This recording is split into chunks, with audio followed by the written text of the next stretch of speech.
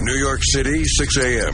An out-of-control satellite radio show is being broadcasted to millions of Americans. At the controls, Greg Hughes, a father. I am amazed it lasted this long. Anthony Cumia, an alcoholic. Holy mother of God. And Jim Norton, a comedian. There's no positives out of this thing, except for everybody's blood. The three men make up the Opie and Anthony Show, a popular radio program known for its cringe style of entertainment and having very few limits. Oh, my God. Okay, no, this is getting really intense now. It starts funny and then gets very uncomfortable. In the past, they have been accused of multiple FCC violations and have even gotten their show suspended from satellite radio. You couldn't have picked a fucking more self-destructive show. Yeah, crazier the better, yeah. What are you, 19? I'm 19. Delicious. You made Springer uncomfortable. Do you know how hard that is to do? Thank God this show's on radio. Everything you are about to hear is real. Real people, real excitement. And let's go fucking have a good time. What the fuck? Get ready to experience the thrill of a lifetime. This is the Opie and Anthony Show. Just sit back and enjoy the show. But enough of this palaver. Let's get the show on the road. Because people say Rush would never... Sorry, we're starting the show, but we're all fired up. People are like, well, why are you supporting Rush? He certainly wouldn't support you guys if you were in trouble. I don't care. Is that what it takes? That's not where I'm at. Right. Is that how it works? You only support the people that support you when you're talking about freedom of speech? And unbelievable. Yeah, great. Good morning. Yeah. Super Tuesday morning. Good morning, Super Tuesday morning. Yeah. Super Tuesday. Yes. Sorry. No, because I'm very surprised that Mr. Imus is not supporting Rush Limbaugh. Was Mr. Imus doing a character when he didn't support him? No. Hell no. That was Imus. I mean, you know, I think I told Ant before the show, radio guys, they're all for themselves. So if a guy gets in trouble, for some reason, everyone gets really excited, like, yeah, man, fuck him. Good. Get him off the airwaves, because then that makes you a little more powerful. Gives you an extra fucking market, maybe. Yeah, exactly. But my thought would be that it hurts everybody, and that you have to support these guys no matter what, you know? Yeah. I was saying on Twitter yesterday, I don't even necessarily like Rush Limbaugh or his show. No. But I certainly would support him to be able to say whatever the hell he wants on his radio show as long as it's within FCC guidelines. Yeah, I don't care what he fucking talks about. But people are like, no, this sexist pig needs to be taken off the air. Does he? Oh, now he's a sexist pig because of one thing? Yeah. Or is it a few things? Or is it what? He spends his entire show going after women? I don't think so. And how about the fact that, do you listen to his show on a daily basis? Probably not. Then why the fuck do you care if it's on or not on? Exactly. Let the people that do listen to it, listen to it. People are so willing to just take away other people's shit. Right. You know, I enjoy listening to him on the way in. Right. Oh, you do? Right. Well, not anymore, because I don't think it's appropriate. Well, do you listen? No, but... Right. Shut the fuck up. I tweeted that there's a big difference between being offended and the end was in capital letters, and being offended and wanting a show taken off the air for no one else to enjoy. Right. Yeah. There's a big difference there. You're absolutely allowed to be offended by what we say, what Rush says, what Imus says, Howard says. Absolutely, you're absolutely could be offended by what you hear. But then you want, because you're offended, you don't want anyone else to hear that particular show. That's crazy talk. Oh. Crazy talk. They want him gone, dude. They've wanted him gone for so long. They're fucking gunning. This is just a chant. It's like when the star athlete fucking pulls his Achilles, everybody's just jumping on. That's all it is. Yeah, of course, yeah. But there's people that do enjoy the show, and it will affect other broadcasters if he goes, and that's why this is extremely important. And people are like, well, it's a free market society. You could tell I was fucking dealing with this all night yesterday. But what the hell? I like the debate I had on Twitter where they're like, it's a free market society, and yeah, he has the right to say what he did, but then the advertisers have the right to pull out. The advertisers are feeling the heat, and made a good point before the show.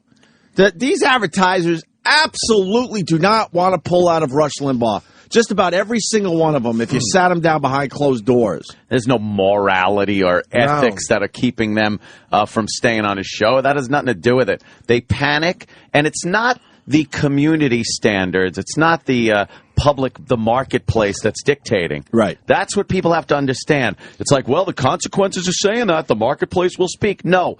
A minority, a small fucking nothing of the marketplace will speak very loudly and scare the living shit out of advertisers using mob tactics. I completely agree. To take away the freedom of speech, to take away the freedom to let other people listen to something. And again, technically, yes, it's the station, it's their station, it's a private enterprise. It's not like you just have a soapbox on a corner and you're spewing your whatever. So technically, yeah, there is this accountability that goes with what you say. But he's not inciting riots. He's not, he really isn't slandering anybody. This is him talking about, and the way he presented it was fine. He said, hey, she's asking for money so she could have sex. Now, I know when people ask for money for sex, that's called prostitution. She's a slut because she's that's how he presented it. It was done in a very theatrical way. It wasn't as if they were sitting together at a movie theater or a library or something, and he walked up, pointed his finger at her, and said, "You slut! You slut!" Yeah, but that's how it's being portrayed on TV now. Because no one saw or heard the clip. Of course. It's the way the news portrays it. Of course. Once again, no one actually heard the show that day. So you get these idiots that go, Rush, that bully, called that nice girl a slut. No, not really. He was painting a picture about a woman that's asking for money so she could then have sex with birth control, and making the analogy that if you ask for money for sex in any way, shape, or form, you're a prostitute. Many guys in the entertainment field or just sitting around with their friends in a bar have brought up the fact that if a woman won't have sex with you unless you take her out to a nice dinner and have a date where you get her something and treat her and spend some of your money, they've speculated that that's prostitution. Now, is that literally calling the girl a prostitute? No.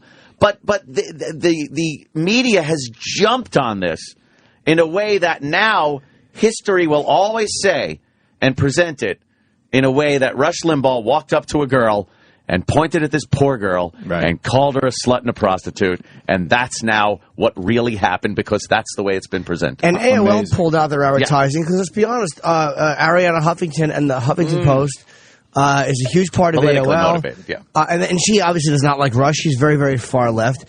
Well, then why was she part of the advertising to begin with? I'm guessing they had already had a long-term relationship. I'm going to assume they were already there. Yeah. When by the time, I think they've only been there for a year and a half or 2 years, and they probably had a long-standing, and this is a chance to get them. And Obama calling her, which, Rush raised a great point about Bill Maher. Hey, look, I mean, Bill is a comic. He should be able to say what he wants. But he called Sarah Palin a cunt and a stupid twat. And why isn't Obama, and I know she's a public figure and Sandra Fluke, I get the difference. But look at the barbarity of that language and compared to what Rush said.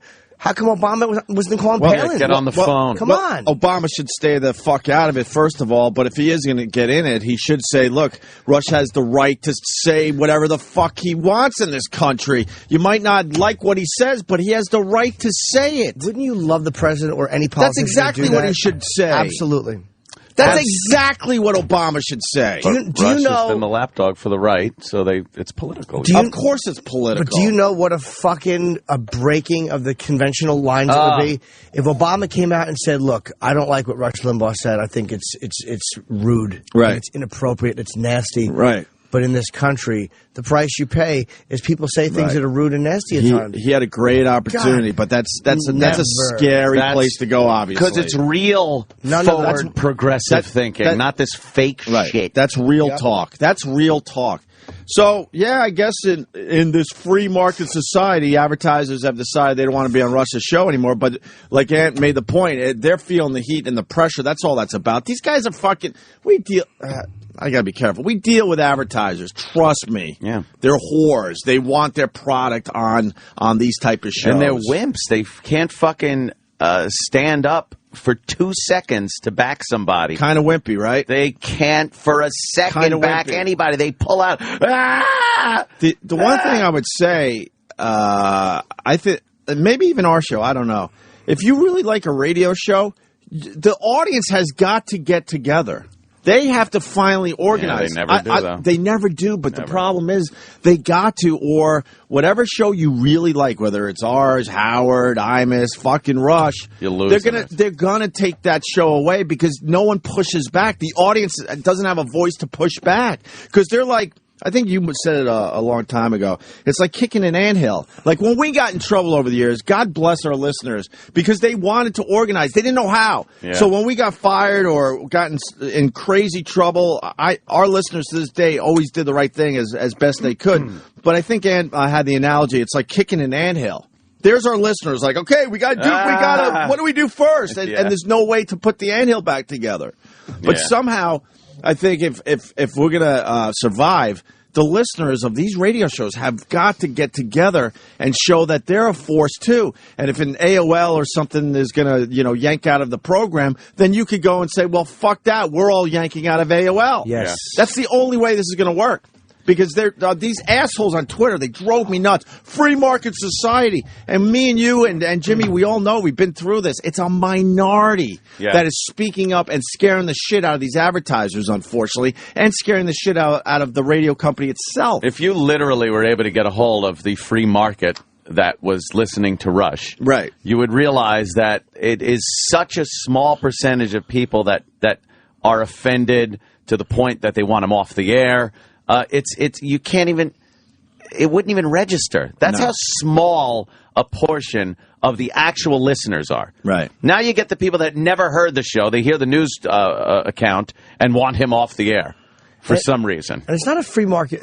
That's a really weird line people walk. Yep, they love saying it. Well, it's easy. That's what they go with always. And it beats the option, which is we want you gone because we don't like what you say. Don't like what you're saying. When you're supposed to have freedom of speech, I understand he's not being thrown in jail for what he's saying, but you're not supposed to lose your job when you don't break the rules. The rules are the FCC. That's why the FCC is there. The government already says, here's what you can't say. Yeah.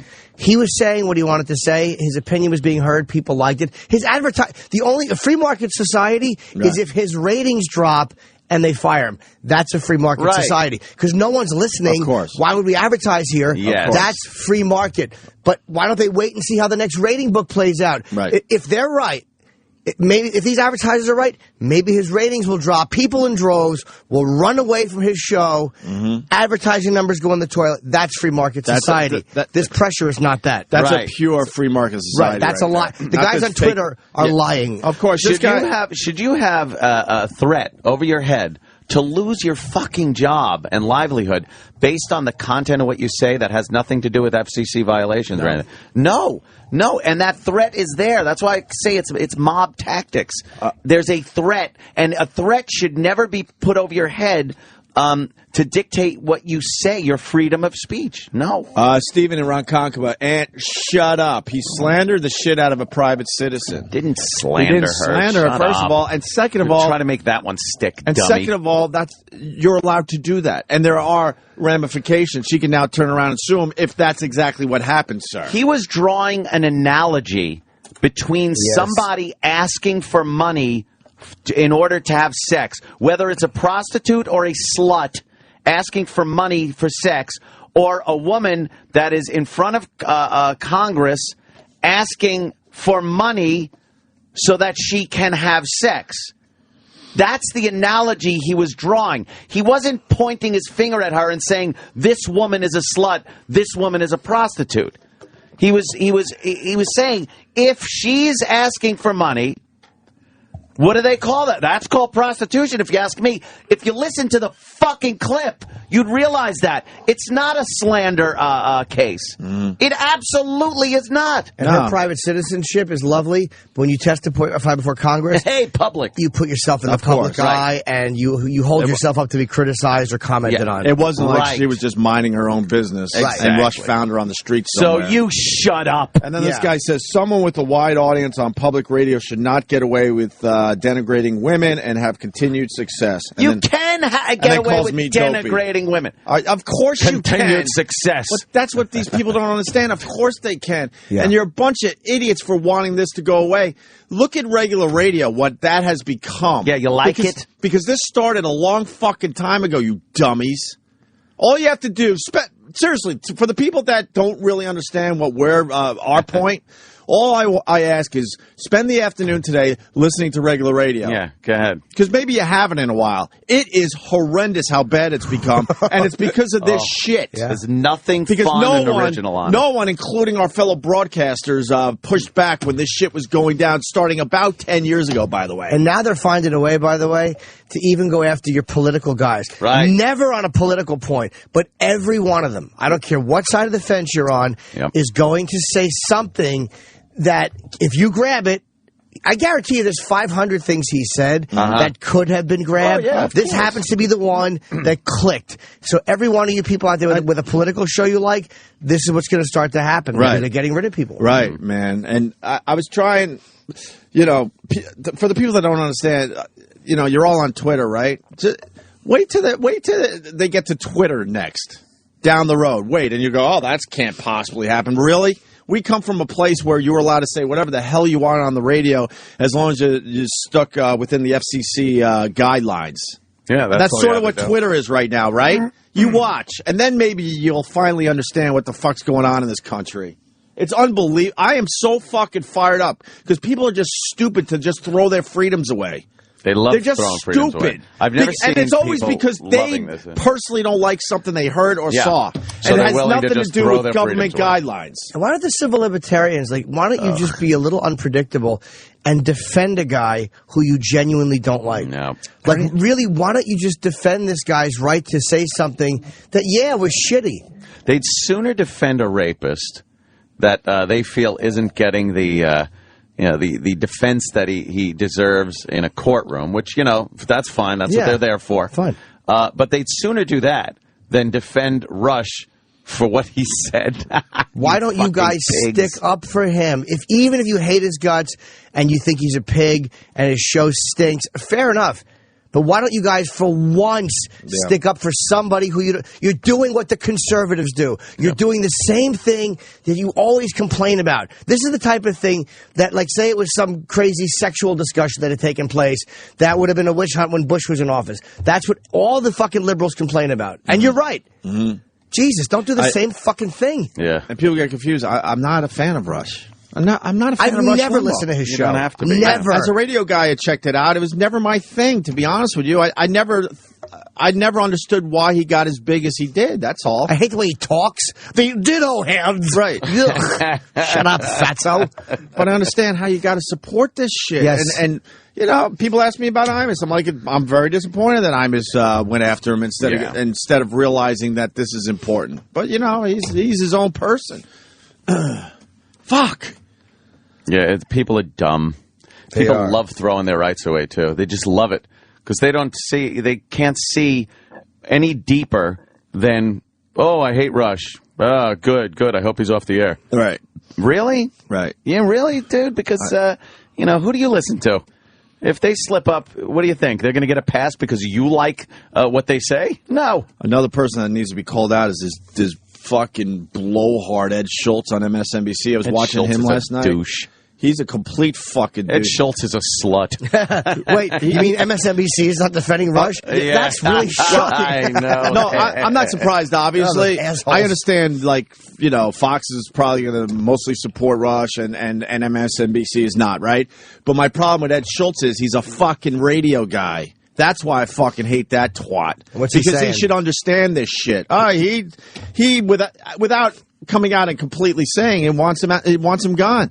And and Ed Schultz called Laura Ingraham a slut and had to apologize and all that and grovel, so he understands how this game is played. But then he did a whole thing on a show last night, like how what he did is different than what Rush did because of how he apologized. But his apology was just as fake and not sincere as Rush's was. How was Rush's? Do we have his on-air apology? We have explaining his apology on the air. Okay. I've never hit the table as much as I have today. I'm out of my mind. It's infuriating. And then people think I'm a Fox guy. I'm not a Fox guy. What?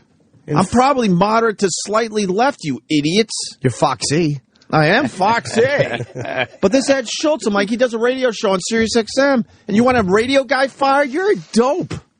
You're a stupid fucking dope. They almost took your show. You barely survived. You had to grovel on MSNBC. They played part of it yesterday, a 9-minute apology to Laura Ingraham, because he knew damn well he was in deep fucking trouble. And now he's bitching about Rush. Yeah, but because he's trying to say it's different, because he was sincere. It's always and different. blah, blah, blah. It's pretty much the same thing. None difference. Yeah, you had a gun at your head. You said you were sorry, but he did with a gun at his head, you fucking fraud. Exactly. And Ed, when you fucking dye your hair, you gotta like wash your scalp good. It's all fucking. You look like an idiot yesterday. Can I see Ed Schultz's picture? He's got dark hair. Ed Schultz. And his fucking scalp is all dark because he dyed his own skin. Kept the dyeing it too long, you idiot. Ed Schultz. Just another fucking. Everybody is so predictable on their opinion. Yeah. The left will say this, and the right will say this. That's what drives me nuts. Country. Sometimes they gotta get together. I understand you're on a side, but it can't always be like that. You gotta kind of come together every once in a while. Obama completely disappointing in this whole thing. Why is Obama, again... Shut up. It has nothing to do with you. Nothing to do with you. How about you worry about what's going on in fucking Iran and Israel instead of what's happening to this fucking stupid Sandra Fluke, who looks like Fan, who used to work for us. Look at her face. She looks like Fan. I've had enough of her and her Inspector Gadget face. Well, he knows he can pick up... teeny mouth. He knows he can pick up a few of the women's votes out there. He's already got the women's votes. Already got them. Oh, maybe it wouldn't hurt to get a few more is probably what he's thinking. And to the women out there, I'm sorry. We support women issues on this show, but you got to wake up. I love fucking without a bag. Good. Get on the birth control. Absolutely. Is this the Ed Schultz apology? No, this is what he played yesterday. Let me see. Yeah, start over. This will drive you nuts. And not surprising, but what puts it over the top for me is another radio guy. Not going to wait for apologies from the left ever. And you shouldn't either. They won't come. Don't expect apologies. They're never going to apologize to you or to me or any of us. That's the difference between them and us. Really? Rush Limbaugh is trying to defend himself by claiming liberals never apologize. As usual, he's flat out wrong. But there are a lot of right-wingers out there comparing Rush Limbaugh's ugly tirade for 9 hours against Sandra Fluke to an inappropriate statement I made for 12 seconds last year about Laura Ingraham. 9 hours? First of all... I don't think he went on for 9 hours. It wasn't 9 hours, you fucking asshole. And what's the difference if it's 12 seconds or 9 hours, by the way? Yeah. I'll tell you the difference. I said it for 12 seconds, so it's okay. Right, that's right. He said it for 9 hours, so he's bad. There's a time limit? That's cool. Okay. How long could I say bad, That was my thing? setup, obviously. It's the same fucking thing, Ed Schultz, you dope. Well, I only raped her vaginally. Right. He raped her anally and orally and vaginally. And he went back for a second time. Yes. Blah, blah, blah. He took longer to come than I did during the rape. Exactly. Go ahead. And this guy... Right-wingers out there comparing Rush Limbaugh's ugly tirade for 9 hours against Sandra Fluke to an inappropriate statement I made for 12 seconds last year about Laura Ingraham. Inappropriate statement. Drawing a moral equivalence between me and Rush is not only inaccurate, but it diminishes can you pause this? outrage. I'm sorry. We're going to pause this a lot. This hypocrite motherfucker. He's a cunt. If this twat was being completely honest and fair, he should play what he said about Laura Ingraham right there. Yeah, there you go. And let the fucking viewer decide how bad it was. You notice how he's not going to play the clip because it's going to make him look bad. And did you hear how he presented what Rush said there? He goes, Rush's 9-hour tirade bashing and my, my little misstep. 9 hours, that's so not true. No. He did it for 3 days. So what, is Rush's show 3 hours? I don't even know. So is that what he's saying? It's 9 hours because of that? It's not. It's certainly not. Just trying to somehow... It's like he knows he's a hypocrite, and he's trying to set up why he's not a hypocrite. Yeah, he's trying to own it. He's trying to make it about himself a What little a bit, too. cocksucker. And this cunt, if you had him at a bar somewhere, would openly admit to you he wished he was Rush Limbaugh as far as, his radio show went. Go ahead. Just nature of Limbaugh's prolonged attack on Sandra Fluke. And Limbaugh has completely failed to offer an adequate apology. A statement on a Saturday afternoon, a much lower profile being used. Pause. Sorry, but he's smart enough to know that it doesn't matter when Rush Limbaugh made his apology or made his statement that the whole fucking world was going to take it and go with it. So doesn't matter. So it doesn't matter if he did it in the middle of the fucking night. Time or place of an apology matters. I've seen Rush's apology probably 20 times, and I wasn't even searching it out. It's everywhere. This guy's got a lot of apology rules and a lot of things that make him different than Rush. He's in the media. He's being dishonest. He knows how the media works now. If you throw a statement out there when everyone is focused on you, don't worry about it. Everyone is going to get out there. It's going to happen. Yep. He's offered up a series of excuses. And his so-called apology only came after a bunch of his advertisers cut and run. Pause that. That's when everybody apologizes when they're in trouble. Of course. Yeah. When you're a kid and you knock the lamp over, you don't apologize unless your mother goes, "Who knocked that lamp over?" Right. "Oh, I did. Sorry." Right. And did Ed just out of nowhere decide he was going to apologize when he said that? Of course not. Or were people saying, "Hey, wait till you hear that"? Yeah. Because see. We have the inside scoop. We know how this shit works. And he's lying to his viewers. Wait till you hear that. Piece of shit. Wait till you hear that one. Station list is going to get pause short. that again. Yeah, and Jimmy is absolutely right. No one in the end wants to apologize for anything. No. Especially in radio. Yuck. A much lower profile being used. He's offered up a series of excuses. And his so-called apology only came after a bunch of his advertisers cut and run. And now the station list is going to get short.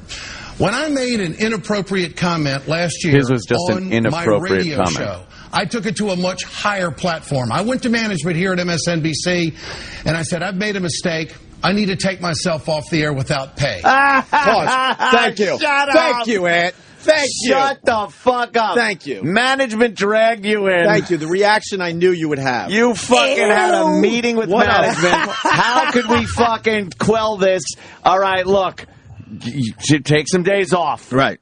And, No one is that goody two-shoes on the radio. Even the idiots that just play jazz songs.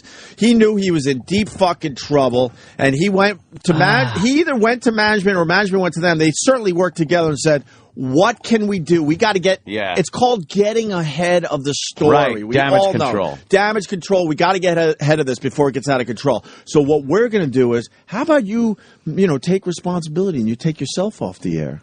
Oh, that's great. That's great. Let's go with that. He turned the mic off and went, "Man, I don't like what I just said. I'm going to take shouldn't get myself off paid. the air." I shouldn't get paid. Do you know cunt. something? Isn't he the worst? What a douche. Let me tell you something. I really don't like some of the stuff I said this morning. I'm taking myself off the air you today. know what, Ed? Yeah. I think I'm Can with he get you. my truck? I'm taking myself off the air and going to bed. I think I'm with you on that. And getting paid, of course. Yes, well, of course. He won't get paid. But You know how many times we fucked up and they told the media, we took Opie and Anthony off. There was a famous one in Boston where we didn't get fired for. I forgot exactly what it was. Bruce Mittman sat us down and goes, "Don't worry, we're paying you, but we need to calm everyone down. So go enjoy a few days off, play golf, do whatever you want. Don't worry, you'll still get paid." And then the story in the media was Opie and Anthony taken off the air and not going to be paid for the next week. Yeah. Happens all the fucking time. Meanwhile, paid. Paid, of course, every fucking cent. I got every fucking cent from every company I ever worked for. Ed Schultz is an idiot. Dude, this drove me nuts yesterday. And more because he's a radio guy. That's why it really kills me. Obviously, MSNBC is not going to support Rush, which pisses me off because I think everyone should just fucking jump in and support the guy. They're so dishonest. But on top of him working for MSNBC, knowing he's a radio guy drove me almost insane last night. And them not supporting him, but it's the same as Imus not supporting, or him not supporting Imus. It's this piranha mentality that people get when one guy who's big is going down. Everybody just kind of gathers around and kicks at him and thinks that they're going one step up. Right. Like these dumb... anyone who's happy to see him get thrown off who's a radio guy thinks that their slot is somehow going to go up a notch because he comes down. It's not an elevator. Right. It doesn't work that way. He comes down. It doesn't mean that you shoot up, you dumb motherfuckers. In this day and age, every radio guy is in deep fucking trouble of this happening to them. Why are we the only ones defending these guys who I don't even listen to? I don't even like his dumb fucking show. Sarah Palin, shut up. He annoys me. He annoys me. He's a biased fatso. I guarantee if you spend a few hours, you could probably find quickly 100 things that are worse than what he said about this broad. Yeah, that we've said so far and will continue to say. Here. All right, here we go. Ed Schultz. While Limbaugh apologized on a website, I apologized on MSNBC, a much bigger platform. Than Rush's website? Come on. See how dishonest this guy is? No, I don't even remember seeing Ed Schultz's apology because guess what? In the scheme of things, it wasn't as big as the Rush Limbaugh thing. And Rush Limbaugh apologizing on a website which is now picked up by every media outlet in the fucking world. It's on every website, you dope. Yeah. I think if you take Rush's apology and Ed's apology and see how many people actually heard and read it, Rush blows his away. Jesus. The guy's so dishonest. He's dishonest. I would hope he's delusional, but I just think he's dishonest. He's not delusional. He's dishonest. He knows this is how he's going to play it. But does he really think that MSNBC is a giant platform? Have you looked at the ratings, Ed? Yeah, I think... Nobody's watching MSNBC. It's a joke. Yeah, it's a fucking horribly rated network. Nobody remembers your apology. No. Nobody. I honestly think we have more listeners than he has viewers. Yeah. And that's not even saying much. Nobody watches that shitty network. Yeah. It's terrible. You just assume, TV shows have more viewers in general than radio shows. But, I think this little fucking show has more people. Go ahead. Yeah. And where I made the... I'm sitting at home over the weekend, and I'm looking at Twitter. He doesn't even believe what he's saying. And this is how low it can get. People having fun in the social world. Well, you've got to drop Ed, too, because of what he said about Laura Ingraham. Really? Yeah. This is how that's how it should work, right? My apology. On my radio show yesterday, I used vile and inappropriate language when talking about talk show host Laura Ingraham. I am deeply sorry, and I apologize. It was wrong, uncalled for, and I recognize the severity of what I said. I apologize to you, Laura, and ask for your forgiveness. It doesn't matter what the circumstances were. It doesn't matter that it was on radio and I was ad-libbing. None of that matters. None of that matters. Pause right there. It matters because you brought it up. That's why you brought it up, fat boy. Of course it matters. It doesn't matter that I really didn't mean it, and technically it's not an FCC violation. That's what he was saying right there. Fucking twat. It doesn't matter that I was ad-libbing. Hey, screw the fact that, people do this every day. Right. He's sucking the man's asshole. He's sucking the man's asshole. A cunt. The man being fucking the greater fucking being of this media world. And no one just does this. Shit. No one just does this. What happened that made him get on the airwaves and do this? If there was nobody saying anything like calling for an apology, he would never apologize out of the kindness of his heart. He was scared. He heard the footsteps coming for him. Yep. Well, he put himself in bed without supper. Yeah. That's all it is. He put himself in bed without supper because he heard the footsteps. And that's why he's been through it. That's why he should, step up and go. Obviously, MSNBC wouldn't allow it. He's not his own person on there. No. Obviously. He doesn't even know who the fuck he is. What matters is what I said was terribly vile. and not of the standards that I or any other person should adhere to. I stand before you tonight to take full responsibility for what I said and how I said it, and I am deeply sorry. And the only way that I can prove my sincerity in all of this is if I never use those words again. I'll never do it again. That was a good one. I'm so glad you guys are enjoying Oh, my God. And I will say to myself in the mirror, be nice to Laura Ingraham before I go to work. Fuck yourself, Ed. What a fucking pussy. Oh, what a fucking pussy. That's disgusting. I will never, and I vow to never use those words again. Fucking, go ahead. Tonight, you have my word that I won't. What word? Slut? Laura Ingraham, fake groveling asshole. Very sorry. Are you? And to this day, I haven't. That went on for 9 minutes. I just played you a short clip of it. This weekend, Laura Ingraham tweeted she was still waiting for President Obama's call because of a comment that I made a year ago. Yeah? Well, she got a call from me. She accepted my apology on Fox News, and we moved on. I did restitution. I was off the air for a week. Now she's using it as an attack on President Obama. Once again, the right wing is making a false comparison between myself and Rush Limbaugh. It's the same thing. It's the exact same thing. What false comparison? But this is a great example. Didn't both use the word slut? Yes. This is how people think. Yeah. What I did is different than you. Right. What I did is forgivable, defendable, and acceptable.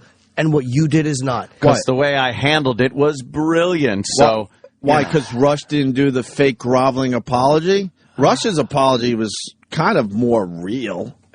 He didn't want to do it, but you could hear it in his voice. This was practice. This guy practiced his apology. You can see. Said that apology went off on 9 agonizing minutes. He might have went to an acting coach even. Yeah. It's so obvious he practiced that shit and how he was going to do it on camera. Oh, my God. What a fraud. Finish the clip up. It's like this is a perfect example. And they do it on the right, too. It's like nobody admits, that we shouldn't, I don't like what he said, and that's the end of it. Let him say it. She's got the right to say it. Because I refreshed my memory, but when Imus went down, right, I don't think Fox... they supported Imus, I think. Fox I know Hannity did, sure.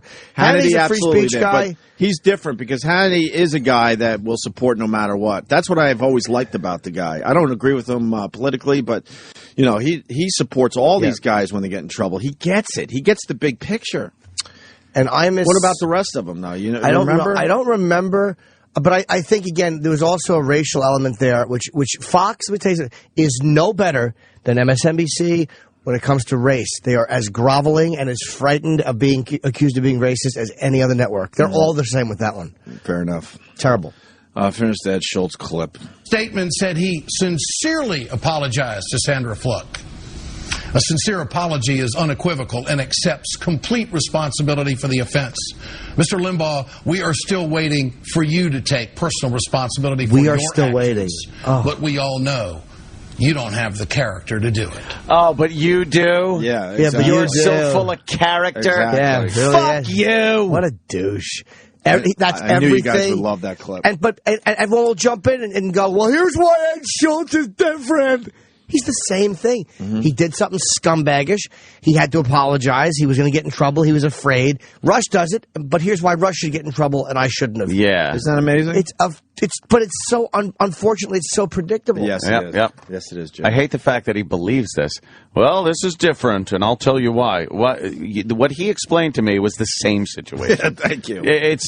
We defend every radio show. Black guys that get in trouble, the Latin guys that got in trouble, the conservatives, all of them we stick up for. And I don't listen to almost any of their shows. Yeah, and there's some shows, I like to see them get in trouble because I don't like them personally. But in the end, I support their right to say shit. Yeah. God, you keep hoping that someday, that one day will come where it all kind of lines up and you can have everyone in a room and make the argument and then everyone can see your point. It just doesn't happen. No, it doesn't. Political talk is really hot right now in regular radio. It's all about political talk and sports talk. And this will affect how a shitload of shows do their show. Yeah. Do people understand that? No. They don't. More guys getting in trouble. Now it's Rush. This guy said this on the radio. It's fucking the Jeremy Lin comment. There is so much thought policing going on, and none of these guys are violating what the FCC has put in place. None of them. So is that what the free market society says? That all of a sudden, all of these guys are saying things that are so horrible, and the free market is walking away from? And there's a website some lady started, I forgot exactly what it's called, but it's Get Rush Limbaugh Off the Air. And she was so excited to announce last night that there are over 100,000 signatures already to get him off the air. And I'm thinking to myself, I can't imagine you're in your car, you hear something you don't like, and you lose your fucking mind and have to start writing letters and calling advertisers and calling the radio station. I don't understand the mentality that goes behind that. I've been offended listening to radio before, but never took that step. Why would you take that step? Why? Because they don't care about what he really said. He's wounded.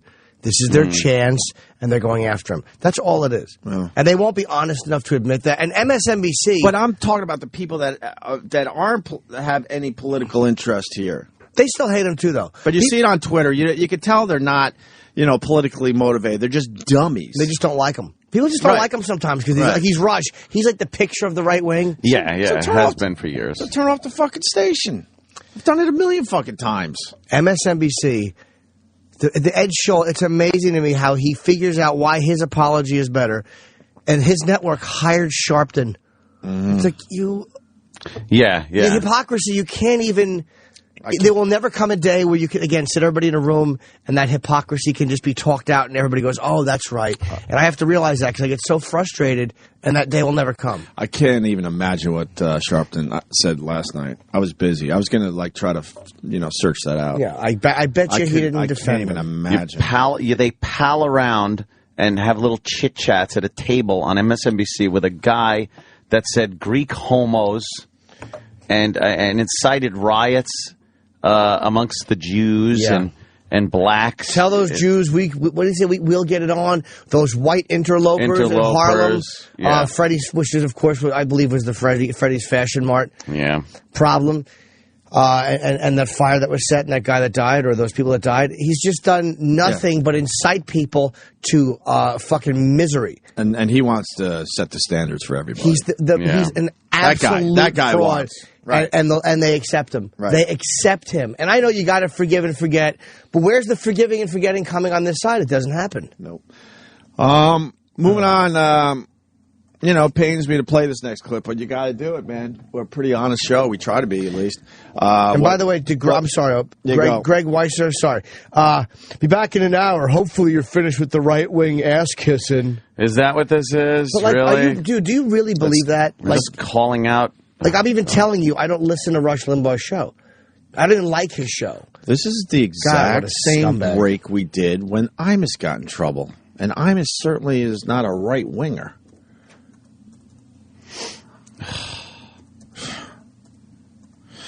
So this is what Imus said. Kind of disappointing. I think he's a little gun-shy. I think I don't know. We'll play the clip, I guess, and then we'll discuss it. This is what Imus said yesterday about Rush Limbaugh. Of course. A little commercial. The news this morning, 7 companies now pulling their advertising from the Rush Limbaugh radio program after his comments about that Georgetown law student who had been speaking out about whether birth control should be covered by insurance. Limbaugh did apologize over the weekend for... No, he didn't. First of all, he was a fat, gutless, pill-popping loser. And to apologize... a lame apology on his website, in which he says he didn't mean to personally attack her, is gutless. And a sustained, vile personal attack of this woman over 3 days. So if you want to apologize, but you have to go sit down with her face to face and say, I'm sorry, I'm not going to do it again. Anything short of that, he's a fat, gutless loser. And if I'm running a radio station, he's not on it. So he had called this woman Sandra Fluke until he does that. Right, he called her a slut and called her a prostitute on his show last week. Man, it was fourth grade stuff, round heels, and she has so much sex she can't walk. I mean, come on. So 7 companies now dropping their advertising. The 7th was a flour company, Pro Flowers, that has announced it. So, as you know, heard on Limbaugh's show, heard on hundreds of radio stations all around the country, including our flagship station, WAB, in New York. Also, it's too bad. What's he talking about? It's too bad. He understands this game. Yeah. I don't know and anyone why are people bad. obsessed with the politics of Rush during this? Like you're the right wing, because like why I'm not defending his politics or condemning them. I don't give a fuck about them.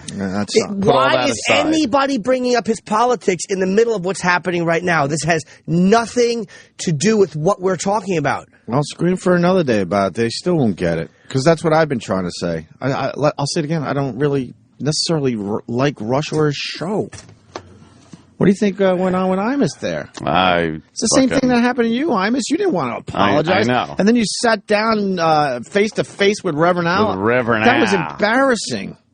It was. And by the way, and that's, you had to suck up to his fat fucking ass. And that's what ruined Imus, was that apology to Reverend Al, because he should have attacked him. Right. That fat motherfucker sat there and he brought his daughter in. Right. And again, love to see what's on her iPod. Mm-hmm. Love to see if there's fucking guys on there that have called women nappy-headed hoes and bitches. Come on, Imus, you didn't handle it well. Like that face-to-face apology sunk you. Right. And you understand the game like we do, that Rush didn't even want to apologize for something he said on his program. He shouldn't have to. And Imus shouldn't have to either. Have to. And of course. Of course. Well, everyone's talking about the apology. Is this new? Did we play this yesterday? The Rush Limbaugh explains his apology on the air? No. This is new? I think it's new, right? His apology was on Saturday, so this would have been on his show yesterday. You can tell by... Monday. You could tell by Rush's body language that he's like, oh, fuck.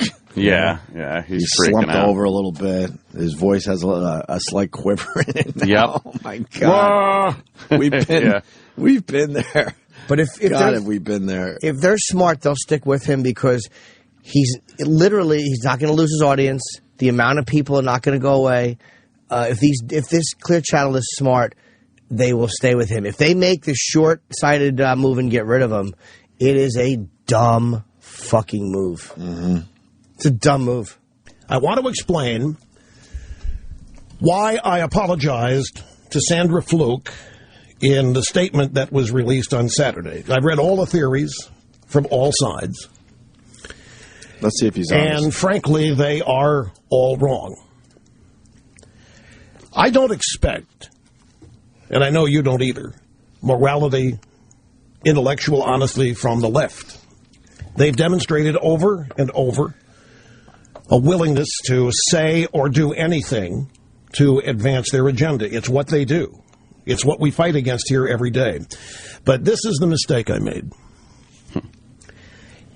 In fighting them on this issue last week, I became like them. Against my own instincts, against my own knowledge, against everything I know to be right and wrong, I descended to their level.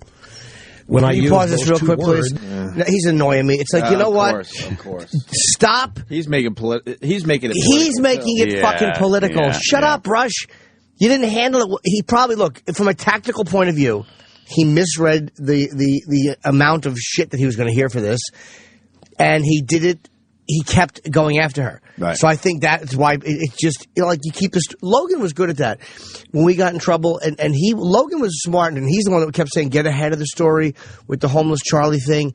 And in a weird way, XM, as much as I hated them for yanking the show, that probably saved the show because, all right, here's what's happening. It's done. They're pulled for a month.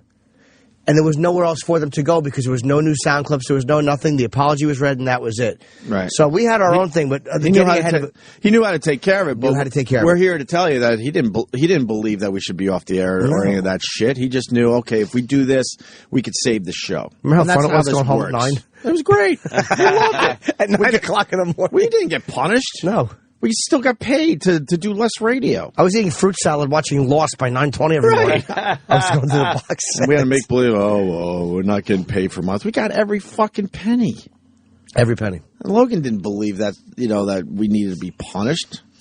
But the way he's trying to say, I stooped to their level. Yeah, he's making it political too. He's just trying to do it in the Rush Limbaugh fashion. It's like, just, if you got to apologize, all right, you got to apologize. But don't be a fucking dick about it. Just go, look, I fucked up, in real terms. No one is honest. Don't say anymore. fucked up. When I used those two words to describe Sandra Fluke, that was my error. I became like them. And I feel very badly about that. I've always tried to maintain a very high degree of integrity and independence. By being high. On this program. You hear how dry his mouth is? Yeah. Nevertheless, those two words I'm sorry I did were that. inappropriate. He won't even say the words. No. He won't even say the word. Slut! Prostitute! Slut! Prostitute! He is fucking nervous, dude, because he can't believe he's in this position. Right. He can't believe that this is happening to him. He's pretty amazed, and that's why he kept going on for 3 days, because that's what he's done in the past. Yeah. He's like, I'm safe here. He should be safe there. This. Of course. They were uncalled for. They distracted from the point that I was actually trying to make. And I again sincerely apologize to Ms. Fluke for using those two words to describe her. Fluke. I do not think she is either of those two words. He won't say the words. His station manager, somebody got to him and said, look, or maybe probably the head of Clear Channel. He probably deals with the head of Clear Channel. Well, he's got his own network, right? He's his own the boss. Excellence in Broadcasting Network. You're right. He's got. His partner is pretty much Clear Channel, I would assume. So I'm sure he talked to some powerful people. So he lost a couple. How many stations is he on though? He's on a fucking 1,000. He's on a no. He's way up there. Yeah, how many stations? I'll double check, but last I heard he was over 550. Oh my God. Yeah, probably 500 stations. Holy shit. That's crazy, man. But you hear 2 stations dropped, you're like, wow, that's huge. Not really in the scheme of things.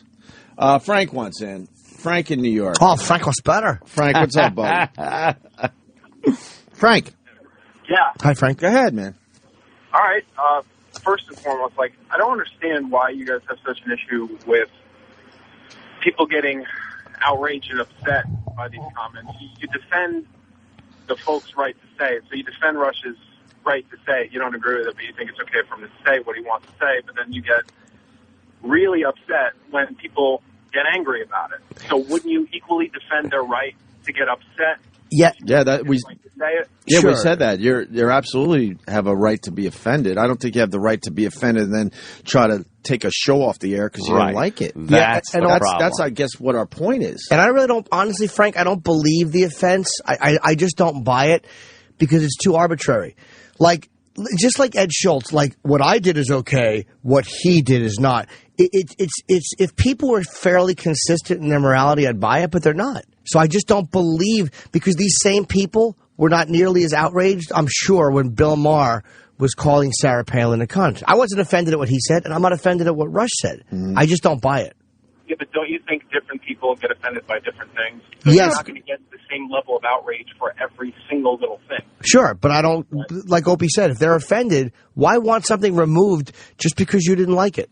And I get that's the call to action, though. That's what if that's what you want to do when you get upset, then that's what you do when you get upset. Okay, I'm sorry. No, I'm just saying, that's just what you like. That's as good as just doing. If you don't do anything about it, well, I'm really pissed, and I don't think you should have the right to say it. So I'm not going to do anything about it. I'm just going to let them sit and keep doing what. Yes, Frank. That's what freedom of speech is. That's what it is.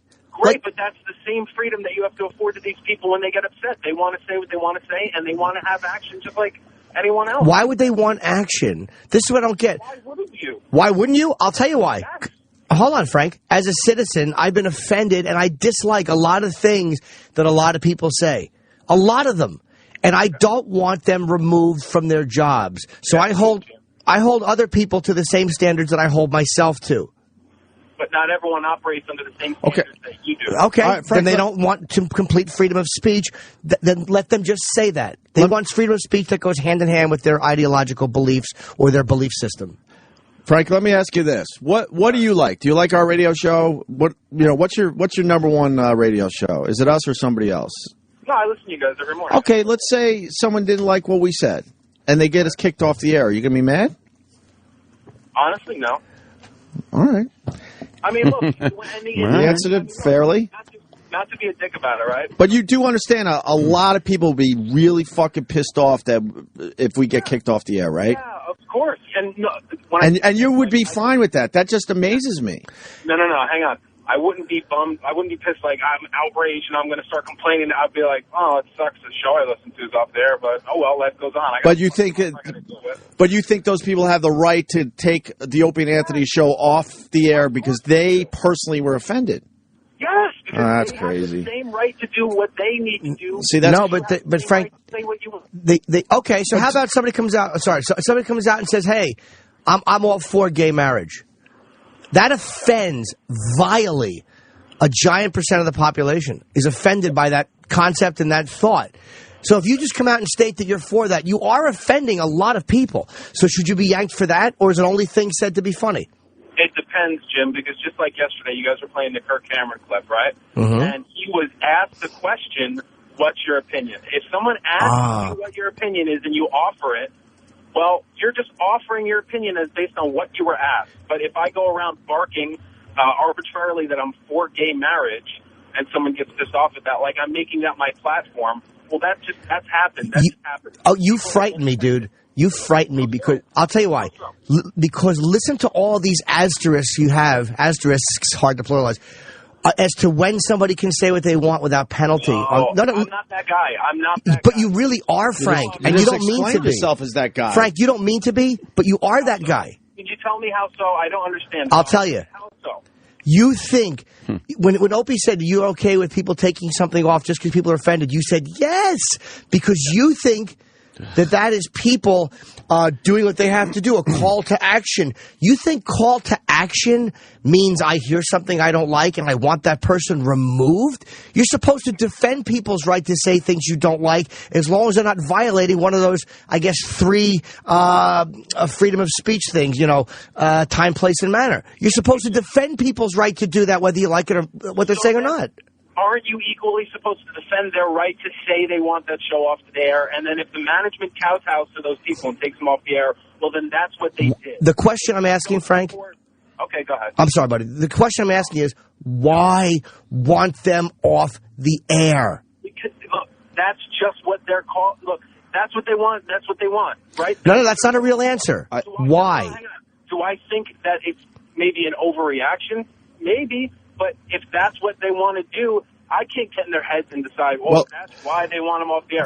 That like what was said, they're putting a call, and you use all right. You're saying the same thing over again. That part of your argument, I don't necessarily disagree, but the problem is there's no way for the audience of a really popular show to organize. So they're at a disadvantage whenever they get in trouble. And when I said to Frank, this is why you scare me, because when I said to you, if you said you're for gay marriage, that offends a lot of people. A lot worse than, like what Rush said is people just jumping on. But when you say you're for gay marriage, that offends people to their guts, like really like religious conservatives. Right. And you said, instead, your answer should have been, when I said, should you be in trouble for that? Never. But you actually said, and you meant it, well, if you're asked your opinion, that's one thing. But if you make it, you found a reason why it would be okay. Same reason yesterday. Oh, you were the one who, when they played it, you said, well, you can't argue with the guy. He was asked his opinion. He didn't offer it, but he was goaded into the answer. Yeah, but he's also not being pulled off. He's not being pulled off the air. I was actually saying, why would people get mad at a guy for offering his opinion when asked? If he had a radio show, hold on, Frank. Oh my God! If he had a radio show, I wouldn't say why was he giving his opinion. I'd know he was, because it was his radio show and his job. This was something he was asked out of context with his job, and he answered it. There is a difference. So of course there's a difference between Rush calling a chick a slut and some dude going on a radio show and saying I'm for gay. But he was being. Why is there a difference? When one is difference, because one is fucking slander and the other one is one is not. First of all, things said in humor are not slander, because Elizabeth Taylor tried to sue Okay, you know the answer to this. Elizabeth Taylor tried to sue Joan Rivers because of all of those things that she used to say on The Tonight Show. She would blast her. And what happened was, because it said in humor, it's allowable. And he was not really saying that. He was making fun of what she said. She testified something before Congress. He had a reaction. Why don't you just admit you don't really like Rush Limbaugh? I think what Kirk Cameron said is way more offensive. It's gross. It's and way more hurtful. But guess what? Kirk Cameron should be able to say whatever the hell he wants on CNN, and Rush should be able to say whatever the hell he wants on the radio show. Although Neil Patrick Harris was a little miffed about what did he say again?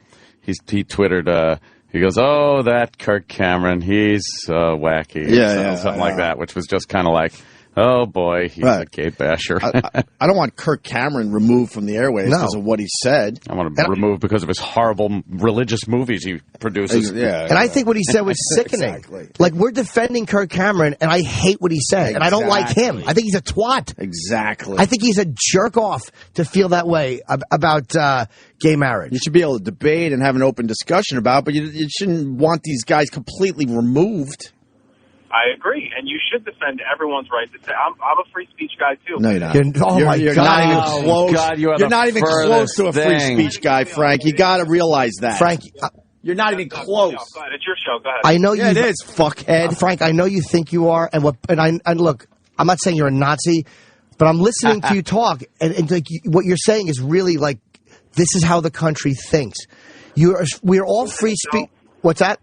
Isn't it how the country thinks, unfortunately? Isn't it? In a way, here's what it is. It's my idea of free speech is important if it goes hand in hand with what I think, and if it doesn't, I will find a reason as to why it's okay to remove it. And I don't have that for myself. I hate what Kirk Cameron said, and I want him to suffer no penalty. That's what free speech is. Yes. Great.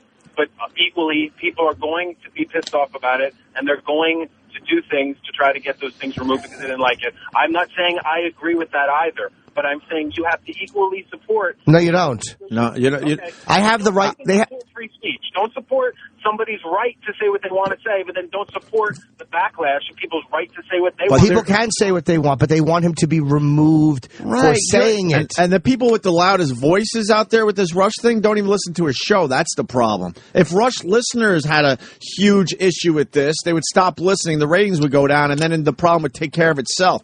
But it has nothing to do with Rush Limbaugh listeners. You're trying to make the connection that in general, from by the way, Rush saying what he said and us supporting him is exactly like people trying to get him thrown off the air, and we should support that. It doesn't work like that. Okay. Then don't support. Okay, so you don't want to support his right to say if you don't support the backlash. Frank, you're not a free speech guy. I could support people saying, hey, I'm offended by what Rush said. I disagree with it wholeheartedly. Yeah. I'll support that, but I'm not going to support somebody trying to get him thrown off the fucking air and lose his job. That's a threat for your freedom of speech. That is a threat based on, I don't like what you're saying, so I'm going to take something from you. That is not freedom of speech. And ultimately, you should be pissed off with the management that gives in to the minority that requests. Not the people who are looking at it. You want to be pissed off at them, that's fine too. But then you should be more pissed off at the management that gives in. We hate when management gives in. We hate when sponsors and management give in. Yes, of course. But I also hate the wormy public, because what gets you in trouble changes. It's a changing ideology in that. Again, the gay marriage thing. Years ago, you could do racial humor. It wasn't a problem. Now you can't do it. Years ago, you could do this. Now you can't do it. And what's okay today won't be okay 6 months from now. So it just continues to change. And as special interest groups get more and more powerful, they go under the guise of being offended to have things they just disagree with removed. And for you to sit here and make all I'm concerned, you mean well, and you're absolutely not a free speech guy. Bravo. All right, then I probably didn't. Bravo. Bravo. Jimmy explained you perfectly. You have every right to say what you're saying on our show today, but don't say you're for freedom of speech, because you're absolutely not. You're not. So admit that at least. Why would I admit it if I don't believe it? Well, I think you're sincere, Frank. I think you're being honest. I don't think you're being full of shit. And I think you really believe that you are, But I'm just listening to you. I've had this discussion 500 times because it's what we do for a living, and it's one of those things where I pay attention to all of it because it affects us a great deal. It affects me in stand-up. It affects me. It's like you kind of. That's why we become obsessed with it. I understand. I understand why you guys are obsessed. Believe me, I really do. And I don't agree with your assessment of me because I probably didn't explain myself. Okay. Ultimately, what it comes down to is I honestly don't give a fuck. You could say whatever you want to say. I don't give a shit personally. But if someone wants to get pissed off about it and they want to fucking picket and protest and get you thrown off or whatever medium you're on, I don't give a fuck about that either because ultimately I still got a fucking life that I got to deal with and bills I got to fucking pay, and it doesn't bother me to my core like it does everyone else. Let me ask you a question. I'm sorry. What kind of work do you do? I'm in IT. Okay. I'm trying to think of something that would affect... because again, to people who don't use, you talk in your job, but for people who don't make their living with it, it's not as important. Because like you said, you got to go out and make your living.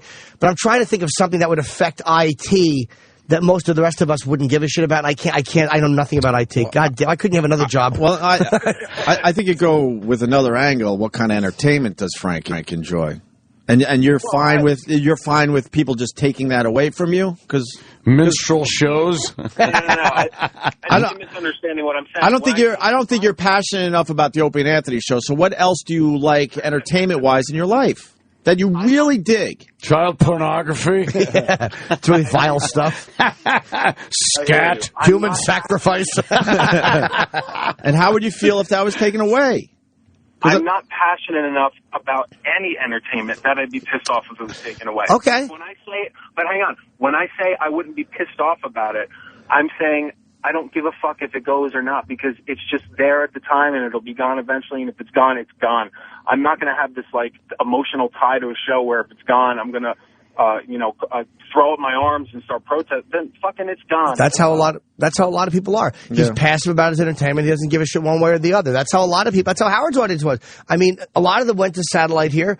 A lot didn't because that's how they see it. It was great when it was on, but it's not. And people got to go home and take care of their kids. They don't give a shit. Right. That's what it is, Jim. That's exactly what it is. I just don't have that tie where I'm that passionate about it. If it fucking goes, it goes. Like if you guys were off the air tomorrow because some protest group fucking did something and they took you up there. Oh, well, fucking show was really good, man. But that's fair enough. That's fair enough. I think people should be able to yell and scream about something they're offended by, but I don't understand getting it yanked off the air because they are personally offended. That's the point we're making today. Free speech is tolerating things you don't like and not wanting them removed. Like when you say, why don't I support those people? Of course they have the right to complain. I'm not questioning their right to complain.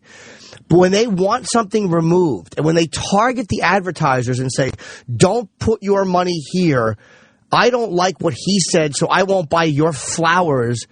That's going way beyond not liking. That is wanting somebody removed for giving an opinion or making a joke that you find offensive. And in my whole life, I have never once had that desire.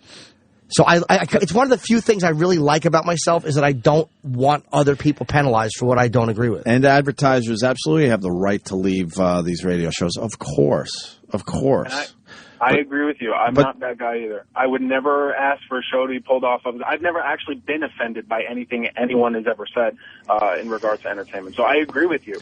But what I'm saying is if these protesters and these people want, that's what their call is and that's what they want to do, okay, then go ahead and try it. Try to get them off the air. And if management's going to give in to that like a bunch of fucking pussies, then that's on them. Well, that's true. Yeah, you're absolutely right about that point. Management ultimately are the ones who fire you, and they are the ones that are despicable at the end of it. And that's what we don't understand in this whole thing, and that's why we yell and scream really loud about it, that fucking management, the companies in general got to stick by their guys, and these advertisers got to show a little more bravery. They run away scared by a special interest group, a minority. Ann said it earlier. I agree with him. It's a minority of people getting to the advertisers, and then the advertisers get scared and remove their ads. Look at South Park. It's a show that has raised a lot of controversy. There's been death threats because of their jokes about Islam, and Comedy Central has done the right thing and stuck with them. And look what's happened. Nothing. Right. It's been a whole bunch of bullshit, a bunch of complaining, a bunch of nonsense, and that's still an edgy show. It's still a funny show, and it's still seen as parody because dumb Americans that we are only cartoons are where we see real. We allow South Park to do it because as an idiotic country that we are, we see cartoons as safe parody. We're dummy. We're dumb. Of course.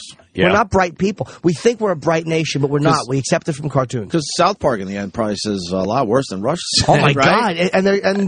And they fought tooth and nail, and at this point, they're untouchable. South Park. Yeah. They now laugh when someone tries to go after them. Like, really? They don't care. We've been down this road already. You're going to lose because we're supporting the show because it brings in huge fucking ratings. Yeah, it's a bigger show. All right, Frank. All right, Frank. Good talk as usual, guys. Frank. All right. Yeah. Fair enough phone call. I don't really agree with him, but fair enough. That's how he thinks.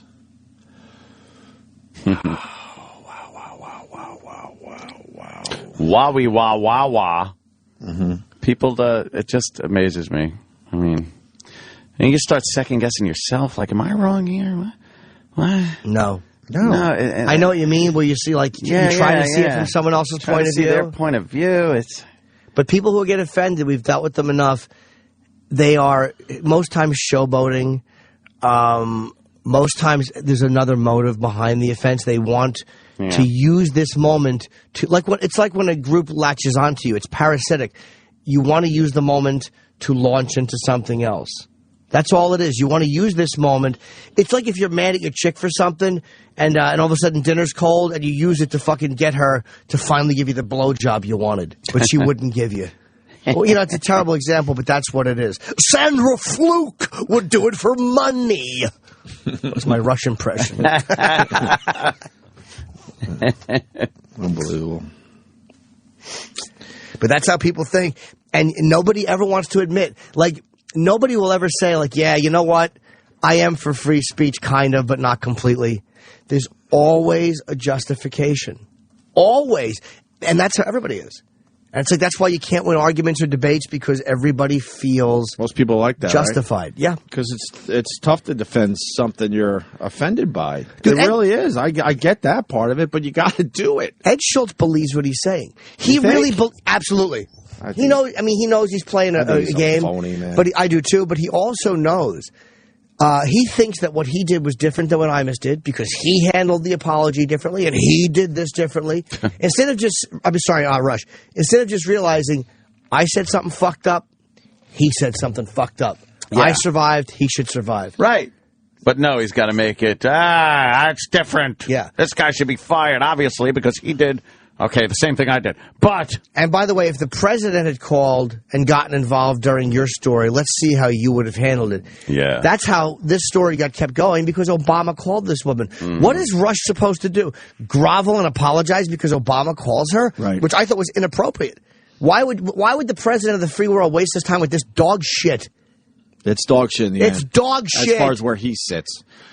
It's been said a lot. Disagree with what he says, but defend his right to say it. That's what it's about. Always is. But for some reason, people don't really understand that. What? 7:20? Yeah. I thought it was 6:06. That went fast. I know. Yep. What did Barbara Walters say? I see you have that up on the screen. I'm sure it was. Sandra Fluke was on The View, right? Yeah, no. She's now a big star. Oh, she made the rounds. Yeah, she's loving it. Argument that she was still private. And wasn't she, by the way, involved in some big birth control movement, and that's why she joined? I mean, I don't know if that's true, but there's something to her that's more. Boy, fucking Breitbart's dead. Rush is in trouble. Although the right's taking a few hits. Yeah, taking some hits. Damn. I was wondering if Barbara supported Rush or not. Did Rush support Imus? Huh? Did he? Someone wrote that he did. Oh, okay. I really don't know, though. It's just one guy, so I'm not even sure. One guy said that when we were playing the Imus clip, he was surprised because he said, I believe Rush supported Imus. He might be confusing him with Hannity. Because I don't remember Rush I'm not really supporting sure, him. to be honest with you. Maybe we could look into that. It's like, come on, Imus, what are you doing? Yeah, that was kind of depressing, right? People ask, like, oh, now what are you going to say? Because look what Imus said. I'm like, look, I'm going to say the exact same Here's thing. what we're gonna and say. I'm going to tell you that I'm disappointed in Imus. Right. He knows this game, too. And he's been around longer than us. And she does not want him to apologize to her person to person. She won't even probably take his call. Because she's in a point now, when the president calls you, there's nowhere to go from there. You're not going to get a better phone call. So she would almost rather be on the side that is watching Rush swing. Because I guarantee if Obama didn't call her and a guy of Rush Limbaugh's Power called her and said, I'm really sorry, and blah, blah, blah, it would mean something. But after Obama calls you, no phone call you get means anything. She doesn't even want to call from him, she said. Right. Yeah. Yeah, I'm not even going to attack the broad. I don't know anything about it. I don't care about it either way. I just know what Rush said was within his rights of... she should absolutely was. She should suck more dick. That's what I say. You don't want babies? Don't make me porf. Suck more dick, fan. Suck more dick, Inspector Gadget. Rush has over 600 stations. Fan. Every state. He's got every state. More than, and in a lot of cases, more than one fucking station. Obviously, if it's 600. Yeah. Do the math, idiot. Holy fuck, did I just say that? I guess that would average over 10 per state. Yeah. 12 per state. 12 per state to be. This guy's on the radio so much he ought to live in a little transistor or something, right? That doesn't even make sense, Chip. I think what Rush said is so rude and so inappropriate. But is it grody? It's so grody. Ugh. You don't like Valley Jim? Hate Valley Jim. I don't protect Valley Jim's right to say anything. You don't enjoy Where freedom of speech ends for me. You don't enjoy Valley Jim? Valley Jim. Oh. I think Chip should be taken off the air. We're being honest today. I don't think that he should have said those things. I think they were so rude. And Sandra Fluke should really be upset. I know I would. Ugh. Please fire him. Why? I would want some granola and just not to say grody things. Oh, my God. Grody things. What does that even mean in this day and age? It's just not rad to say that stuff. Is it not rad to say that stuff? Oh, boy. Gag me with a spoon. Can we eat? Yeah, we could eat, certainly. We'll get into something different next. This is the Opie and Anthony Show on Sirius XM. Thanks for calling the Opie and Anthony FU line. Here's the latest batch of FUs. Fuck you! I'd like to say F you to the girl who gave me a yeast infection in my throat. F you! Fuck you! Hi, I want to say fuck you to my husband because he threw a pack of cigarettes in my face and I have a little cut in my face and he's a big dick. So I just wanted to say fuck you to him and I hope he drops dead. Fuck you! I'd like to give a fuck you to Rocky at work. You little bastard. Walking around thinking you the shit. You choke on your own semen, you little bastard. Fuck you! Fuck you! This fuck you goes out to Troy Kwan. Troy, I get you're a DJ, but nobody likes dubstep. Stop putting it in your production. Fuck you! Fuck you! Hey, this fuck you goes out to the guy who fucked my best friend's girlfriend after I told my best friend that you had recovered from your heroin addiction and that you were a good guy, and then you went and fucking relapsed and fucked his girlfriend of 2 years. Fuck you, you fucking piece of shit. Fuck you! This fuck you goes out to whomever Jess lost a bet to, and now she has to marry Sam. Don't you realize what you're doing to her? Fuck you. Fuck you! I seriously almost blew chunks all over my windshield listening to fucking douchebag Sam talk about his fucking cock and how disgusting it is. That is fucked up. I do not want to hear Sam on the radio anymore. I cannot listen to this turd salad for the rest of the week. Fuck you, Sam. Fuck you! I'd like to give a fuck you to myself. I'm a virgin, and this girl was going to give me a blowjob, and my penis stayed limp. She tried playing with me, stroking me. I couldn't get my penis up, and it was humiliating. So fuck you to myself. Fuck you! This FU goes out to the guy complaining about the girl rubbing up on him. Obviously, she's not returning your text because you can't be trusted with the secret she was trying to test you with. You're a fucking bitch. She wanted to get with you, but you blew it. Fuck you. Fuck you! Back at you. Fuck you. Fuck you! Call the Opie and Anthony FU line. 866-FU, line 1. That's 866-FU, line 1. The Opie and Anthony Show presents Primetime Sam Roberts and One Question with a guest we couldn't get.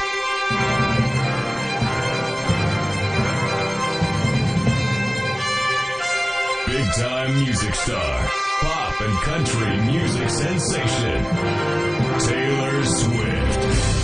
Primetime Sam Roberts here with Taylor Swift. Taylor, do you like grapes? Absolutely. Thank you so much for your time. This has been Primetime Sam Roberts. And one question with a guest we couldn't get on the Opie and Anthony Show. The Opie and Anthony Show. Sirius XM. This is my last broadcast as the anchorman of the CBS Evening News. For me, it's a moment for which I long have planned, but which nevertheless comes with some sadness. For almost 2 decades, after all, we've been meeting like this in the evenings, and I'll miss that. But those who have made anything of this departure, I'm afraid, have made too much. Old anchormen, you see, don't fade away. They just keep coming back for more. And that's the way it is. Friday, March 6th, 1981. I'll be away on assignment, and Dan Rather will be sitting in here for the next few years. Good night. And that's Walter Cronkite signing off. That's the way it was. How many years ago? 31 years ago, right? He signed off 31 years ago? Yeah, 1981. Rather took over. Oh, my God. And then Rather had a pretty good run. He didn't... Did he do his long... Yeah, he did a lot of years. What, Bush's... Something with the Bush thing brought him down in, 2005, maybe? Who, Rather? Yeah. It was 2006, okay. Rather, he did 24 years. Rather went off in 2005. 24 years with Rather. Dang. That was when the news was just kind of... I think the news always had a slant, to be honest with you. Yeah, it's always had way more bias. now, obviously. But back then, you really felt like you were just watching the news. That was it. Yeah. And then you could kind of form your own opinion. I kind of like how it is today. It's flawed, obviously, but I don't mind that people are fucking giving their opinions alongside the news. I don't mind it. Especially now because you could just get pure news on the internet. It does dilute the actual news. True. And they know now it's, we called it newsertainment, and it's all the sponsors, and, they got to have an agenda. They've got to make it flashy to sell things. So you're really not getting the news. The good thing is there's plenty of other places to go to get news. And then people get confused and think Rush Limbaugh is a news program. Yeah. When it's more entertainment than news. Mm-hmm. Although he's very powerful. Yeah. Politically, obviously. But it's an entertainment show in the end. Entertainment show. In the end. That's what it is. That's when people get confused, too. It's like, it's an entertainment show. The guy's not fucking a news guy. He's talking about the news. He's using that as, the outline for his entertainment show. And I think people get it confused and think, well, a newsman can't say that. Yeah, well, no, but he's not a newsman. Right. You didn't want to go with Cosby today, huh, there, E-Rock? Oh, boy. Nah, the other one I was going to do was going to be Rob Reiner. We have some All in the Family clips. Rob Reiner, 65, all right. Cosby went off the air 20 years ago. Wow. 20 years ago. Went off the air. Off the air 20 years ago. I hate being old. It's so fucked up. What was the theme song for Cosby? I never watched it. I was not a fan of the show. E-Rock, you got that one? Oh, yeah. Oh, E-Rock. You know what you were supposed to play there? The Ropers? Exactly. I so thought I was going to hear wah, wah, wah, wah, wah. Well, let's talk about this for a second. It's terrible. What kind of style of music is this? Awful. Mixed with a little horrible. But what is it called? Horror awful? Yeah. Awful. Awful. There's a few songs like this out. This is like a jazz, scat jazz. Scat, and it is scat. You don't like this? And Bill Cosby doing his dumb dance. This is Bobby McFerrin doing it, too. It is, Bobby right? McFerrin's a slut. I'm Don't just worry, going to be call her happy. on a slut until I get recognition. I know. What? Shut up. The Cosby Show 20 years ago. Did you like the Cosby Show? No, I mean, I recognize it. I guess it was funny, but I didn't really care. I like that episode where he dropped the kids off at the pool. Do you ever see that one? It's hilarious. Is that it? I like that daughter of his. Which one? Rudy. Rudy. Oh. Yeah, well. Fucking Lisa Bonet. I used to have a thing for Lisa Bonet. What about Lisa Bonet? And I know you don't go black. No, she was pretty hot, right? Light, lightish, not crazy features. Big full lips. Remember that movie she was in where she was all sweaty and naked? Yeah. I don't even remember if the movie was good, but she was ridiculously hot. Can someone help me? What was the name of that movie? Angel Heart. Angel Heart, right. Angel Heart. Yeah, rent Angel Heart if you want to see Lisa Bonet all sweaty and naked. Right. Keisha Knight. Yay! I like Rudy. Keisha. Boy, did that spur a billion fucking Keishas. That was the beginning of the name Keisha. And all the Keisha. And all the other ones that are close to the name Keisha. Yeah? Yeah. Letitia, Keisha. Carsey Werner. It's all black people that couldn't dance. That was very funny, the opening card. Man. You think she was the first Keisha? Well, she really put that name in the forefront. You know? Yeah. Everyone wanted a little Rudy. They named it Rudy. Rudy. Do you have the Fat Albert theme? That was a fucking good one. Oh, God. Here. There it is. Yeah. I love this. I'm growing to really like this theme song.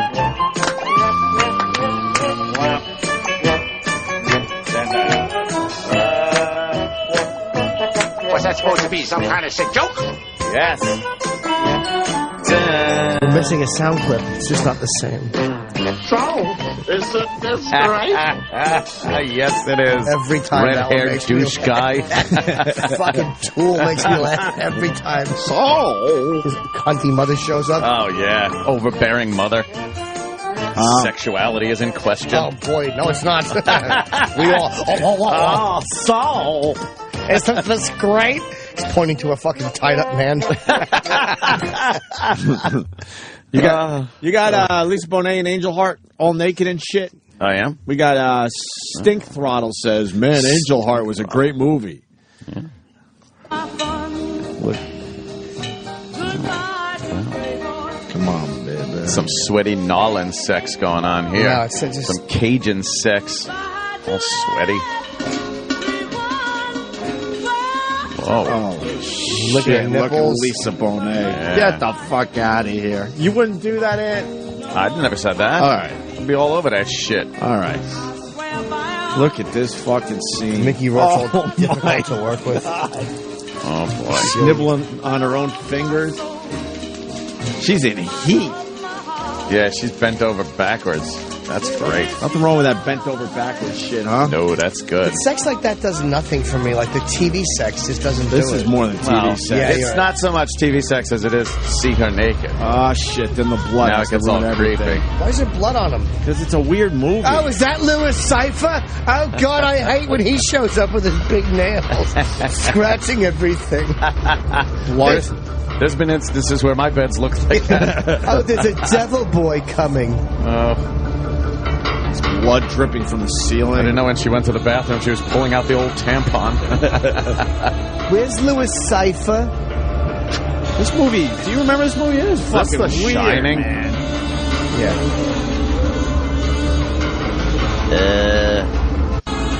Yeah, it's like very, a lot of voodoo-y stuff, a lot of, ritualistic. Yeah, De Niro yeah. was good in this. Huh? De Niro was good in this. Whoa. Was he in this? Blood everywhere. I don't know. I don't remember this movie at all. I He just played remember her Louis naked. Cypher. Yeah. What? What? Did he? Are you I don't talking remember about? this movie. Are you talking about Devil's Advocate? No, that was Pacino. I don't remember. Wait, De Niro's this in this movie? Yeah. Holy fuck! Can you click on Louis Cypher? He played Louis Cypher. He had the long fingernails and stuff, and he'd show up and do the bunch of scratching. Oh, that's very scary. Like a big scratching post or something. scratching. Good call by Jimmy. I don't remember him in this movie. Was it a video? Yeah, now I He was the remember. devil. Okay, Yeah, I haven't see a seen the picture. movie in a while. Hold on, Mr. Skin, you queer. Go somewhere else. I want to see Louis Cypher being devilish. Devilish. I want to see him behaving devilishly, coughing everybody up all over town. Devil may care. Yeah, devil may care, but I sure don't give a heck. Kind of like Michael Myers there a little bit. That was really gross. That scene. No. Please. Oh my God, there was so much blood. Oh. Here's De Niro from Angel. Yeah, he's got devil beard. Yeah. Oh, with the eggs. That's right. Found himself a perfect disappearing act. Seems so. A little bit. Well, you know what they say about slugs. No, what do they say about slugs? They always leave slime in their tracks.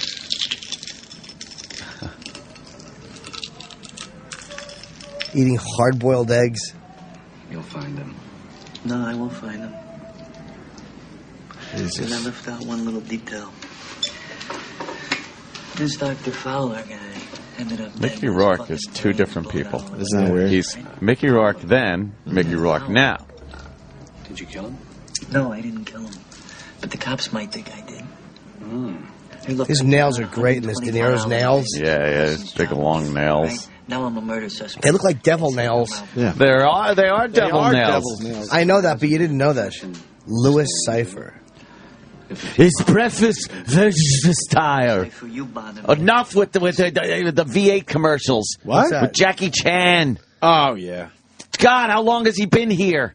His breakfast style. But a white guy does that. What happens? Please. What happens? It's big laughs. It's big laughs, absolutely. Every time. Yeah, you got to think Jackie Chan doesn't talk like this anymore. God, right? There's no way. It's supposed to be endearing.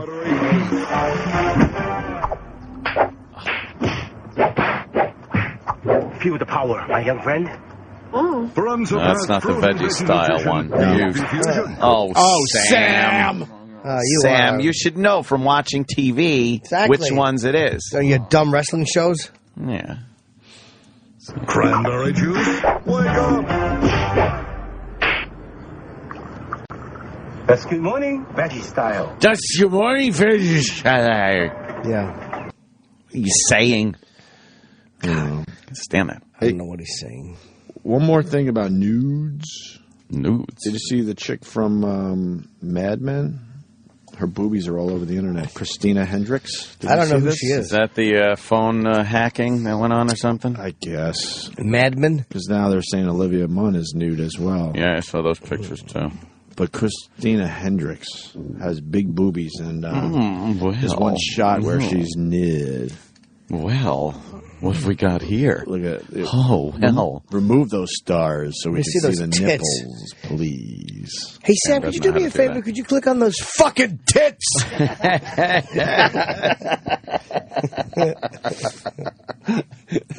It really is a bad word, isn't it?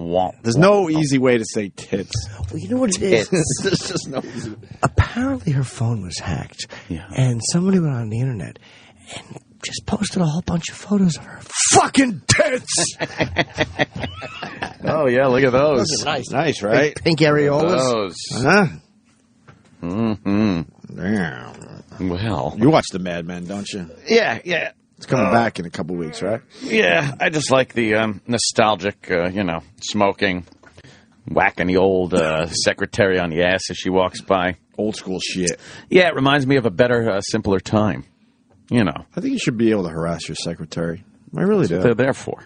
It's not my problem. You didn't want much for yourself.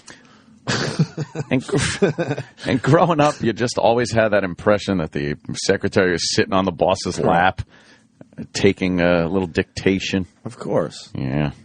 If you were hot, you got a job as a secretary every time. Yeah. Come on in here. Oh, Gloria, bring the legal pad. Well, why don't you take a seat? Make us a drink. First thing she'd have to do is make a drink because he's got a bar set up in his fucking office. When did that stop? I'm trying to... When did the board of directors decide the boss can't have a bar in his fucking office? I think when we first started radio, they still had it. Yeah? Yeah. I guess that's not allowed anymore. Make you a cordial? What do you need? Make mine a double. And the secretary would mix it and sit down, clink, clink. You'd drink a little whiskey. Then she would have to bend over and pick up a pencil every single time. She Let's dropped take a lot seat. of pencils. Why don't you sit on my lap here so I could, so you don't miss anything. Okay, Mr. Kumia. Yeah. Do you know the twist? I'll just suck my dick so you can get off to a good start. Do you know the twist in Angel Heart, by the way? I know it. She's dead the whole movie? Mm-hmm. Yeah, exactly. Thought so. Yep. Who's dead the whole movie? Lisa Bonet. No, Lisa Bonet or... Oh, Lisa Bonet is dead the whole movie. Yeah. You sure? I thought he was dead the whole movie. Oh, well, no. Is that true? Yeah. It's the daughter. Me and are fucking with you. It's Mickey Rourke, right? There's a daughter daddy thing. Oh, my God. She's Mickey Rourke's daughter. Yeah. And Mickey Rourke fucked the shit out of her like that. Yeah. He found out after the fact. I don't He was remember. really bothered by that. That was the twist. Wow, that is a twist, all How did right. he die? It's been so many years since I've seen Angel Heart. How did he die? Yes. Where Louis Cypher came in and said, I have some eggs. The devil would like some eggs. That's how I would do it. I'm having how devilish of me. What a great intervention was on last night. Yeah? Oh, my God. 20-year-old girl. Let's see. As she was growing up, her father left. So there's the daddy issue, right? Then the mother just totally goes into a state of depression, giving this girl no attention whatsoever. So now she's attention-starved with daddy issues. Then she misses her dad. She wants to get to know her father. She goes down to North Carolina or something where the father lives to meet him. Reconnect or whatever. Reconnect. Yeah. She comes back completely fucked up, won't talk about what happened. It was something horrible. How old was she? She was 10. Oh, boy. So now the father that abandoned her obviously molested her. So she comes back and just loses her mind doing drugs and shit. So there she is, 20 years old, doing heroin with some piece of shit boyfriend they always have. And then she goes, well, I'm getting ready for work. And she puts on a little dress. She gets on the phone. Oh, yeah, it's a client. And she's fucking hooking. Where does she live? It was everything that makes intervention great. You were a little turned on by that. I was so fucking plump Were you lathering watching this. It was perfect. There's something about that that's kind of hot. She was skanky, hot, fucking... Did she look good? Yeah, where is she? The Huron. Pop her up on that. Oh, what, a commercial? Did the Huron take its toll on her? Well, yeah, but, not in a way that was too crazy. Right. Not too crazy. She still had a good year or two left in her before. She actually looked a little like that girl I had to take to the pediatrician. Jesus. If you recall. She kind of did look like her. Intervention. Very, very serious music. Dun, dun, dun, dun, dun, dun, dun. Was that a no? I'm looking for Courtney. Looking for fucking Courtney, Sam. Sam, I'm looking for Courtney. The fuck is wrong with you? She's trying to find Courtney, Sam. There's a very young girl. Her name is Courtney. She was molested by her father. She's making a living selling her body on the street, Sam. That's so perfect. He gets all upset. Yeah. Talks fast. Turn the music off, please. Turn the music off. We're looking for a young girl. She was molested. She told her father he loved her. She loved him, and he went...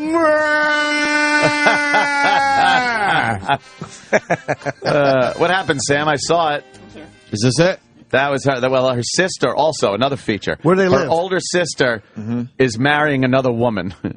Where does she she wanted live? her to be, I guess, Florida, maybe? Where is this for? Somewhere around there. That was great. The mother was driving the daughter around, trying to talk to her, and the daughter goes, "Oh, could you stop here? I got to pick up money from a friend." Oh, so God. she gets out, and she gets on the phone with a client. Oh, the mother God. drove her to go suck dick for money. Oh, my God. It's fantastic. Is the car moving now? Yes, yes. They're dragging the sister's fiance. Oh, God. It's the best intervention I've seen. What did she think the There camera she crew was is. for? For a documentary on addiction. They still buy into that? Some of them do. And then... she's cute. You know how mad I'd be if she was coming to see me, and then they intervened before my dick was taken care of? As she's ringing your door, right? I'd be like, what the fudge?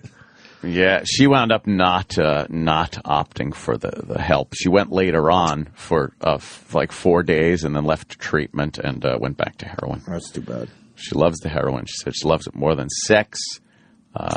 She loves it more than anything, herself, her own body. Let's see, where is she? Come on. Right? It's Miami, Florida. That's it. Good old Miami. My name's Courtney. See? Damn, she's hot. I am 20 years old. Yes, you are. I live in Miami, Florida. My whole family lives here. My name is Kim. Heroin addict, and she hooks for the money. Fantastic episode. No disease risk either in that. Oh boy, she's already got fucking what they say she had, hep. She got hep C. I wouldn't consider anyone else to be my maid of honor. Yeah. She is really the most important person in my life. What do you think? This one's kind of cute. You like the yellow one? Like the yellow one, she's talking about her liver. Oh,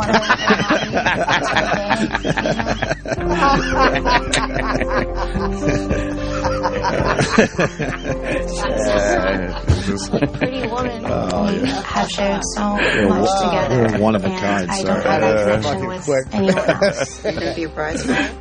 I was going to say that. Her feet. Oh, Chip. See, isn't she? She looks like the girl next door kind of thing, right? Yeah, absolutely. She looks all nice and. Inseparable. But now, She's got a nice body on her. That heroin it's a chic. peaceful place, a happy place when I'm around Courtney. Uh-oh. Because I can see the vacancy in her eyes. Now she's like, then they show her all stoned. Oh, boy. That's how I'd like to see her. I'm a heroin addict. Nice lips. Yeah. When I wake up in the morning, the first thing I think about is heroin. I will get my spoon. She's really bad at it, too. bag. She can't shoot up right. I'll She's drop really the bad at it, so water. she just got scars and Mix it around, bumps. squirt it up. Heroin's the best. Oh, the best. Heroin's the best. She started at 16? Yeah. Jesus. 6 times a day. She's fucking shooting up. I tell people heroin's my boyfriend. Yeah. She should call it horse. If I have heroin, I don't need to have sex. I don't need a guy. I don't need anything. It's better than any feeling ever. It's better than an orgasm. Fingernails are terrible. Yeah, she got heroin fingernails. They're all chewed up. Oh, could it lead to death? Who knew? I knew Here she's all fucked up. And there's always a piece of shit boyfriend. Ever. I've been a junkie for 4 years. You don't show his face? I just Yeah, they started do. shitting myself up like 8 months, 9 months ago. Even now, Courtney does not know how to put it in her arm. This might take a while. Hey, when like you're using certain spots and then it stops. She doesn't know how to Hate do that. it, and she doesn't have any veins anyway anymore. Her arms are awful. Bumps and blood clots and holes and blood and dried blood. It's like great. the scariest thing for So me to see. sexy. Oh. She's bleeding. Ow! Ow! They're showing her shooting up, and she's just horrible at it. She stinks at heroin use. She's terrible. Because of the needles, she got hepatitis C before she was 18 years old. Nice. That's a sexy disease, right? Chronic disease. Internal Liver failure and death. Her skin doesn't look well. Nope. Everything hurts her. You can't even hug her. It hurts her. I have taken Courtney to the hospital. Must be a horrible hooker to have over. I know, right? Ow, ow, ow. Ouch, ouch, ouch, ouch. All right, we'll cut it off after this part, but she's at the doctor. Yeah. And she's got infections on her foot. And abscesses? Ew, let me see your feet. Where's them tootsies? Lost your little toe. It's terrible. It's really bad. Ew. That was the most pain I've ever been in my entire life. Look, Sam, I could've they're lost pulling my the scab foot. off. Like, if I had waited Oh, a God. couple more days, I would have lost it. I hate to have a foot fetish and I have her think come the over. most dangerous part of her addiction is Suck on her the whole foot, get a lifestyle. mouthful of pus. See, hold heroin tootsies. Yeah. She's just such a little girl. And her life is surrounded Well, she just by goes on to suck Hawkins, dick for Jesus. and then they have the intervention. She just walks right the fuck out of it. Doesn't want any part of it. So what was the update? That she went to treatment for 11 days, maybe I think it was. So and she's then out there. checked herself out. Went back to heroin and hasn't had any contact with her sister or her mother. So Or now she's a her star in Miami. Yeah, she's like, hey, I saw you on intervention. And she's like, oh, yeah, I was on there. And he That's goes, sad, yeah, I though. saw that shit. It is sad. Because it She really wanted ruined you. nothing. She wanted nothing to do with life. She's young, though, man. She's 20. It's hard when you're shooting dope for 4 years. I'm saying that's a long time, but it's not a long Yeah, time. yeah, It's yeah. not like a... Well, you know what the thing, the sorry part is, she's going to be one ragged ass motherfucker when she finally quits. You know that 20-year-old thing goes away real fast with heroin. So we'll break. That was a good one. Yeah, absolutely. I'm gonna have to check that one out. We got the Edge coming in today. What? Is he still I wrestling? know him. Edge is not wrestling. He retired last year. Oh, really? So why is he coming in then? Well, he's going to be in a movie, and he's entering the Hall of Fame this year. Where's Christian? Fair enough. Christian is still wrestling. Where? WWE. Oh. Oh, yeah. Weren't they partners or something? They were, but then Edge, after a few injuries, has this condition. It says it somewhere on the sheet, but he risks, the doctor said he couldn't wrestle anymore without risking permanent neck-down paralysis. So why don't... So he decided it was a good time to throw that towel in. But why wouldn't he wrestle and then just everyone understands leave his neck alone? Well, because sometimes... because it's fake, so can't they work around that if he's a big star? Well, you could ask Edge. I'm going to ask him that. I don't like the fact that, by the way, the prep sheets usually have two awful things, but of course it's a wrestler, so Sam has every detail. Right. He drove a blue Nova in high school. Yes, Sam. I got a question. Love. I got a question for Sam that I want answered after the break. Have we gone 100 days without a wrestler dying? Oh. Sam will answer that next.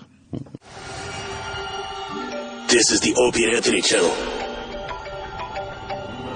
on Sirius XM. Coming up next on an all-new Meet the McGregors, Mr. Mac invites over Robbie from next door to build a birdhouse. I've got a special job for you today. Oh, and steady. That's the way. But Mr. Mac has been drinking bourbon all afternoon and has a few other ideas. You missed a spot right up there. That silly drunk spills paint all over young Robbie. Guess who doesn't have a change of clothes? Just take off your clothes. I'll help you clean up. Yeah, that feels good, doesn't it? Someone better call the authorities. Mr. McGregor has another naked boy in his house. Now, I'm going to take a picture to remember the day we spilled the paint. That's what the cops call Exhibit A. The fun really starts when Mrs. McGregor comes home and finds a dirty shoebox full of Polaroids under the bed. It all goes down tonight on Meet the McGregors. Hi there, this is Troy, phone screener for the Opie and Anthony Show, here to help you with a helpful tip. When calling into the radio show, it's a good idea that you turn your radio down. O&A, what's your name? Where are you calling from? Yeah, make sure Opie knows he don't know shit from shit. Turn your radio down. What? I can't hear you. Am I on the air? Hey, asshole! Am I live right now? Hey, turn your radio down! Hey, you! Turn your radio down! All right, thanks, man. Punching out. See? Wasn't that easy? It gets you on the air faster, and it makes you a better caller. Oh, and if you want to call the show, just look down at your radio. Yeah, right there. Take your eyes off the road and look down. See the number?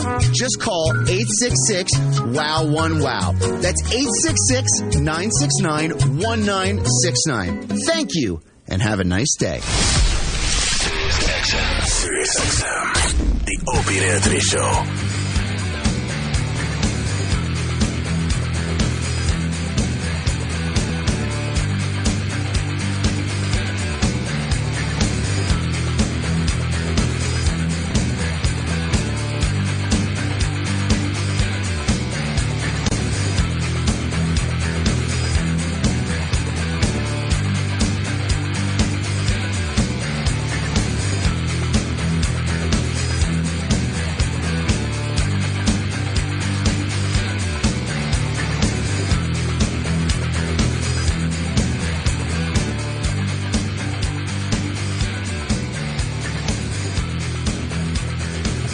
I always wonder what's going on a radio show when the music is playing for a while.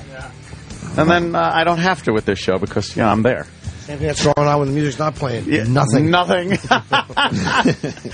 is odd, though, because you ever listen to a radio show and the music's going on for a little bit? You never do? And you just don't know what's going on. You're like, why is the music going on so long? What must be happening in that wacky machine that they work in? And it's some kind of, and you tell them this. Yeah, you're always thinking it's some kind of drama. I mean, there absolutely is. Somebody talking to the equivalent of dumb Roland. Yeah, true. Stupid Roland. Doppelganger Roland at some other station. Yeah, so don't sweat it, people. Nothing was happening. And a lot of people were asking why we didn't take Jonah Hill yesterday, because we're finally putting our foot down. We like Jonah Hill. I'm a fan of Jonah Hill, but the fact is he kind of blew us off, or his people blew us off when Moneyball was out. And we have to put our foot down, and hopefully the word gets out to the publicist. You just can't do that. You can't pick and choose. Got to call some people. Yeah. It wouldn't have killed Jonah to do 10 minutes with us when Moneyball came out, just at the very least to say hi. And now you got, he's back with a movie like 21 Jump Street, which obviously needs way more help than a Moneyball. So hence then he comes back to us, and we can't play that game anymore, no matter who it is. We're the shitty movie show. Yeah. We're the shitty movie show. And we finally have had it. Yeah. If it's okay for you to come in for every movie leading up to Moneyball, and then all of a sudden it has a little Oscar buzz and what's not, and you can't blow us off. You just can't do that. Yeah. He said he didn't know, but he did know because people were asking him on Twitter. You were asking him on Twitter. I respect that he got back to me and said, look, I really didn't know whether that's true or not. At least he realized it was pretty serious to us and got back to us. But after the show. Yeah. He wanted to, here's the thing, and I understand. He wanted to do Howard. Go ahead, do Howard. We don't care. We're not like that as a show. But when you want to do that and you still won't come in after and your publicist goes, nope, this time it's a no. We got the no for weeks before. That was one. We got to do that. So you know what? I was dead set against him coming back in. And I really do like the guy. I think he's funny. And I liked him as a person. Yeah. But as a show, you get a little tired of being reasonable and still getting shit on. Right. We're not a territorial radio show. We don't give a fuck. Like Amy, we were talking to her. Amy Schumer is a good friend. She's been doing this show for a while. She wanted to do Howard, and she called. She's like, as a friend. No! I said, you fucking bitch. No, she's like, this is not an issue if I do Stern. And I'm like, no, the show doesn't care. Have fun. And what does she do the next time? She comes right back here the next. That's what a fucking friend of the show does. And there's other females that for some reason they're scared of how Howard will handle them doing other radio shows. It's so weird to me. Lisa Lampanelli comes to mind. We know Lisa Lampanelli. We go way back with the broad. For some reason, she has to show this weird loyalty to Howard Stern. Ah, slut. Just calling everyone slut. I want to make the news. It makes her a pussy in my eyes. Oh, I don't know why some people won't. She told me on the street, I would love to do your show. I ran into her once. Mm-hmm. And then she has to show this weird loyalty to Howard. He don't give a fuck about you in the end. You should really wake up to that before it's too late. I don't know why some people won't do it. I don't even care. It's only people who have been here before and then have an issue with coming back. It's like, nah. Like Russell Brand. He's another guy. I liked him when he was in studio. I thought he was a fun guest. Right. I thought he was open. He was a great guest. And I enjoyed him a lot. Yeah. But if you're going to come back and just do Stern and then completely blow us off, fair enough, but I never want to have him on again. Yeah, but it's not even a fuck you. Yeah, it really isn't. He's done with this show. I accept that. Because eventually he will request to come back, eventually. But we had Russell Brand on when no one in America knew who the fuck this guy was. Yeah, he was. No one. They were bus marketing for getting Sarah Marshall, and we had him and and you know what? Jason Segel still comes back. Yeah, man. He's a cool guy. He's becoming bigger and bigger. He comes back every fucking time. Yeah. So I was happy to say absolutely no to him and to anyone that does that. I would have had him on just to try to discuss how he felt. But I'm completely fine that he wasn't on yesterday. Yeah, because it would have been, the first thing we're doing is we're going to do this first. Right. You know what? Knock yourself out. Enjoy. Right. But you get tired of your and show. Said it. What'd you say? I love that. We're the shit movie show. We're the shit movie show. Shit movie show. If you got a shit movie to promote, you certainly will. Right. We'll do our show. But if it's one that is getting a little buzz and getting really good reviews, you don't necessarily need to do Opie and Anthony. Not true for everyone, by the way, but... No. And a lot of this is... but a lot of people it is absolutely true with. And I'll tell you what could change that, and it sounds to be bitching, but if this studio is a little bit bigger and we had cameras in here and things that made it look like it's more of an event, people and publicists would look at this as a different radio show. I'm sure true. Baldy will get right on that. Very busy. I don't think he'll be able to get right on that. I don't understand why you don't think I'm capable of doing the job for you guys. I don't get it. You saw Weeze's studio. He does these impersonations. I swear, you think it was the real people. Thank you. Yes, Weeze's studio is huge. We just, me and Jimmy went up to Rochester. Jimmy had shows. By the way, we didn't even talk about it yesterday, but the shows were amazing. Thank Jimmy you. It was a great trip. And the fucking fans up there are rabid. Hardcore. They really love this show. And we went in and did some radio with Weez at. Yeah. And we're looking at this fucking beautiful studio, right? And I go, God, Weez, I love your studio. He goes, I modeled it after what you guys had in New York. Great. Which made me even more depressed because I'm like, oh, that's right. We were the prototype for Weez's studio. And then we get thrown out. And thrown into this shitty fucking studio that they don't understand why it bothers us so. They know. They just don't give a shit. It's all right, though, because they're going to get Opie and Anthony show channel stickers for the windows. Yeah, you hear about that? Yeah. Yeah. And they're putting them there, eye level. So, oh, look, who's coming down the hallway? It's old chemo head. So wait, they are getting Opie and Anthony stickers? Yeah, to go around the perimeter. So, if we take pictures or video, cool. people know that. Be up there. How about they stop committing to this room? How about they stop committing? How about, you know what we're doing? Great idea. We're having something installed. How about you don't drill into the cement? How about we work on a bigger room? Moving somewhere else, and right. I told these guys that the easy solution is to just blow out this wall, man. Yeah. This is the smallest studio we've had since I've been with you guys. Yeah. Mm-hmm. Yeah, we're going backwards. Yeah. We've been going backwards for about 5 years now. It's fucking... Maybe 4. I don't want to 4 bitch, years but we've been going backwards. It goes to that does tie in with the guest thing. Sure. It just looks like a shitty radio show. It just looks like one of fucking 50. Yeah, we're just another one. Right. And it's not one of 50. And I tell you what, sometimes I doubt that. I'm like, you know what? Maybe just nobody listens. And then I do a gig like Rochester, and I see how hardcore the fans are. Right. And most radio shows don't get that. I mean, they really don't. They're hardcore fans. They love Stupid Chip and all the nonsense that we do. They listen. They're not just old fans from terrestrial. Right. They're people who listen now. Because as soon as I'll go like this, the fucking place goes crazy. They know exactly. I know that they're new fans. Right. And it's just that reaction you get from those people. You know that they're fucking the same fans we have here. So most radio shows don't get that.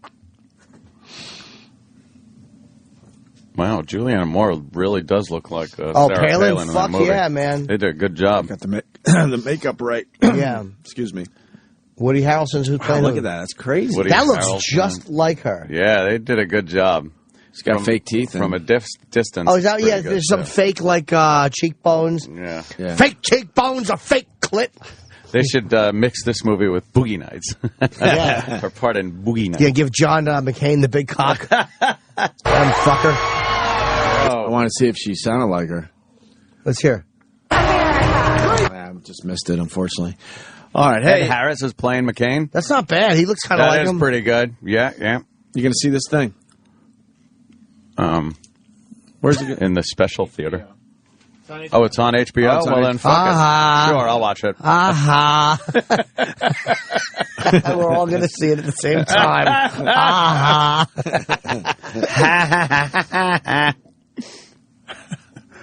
Hey, Sam. Oh, Sam. The question is this. Wow. We started this a couple of years ago now? Yeah. 2 years ago? It's probably more like 3 years ago. Okay. So for the past 3 years, we've been keeping track of dead wrestlers. Yeah. And one day, one of us said, I bet you we can't go 100 days without a wrestler dying.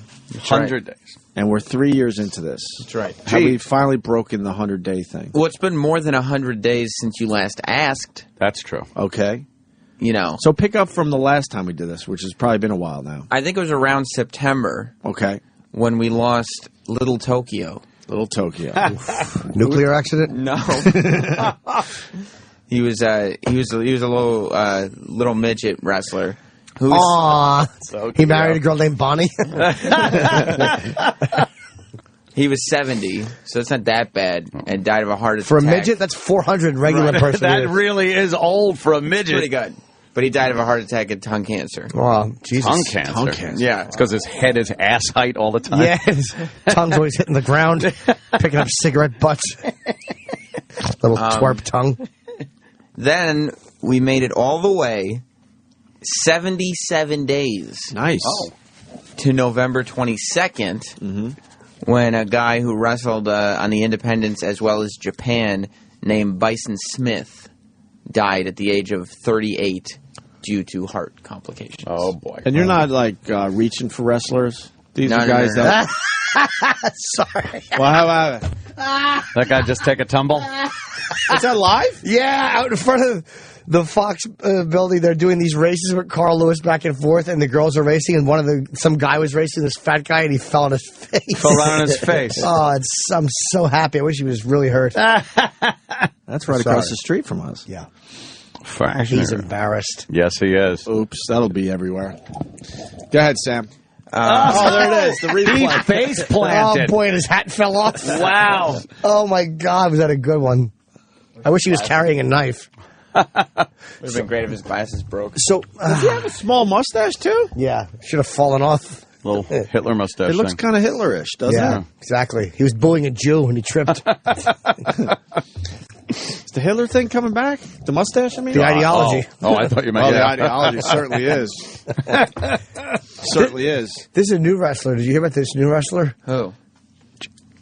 No. What was his first name? Why do you ask him? It wasn't. Well, I've heard rumors on the internet about some guy named Ace Sherbert. Oh, Ace Sherbert. The worst names ever for everything. Ace Sherbert is my new wrestler. Where I'm going to walk out in my wrestling. I'm going to wear a hat. It's got 4 aces on it. Oh, and I'm going to be eating a bowl of sherbet while I taunt my opponent. That's pretty literal. Yeah, I know. Ace Sherbert. And I'm going to do the scoop. It's my big move. Oh, that's pretty good. What does it look like? Where you just take your arm and you go, scoop. Well, how do you get the guy with the scoop? Like you scoop him up. Oh. And you throw him down like a scoop. And the whole scoop and sherbet. Standard slam. Do you think the audience will like bring scoops, ice cream scoops, of course. and you'll hear them going click, click, click, click, click, click, click, like that when they want you to do the big move? Scoop! Scoop, scoop, scoop. Sherbert scoop, the big sherbet scoop. I like it. They'll be able to sell giant foam scoops. Yeah. Oh, that too. Different flavors, too. Jimmy Norton, Vince McMahon, I want to buy Scoop. I want to buy Scoop, and I'll pay anything for him. His name is Ace Sherbert. Ace Sherbert, whatever it is, I'm going to call him Scoop. Now, you can't use the name. I own it because I mentioned it. That's all it takes with Vince McMahon. I'd be good on the mic, too. It was Ace Sherbert. Oh, work the mic a little. Yeah. What would a promo sound like? I hope you guys know that I'm going to mean this in spades, that I'm going to club you until you're just a pile of diamonds because I got heart. Oh, see, all the suits. That's good. Yeah, and I'm going to give you a raspberry, and you're going to be leaving this ring feeling like there's sour lemons on you. The sherbet part. Yeah. Yeah. The sherbet part. The sherbet part. I'm going to freeze you and scoop you. Wow. That's good, right? Wow. Why would you eat sherbet before a match? No, you're going to eat. I'm going to eat it in the ring while I'm walking around with my hat, In the waving ring. at the crowd, scooping sherbet into my mouth. How are you going to wave at the crowd if you have one hand with sherbet? You wave with the scoop. I might even wrestle between with bites. the ball. Yeah. How about this move? You pin the guy into the corner, right? Yeah. Then you take your sherbet and you open his mouth up. You go and you put so much in and give him the brain freeze. That's good. And then the guy goes like and he's getting a brain freeze, and you pin him. Yeah. That's right. That was, and I'll stand up and I'll go, that was the boysenberry shuffle. Whoa, and you do something weird with your arms there. Yeah. Ace Sherbert rules. Ace Sherbert. I could easily see somebody being blinded with sherbet being thrown in their eyes. Absolutely, because the ref is looking the other way. Oh, my God. And they have a cold, delicious treat thrown in their face. He's got that damn sherbet again. And sometimes I'd have my pretty girl at the side of the ring with some sherbet. Yeah. And when I got thrown against the ring, my head would go back, and she'd scoop some sherbet into my mouth for strength. And it would be like Popeye with the spinach. Yeah, and then I'd ricochet back off the ring Yeah. and do the old sherbet scoop. Sherbet scoop. I like it. You need a catchphrase, people are saying. Oh, yeah. A wrestling catchphrase. Hold on. Yeah. I'm aces with you.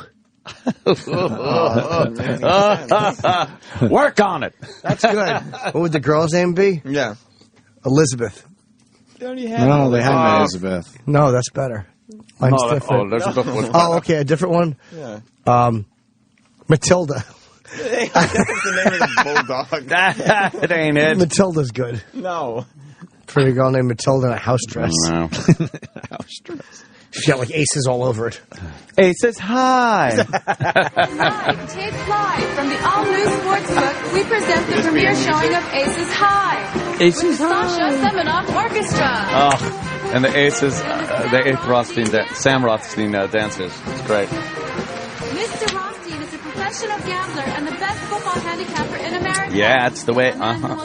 You want to do the wrestling death clock there? Yeah, what do we got? So you had the midget wrestler, Little Tokyo 70, heart attack, tongue cancer. Right. All right, go ahead. And then Bison Smith in November at 38, heart complications. And people knew who Bison Smith was. Yeah, he was very impactful to a lot of wrestlers. That's why I counted him. Okay. Because they worked on the indies at the same time, and he trained a lot of people. Oh. And then we made it 56 days to January 17th when we lost Savannah Jack, who wrestled for Bill Watts' UWF promotion, which was a...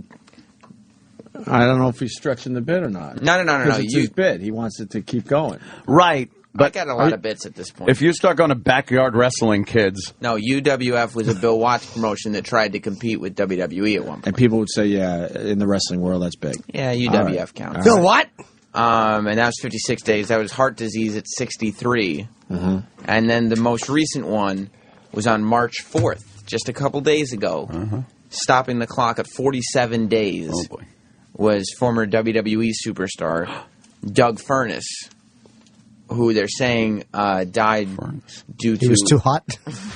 Overheating?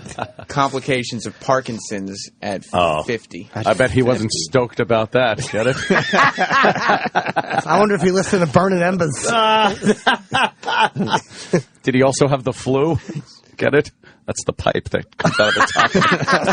I don't know I've never installed stuff. Oh, well. Yeah. I don't know ductwork humor. I don't get it. Ductwork humor. Please. His gimmick was not the furnace related. No? Oh, no? I would have done that. Yeah. He's the guy I recognize because that's when I used to watch. He was in a tag team. Yeah. Doug Furness and Phil LaFont. Doug Furness. And Phil LaFont? Was LaFont empty?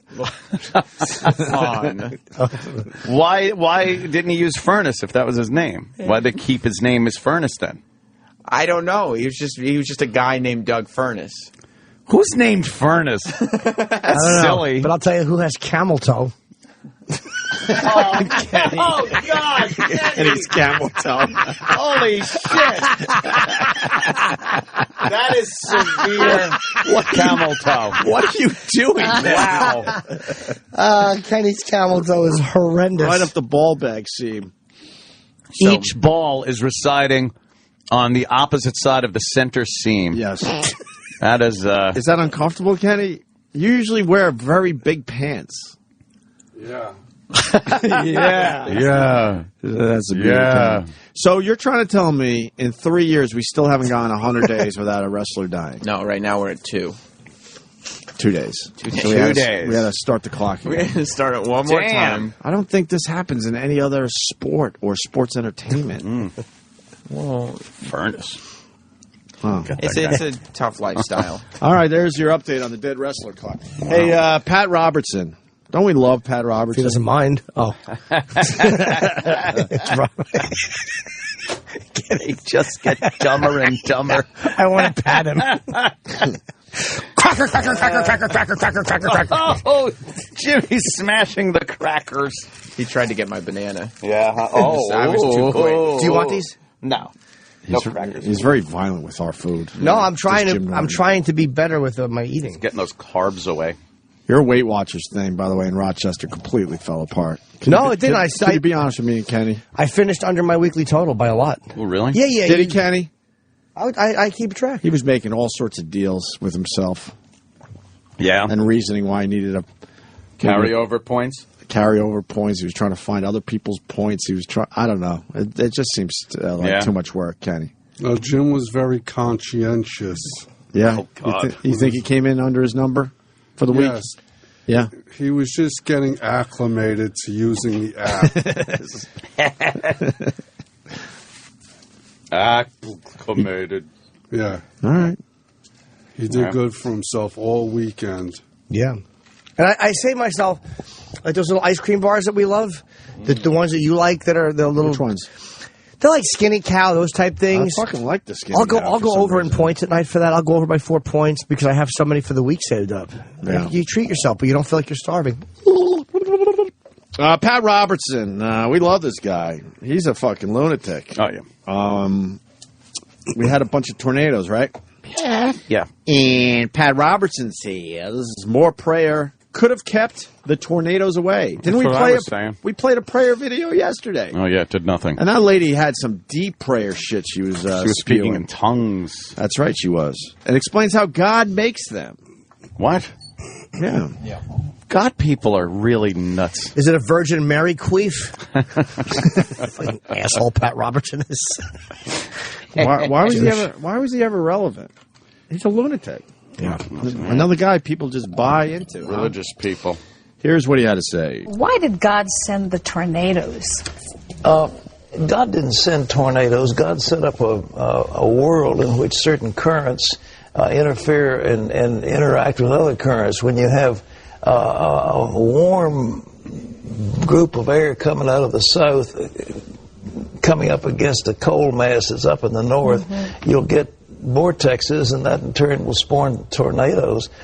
God doesn't send tornadoes to hurt people. He doesn't send, we call them acts of God, but they're not. Oh, what is it? So all I can say is that why do you build houses in a place where tornadoes are apt to happen? He's doing bits. Well, he's actually right. Yeah.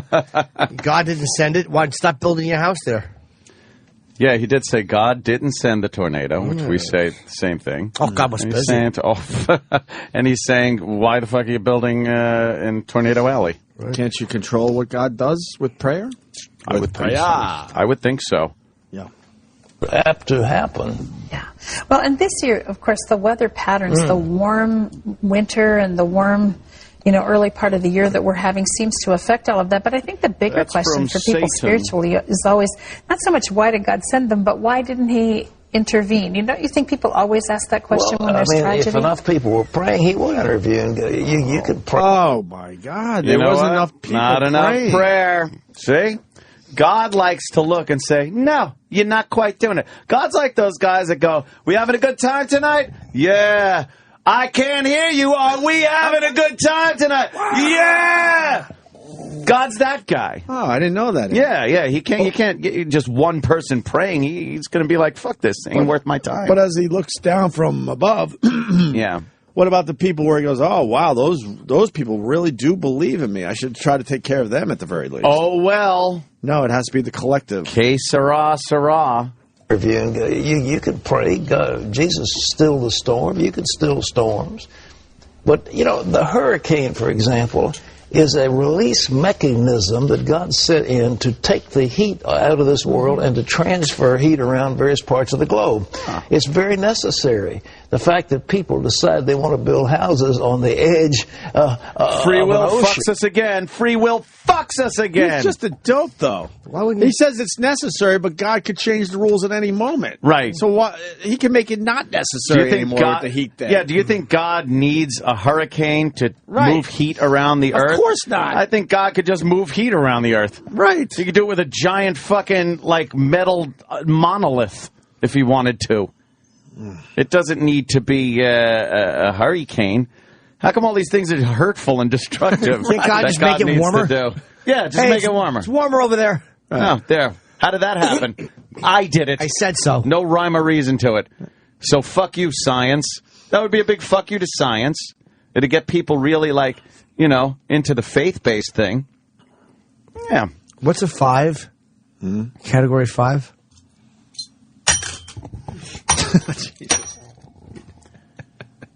It's like the finger of God. We really need a fork and knife for that bit. I'm thinking clang. We need that clang off a plate. Finger of God. I got to see that movie.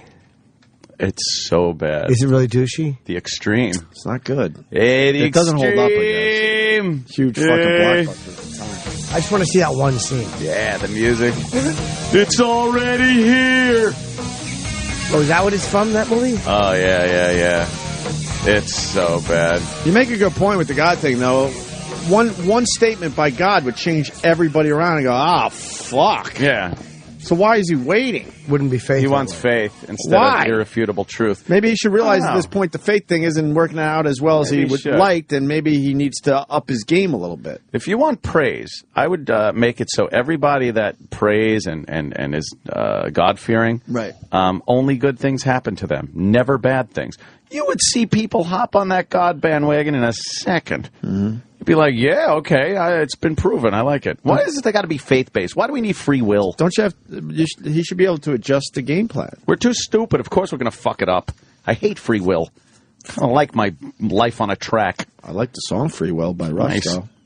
Well, I will choose free will.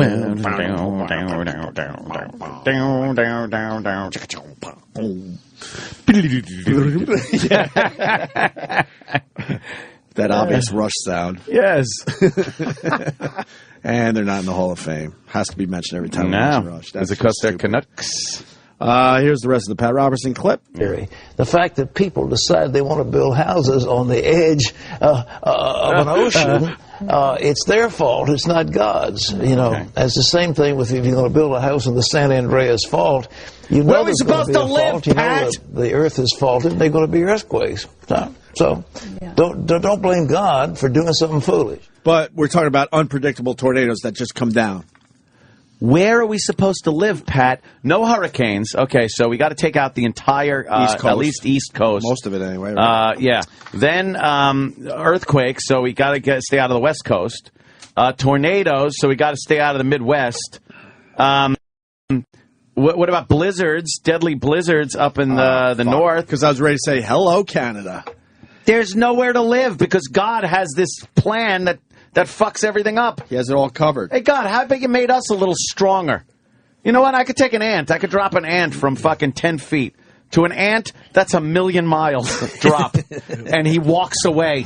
How about you give us that kind of strength, God? That's right. And what mandibles. Happened? Yeah, and giant mandibles. But as humans... big mandibles. As humans, we should have been able to figure out how to put an extra coat on ourselves. Exoskeleton? So we could fall. Yeah. How great would it be to fall out of this building every day when you have to leave, knowing you're going to be all right? Too many people by the elevator, like, I'm taking the window. Right. And you just throw yourself out the window, you hit the ground, you're like, you shake brush yourself off and walk away. It's like, all right. How great that would be. Yeah, I'm fine. I got an exoskeleton. Would you just jump out of buildings all day long? Be the most fun thing ever. Oh, my God. Fucking fire in a building, people just, fuck it.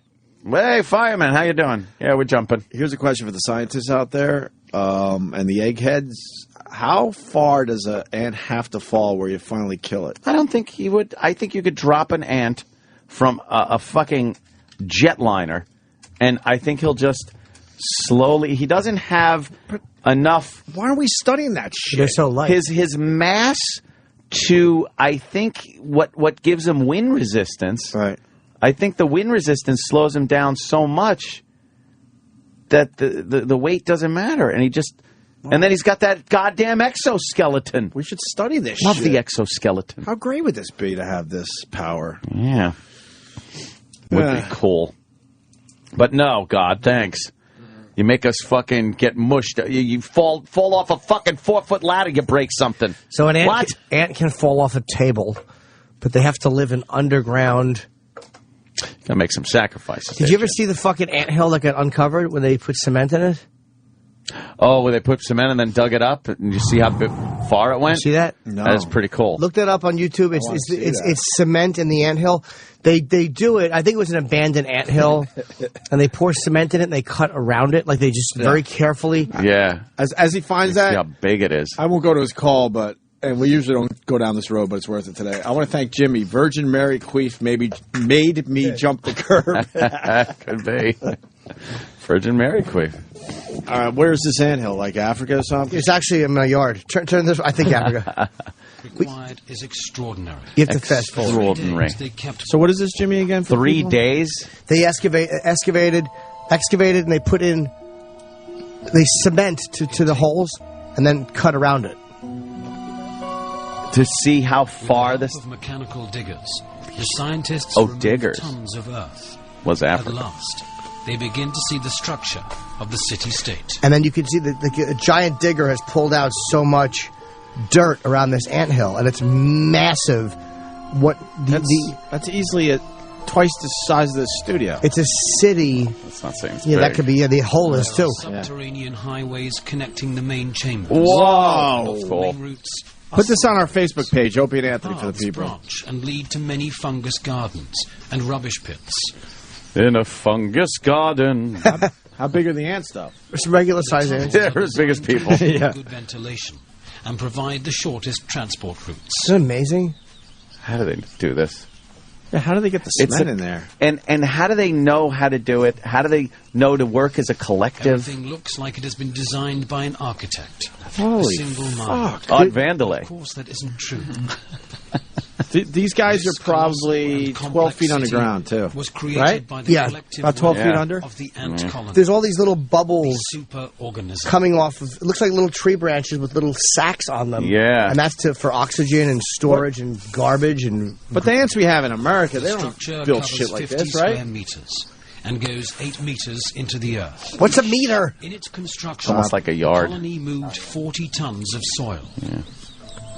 Billions of antloads of soil were brought to the surface. Each load weighed 4 times as much as the worker. It's amazing. And in human terms, was carried a kilometer to the surface. Damn. It's pretty cool. I'm going to break that and just kick it over. Fucking amazing. It is the equivalent of Really building is. the Great Wall of China. It is truly a wonder of the world. So maybe the ants built the fucking pyramids then. They know, right? Could be. Giant ants. Oh, my God. Giant ants, though, sure. If I was there, I would just keep saying, hey, where's all the uncles? Place would be cracking up. I wonder how much bigger ants would have to be to fuck us up to where we would just fucking not exist. Like, how much bigger? Do you think the size of a fucking cat? Think if ants were the size of cats, we would be fucking dead as a race of I think beings? they could be a lot smaller than that. Smaller, like a rat? Rat-size ants? Like a mouse. Because now picture the same amount of ants. Yes. Same amount. As big as a rat. No. Do you think they take us? Yes. Smaller? Yes. As big as... I said a mouse. An elephant. A mouse? Oh. Elephant size. Mouse with ants. That's crazy. With the jaws they got. Mandibles. Mandibles, I say jaws. You would think I'm the old size school. of a mouse. You could still crush them. Yeah, we're smarter than not they with are. that fucking outer fucking I'm shell. talking about you have to fight a fucking giant ant. Yeah, like fist fight the motherfucker. You're going to be able to take out a few, sure, but there you have a lot. And they can lift 50 times their weight. No, oh, man. So a mouse, can I, though. So a mouse lifting 50 times its weight, that would be, well, I guess less than 50 But now pounds, his mandible can definitely inflict some harm on you.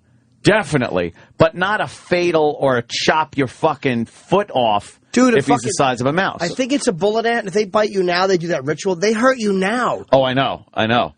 But they can't drive tanks. You could run away. Oh, you're saying we use our fucking Military. know-how.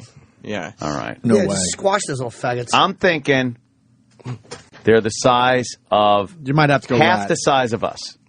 Oh, half the size of us. That way you could fight them, like punch dude, them. they're 50 times. That means they could break your hand. 50 Yeah, times. one punch away. would take you out. On their exoskeleton. You'd hate it if you could touch them. Then they'd start lifting tanks up if they were half Yeah. the size of us. It'd What be about fucking crazy. What about guns? You could just start fucking shooting them. They could invent. Can you get it through their outer shell? Yeah. You'd be able to sure, get though? through their exoskeleton. They would definitely. invent better guns. Did you see the city they No, invented? no. They're stupid. They don't have thumbs. You No, don't- stop it. They could build great cities. Yeah. But they're not fucking pulling triggers. You know what they're good at though? Hiding spaces. Yeah, they could come surprise out of you. nowhere. Fuck, they could come out of your Yes. closet. You open your closet to get dressed in the morning, ants already made a hole in the floor. I think you're right about the cat size. I think that's the size. Cat size is where the tipping point is. If an ant was what? Size of a cat.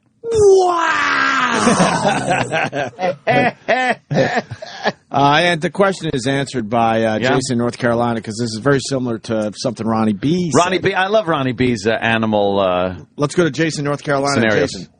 Morning, boys. Yeah, on Ronnie B's line of the day, one of his most popular ones was, he said, if ants were the size of ducks, we'd all be wearing chains right now. That's true. There We'd you be go. slaves to the duck-size ants. So the size of a duck. It's about the same size as a cat. Hi, buddy. Yeah. That's about right. I'm Cat-size thinking ant. 3 or 4 pounds if they would, lift 50 times their weight. We'd be doomed. We'd be fucked. Here's another How'd that work fact. out that they don't have ants that big? We're doing fun facts So now. glad. We got a fun fact from Ryan in Minnesota. Yeah. Ryan? Hey, fun fact day. If you were to take all the ants in the world and weigh them on a scale, they would weigh more than all the humans put together. Yeah, it's crazy, though, Shit, because they got the numbers. I don't have a scale that big. No. And then, well, not if you had E-Rock on it. Yeah. It's not true. Oh, sorry. Speaking of E-Rock, you know how we get topical? Someone wants to know why you didn't go with the Oreo cookie today. 100 years old. Oh. Yeah, what the fuck? Did he eat the prep sheet? To give us cookies. The Oreo cookie is 100 years old? That's right. The one on this desk. That's very progressive. I would love an Oreo. Of them back in the day. The cookie, I mean. Yeah. I think Ronnie's mad at us in Alabama. Why? Ronnie, you mad at us? What do you got? No, man, I ain't mad. I was just going to say, going back to Pat Robertson, the dude's saying a lot of the things that y'all have said, but because God was mentioned, he's an ass. That's true. Thank you for agreeing. But, I mean, Why does God take out the God-loving people along with the sinners, though? I mean, it's just the way, I can't. Why can't he pick and choose? He seems pretty damn powerful. Why doesn't he just take out the sinners? And then the sinners will go, oh, fuck, Right. There's something to this God, so we should change our ways. Why does he take out the God-loving people, too? I don't get that. What kind of God would he be if he didn't give everybody the same opportunity? But he's not giving... Oh, to die horribly? Exactly. Gee, thanks for that fucking opportunity. How about at the very least you save the baby that got thrown out of the house by the tornado? Because I don't even think the baby has lived long enough to do any sin shit yet. Yeah, explain that one. Explain that there, Pat Explain Robertson. that. Explain that. Well, the thing is, God gets blamed for a lot of crap that just happens. Not everything is because of God. How do you know? He's supposed to be involved in everything. You blame the guy that is responsible for everything. You go right to the top. That's right. He's the CEO. That's true, but see, y'all keep saying, well, how come he ain't doing this? And how arrogant are people that they, he's God. What the crap does God have to prove to anybody? He's God. There's nothing else. There's nothing. But what? God. But he's kind of an asshole because you have the God-loving people that's not even good enough for God. When is it good enough for God? Well, again, man, I mean, I can say, I'll go ahead and tell you, I'm a Christian. Really? Yes, I am. Very surprised by that. Oh, well, you shouldn't be. Why do we even try to do intelligent shit on our Holy show? shit, we should just be farting all day long. Insanely horrible. Go ahead, Ronnie. Yes, he's looking at Sam. I was just saying, I'm a Christian, and Really?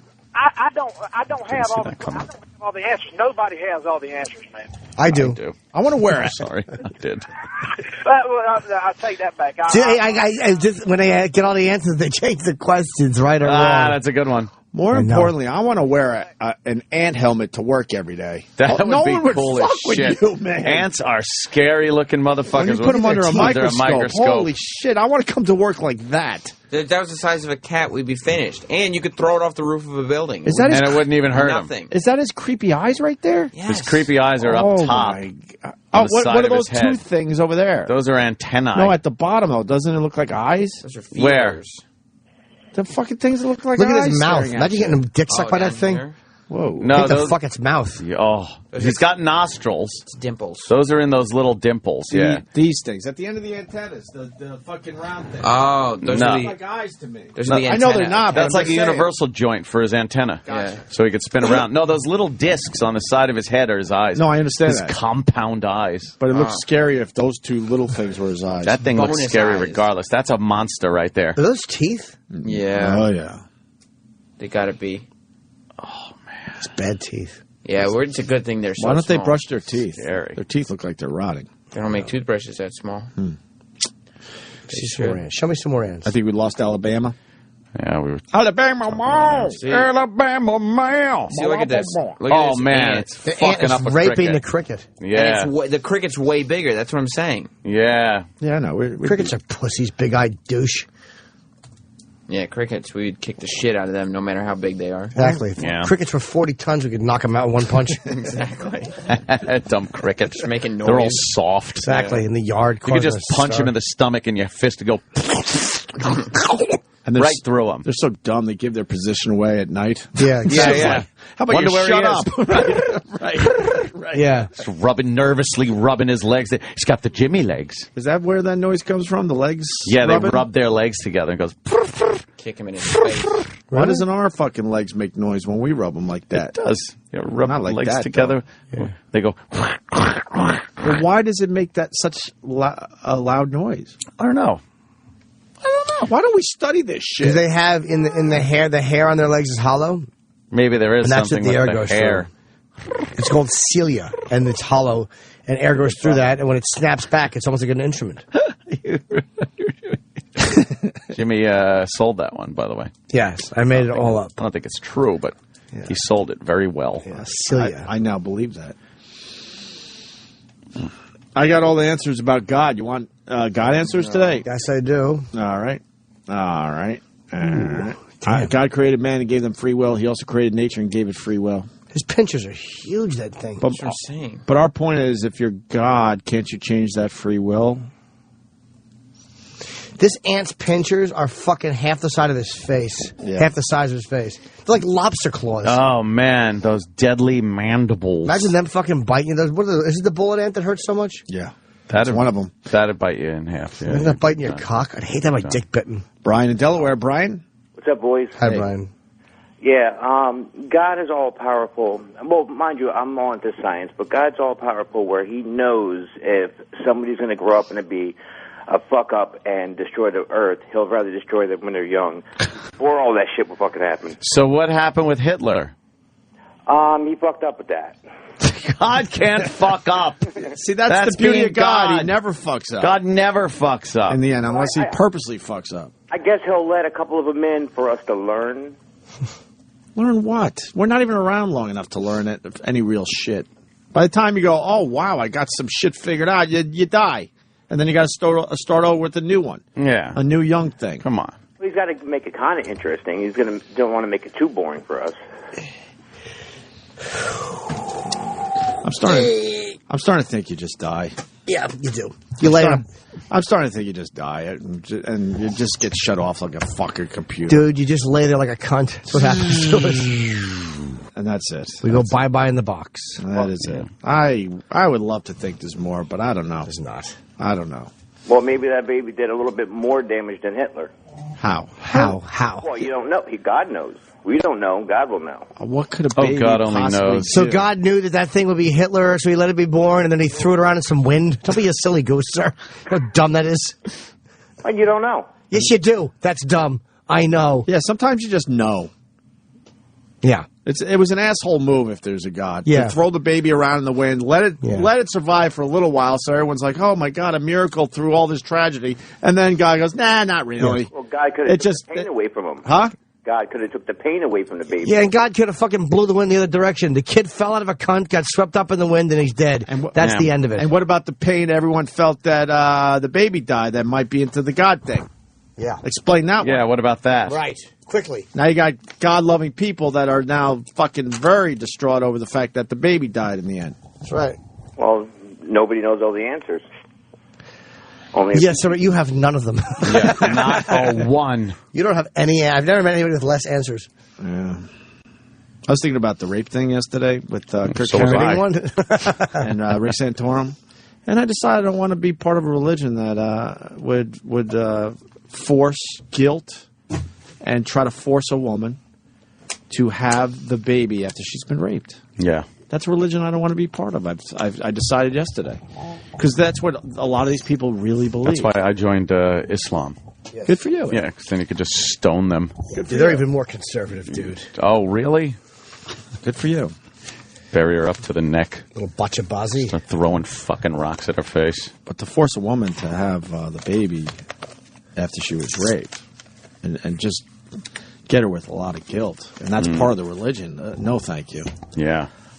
I'll be just fucking nothing after this life. I'll be fine with that. I'll be fine with that. Yeah. I'll enjoy my time here, and that'll be it. Yeah, and that's it. Because I can't wrap my head around Just have a good time right now. That's what I say. Mm-hmm. Hey, I brought home some tapes from Brother Weeze's show. The Nom. A lot of good calls, though. What should we do? You want to do the Nom thing?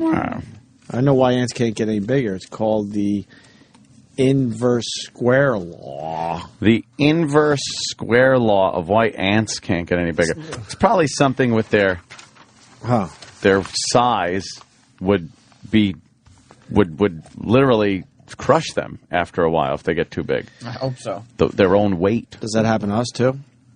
I think it would if we were supersized. Iraq? But a lot of these guys I don't think our structure. But a lot of these guys get up to 700 and they're still walking around. They're fucked up. 800. But also they're the same size. I think if we were on this planet, same atmosphere, same gravity and everything, and you increased our size to the point where we were as big as the Empire State Building. Nice. I don't think our structure itself that works at this size works at that large size. I think the mass of the body would crack like the ankles. So what happened to the crack dinosaurs? your ankles. Too much weight. What about dinosaurs? Well, they were built different. They walked around pretty big. A lot of muscles on them legs. So why don't we work our muscles? Little legs. Why don't we work our muscles? What? What was the inverted square law? He's on the line. Chris in Maryland. Hey, Chris. What's going on, boys? Hey, man. Hey. Spock, explain. Hey, man.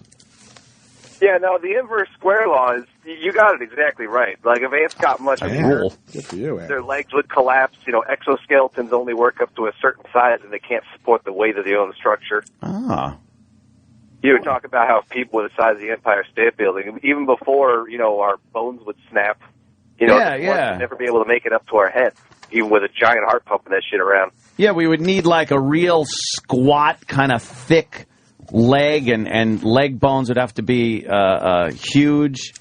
Like it would be kind of like a person would have to be on, or a being would have to be on Jupiter. What does inverse square mean, though? I don't know what that means.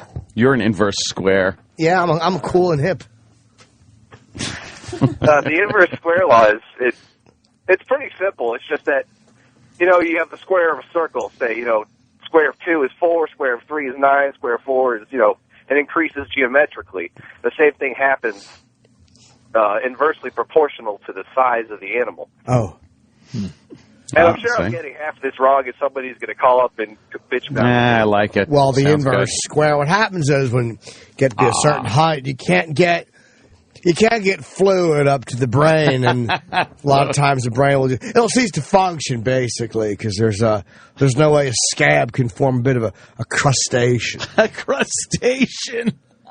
And you're going to have seepage into the bloodstream. Seepage? And, death would be pretty quick. Fluids. Fluid. They have big mandibles. And they could bite your toes. Yeah. I treated an ant bite one time. It bit the person. The heart just was fluttering. Dr. Steve. What are you going to do with that? Well, that's pretty interesting. We got the Edge coming in, but I did bring home some Wheeze tapes that I thought you might be interested in hearing. You wanted a little taste of this, and maybe we'll do more tomorrow? Yes. All right. My pal, Brother Wheeze, did 3 tours of Vietnam. And he was a grunt, basically. 3 tours of the Nam. He was in the shit. He was in the jungles. He was part of some shit without giving it away. In the shit. He was in the fucking shit. In country. So what he did, he made some tapes from the field. Yeah. These tapes are 45 years old. It's a young Brother Wheeze. He's probably 22-ish. Early 20s, making tapes to send back home about the war, and he's being pretty fucking honest here. It's good they survived. The tapes. So this first one is him talking about stacking bodies for the helicopter. Brother Weeze from 45 years ago. I tell you, I wanted to hear from girls over here, so all I want to do is hear from girls. But on your tapes, the one I enjoyed the best was tape of you and the guys at the Merchants. I could understand you. You were just telling me bullshit. It was great to hear from you guys. Those girls at the furnace, they ain't nothing, man. They ain't nothing. Their time a dozen. You get anyone you want, you can leave what you want. Right? Sure. I'll give you the situation here. First of all, in the last tape, I told you that we were going to go out on the road. Well, what happened was, the next day, they took 6 of us and put us up on top of a mountain, sort of a pony team. We stayed up there for 3 days. I had a little experience up there I'll tell you about right now. It was nothing much. We were up there. First night there wasn't much, nothing much happened.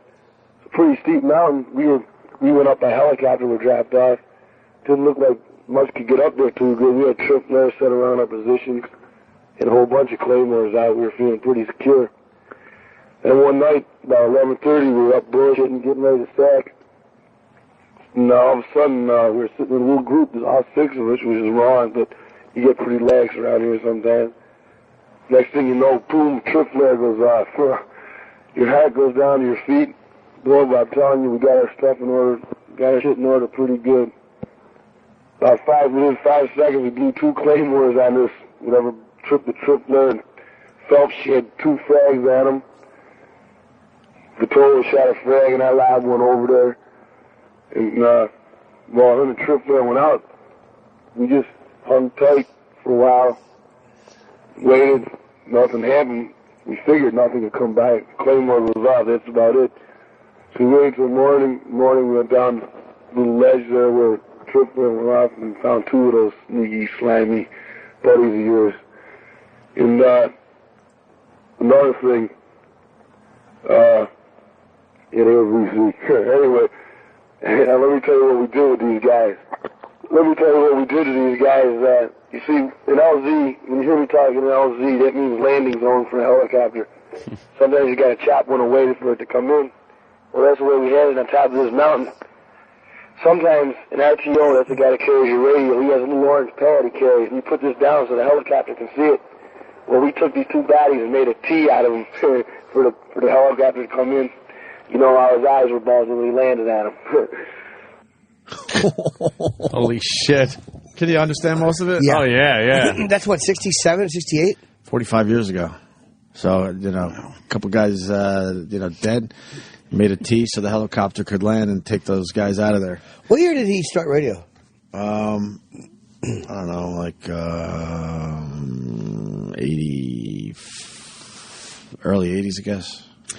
You know, it's a great perspective there. You listen to that. When that was going on, that's exactly when I was playing those drums with my brother. Yeah.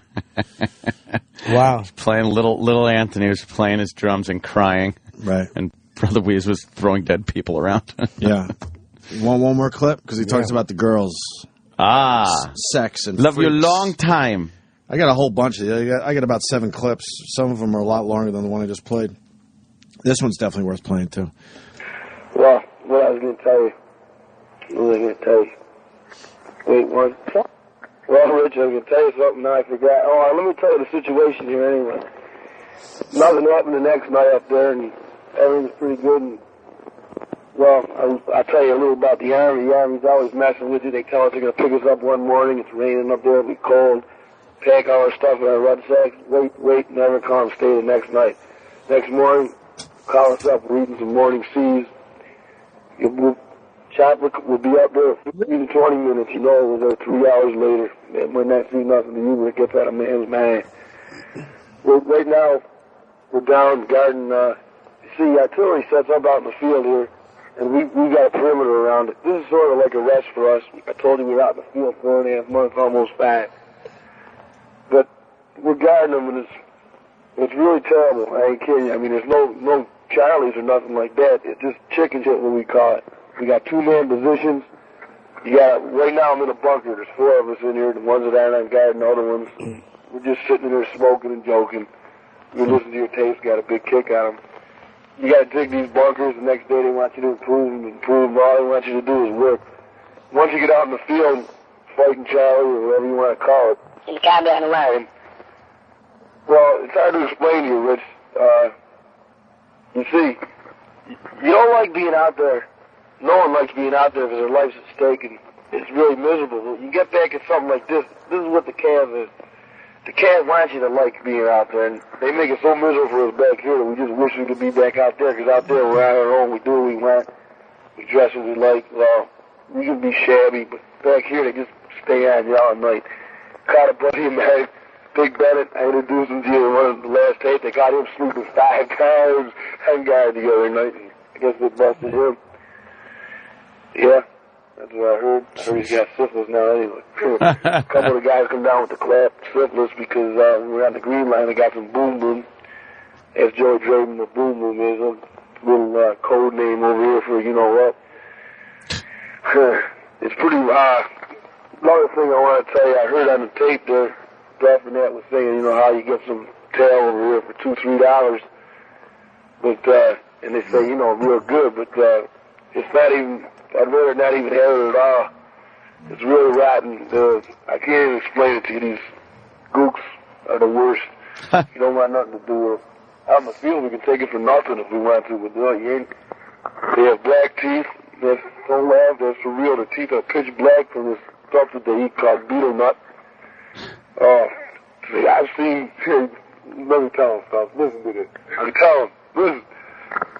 We've seen. Now you can call me a liar. We've seen guys with no noses, 3-4 thumbs. They've got more thalidomide babies over here than you ever seen in your life when they grow up. Well, I'm glad I seen that guy with no nose during the day. Never seen that guy on the beach. Yeah. I seen that guy at night. It would have been all over. That's fucked up, man. You can hear it? Yeah, and it's kind of cool to hear like words that are commonplace now because you've heard them in movies and and documentaries and whatnot. But that was the time. So he's saying, you know, Gook and Charlie and boom boom and stuff like frag. that. Did they say frag before the first one? Yeah. You don't hear that much. It's all like stuff, but that was when it was happening. That's pretty fucking cool. Now, the gist of that track, because some of it's hard to listen to, obviously, he was complaining that, you know, he'd rather be in the woods because they leave you the fuck alone. Yeah. They just work you and make sure you're all clean and nice when you're not out there on patrol. Yeah, he'd rather be out in the woods. Be out in the woods where they leave you the fuck alone. Jeez. And then he was talking about pussy, obviously. Yeah, and I think you get a hooker. It sounded like for $2 or $3. Yeah, but then he said there that they could just take women if they wanted to as they're out there, but you don't want to because all their teeth are black from the betel nut. Betel nut. Supposedly the betel nut, because I asked him about that, was something they ate all the fucking time. There's a tumor they took out of George's head. Jesus. That's what they called it. It's a very rare nut. But I guess they all were eating the betel nut because it just gets them high. They all were just high all the fucking time. And it just makes your teeth completely black. Yeah, it sounds great. Yeah. And then I guess there's a lot of deformed fucking people over there. Thalidomide babies. It was kind of funny there because he said they saw that guy with no nose. No and nose. They were happy they saw him during the day. Yeah, at night that would have scared them. Oh, fuck yeah. It's hilarious. They're fucking in Vietnam. Right. So that's a taste. That's pretty cool. Was there anything else in there? Pretty much that was it, right, on that one? Yeah. Yeah. Why did he take these down offline? He should have left them up. He got a lot of complaints, I guess. Why? And I said, just put them back Complaints up. from who? Because he don't care. Who would complain? He don't care. You know, I asked about this. I go, do you have any attachment to this experience in Vietnam? Because it's 45 years ago now. And he goes, it's like watching a movie to me. Like he doesn't feel connected to it. Who complained? Who the fuck would complain? I don't know. I don't know the full story. Maybe was it? He said "gook." Is there some fucking? Probably all that. Is that it? Oh God! Real language was what was happening. Right. It's history. You dumb fucks.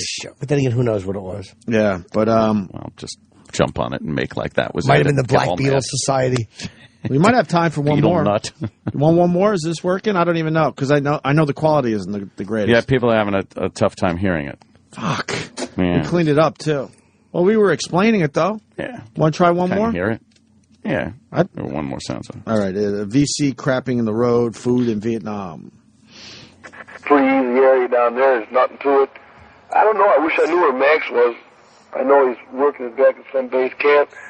I guess go for it. Look, I'd like you to tell me what outfit he's with. I'm proud he's an infantryman. It's good to know another guy's fighting over here. I see he was down the Iron Triangle. It's pretty good. Now he's down to Delta. That's right. Go for it. Good man.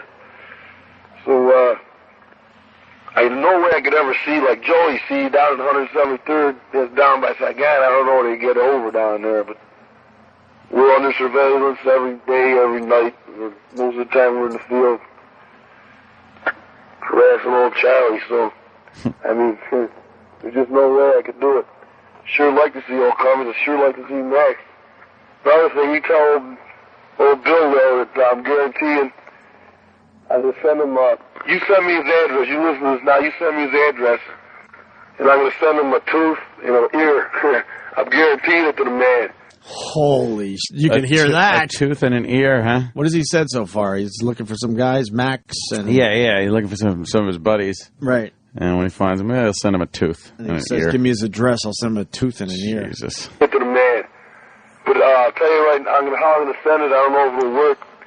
In sea rations, there's a little accessory pack that comes in the seas, and each accessory pack has a little thing with cigarettes, 4 cigarettes, 5 cigarettes, 2 pieces of chewing gum, chiclet type, little packets of coffee and stuff. Well, I'm going to take it's made out of tin, like tin foil, little bag is. When I get the year, I'm going to put it in there and fill it with salt and put it in an envelope and send it to him. You guys, if it gets there, I hope it gets there. If it don't, it'll be a while, though, because we're back here with this damn artillery guarding these creeps. I don't know how long we'll be here. We're supposed to be resting. We might not go to the field for another month. I don't know if I can last it here. Jeez. Rich, I keep clicking this thing off to think of something. It's terrible. Tell your mother, I can't tell her I don't like her cooking. I sure would appreciate some cookies. Now that I'm on the subject, stick some ravioli in there. Stick some cans. Anything in cans, Rich, we eat up over here. Cause anything, you gotta make it, because we can make it. Send some raviolis in the can, man. Chef Boyardee will be going crazy for a day. You'll never realize. I mean, I'm so far gone from the world now. And when I first came over here, I could think about these things, but it was so funny to me to see things that made these guys happy over here. A guy gets, you get a good can of C's and you're a happy man. You get a package from home with some pepperonis in them and your day's been made, man. You know, back in the world, you just go up to the store and buy what you want. I can't explain it to you, Rich. Wow. What a lousy MRE. They have a few cigarettes, 2 pieces of chewing gum. Yeah, a little coffee. Sounds great. Someone's saying you got to Google beetle nut teeth. And I think it's spelled B-E-T-E-L. B-E-E-T, right? 2 B-E's in beetle. No, but I think it's... yeah. Well, I'm sure it's pop B-E-T-E-L. Let me see, Sam. Damn. Look at the fucking teeth. Completely. That's completely black. And supposedly it's from eating this shit. Does it make your breath smell? Can you imagine? What is wrong with that bitch's teeth? Look like a chopper's got lacquer on them. What the fuck is going on? Now they're red. Because they all eat this shit and get high.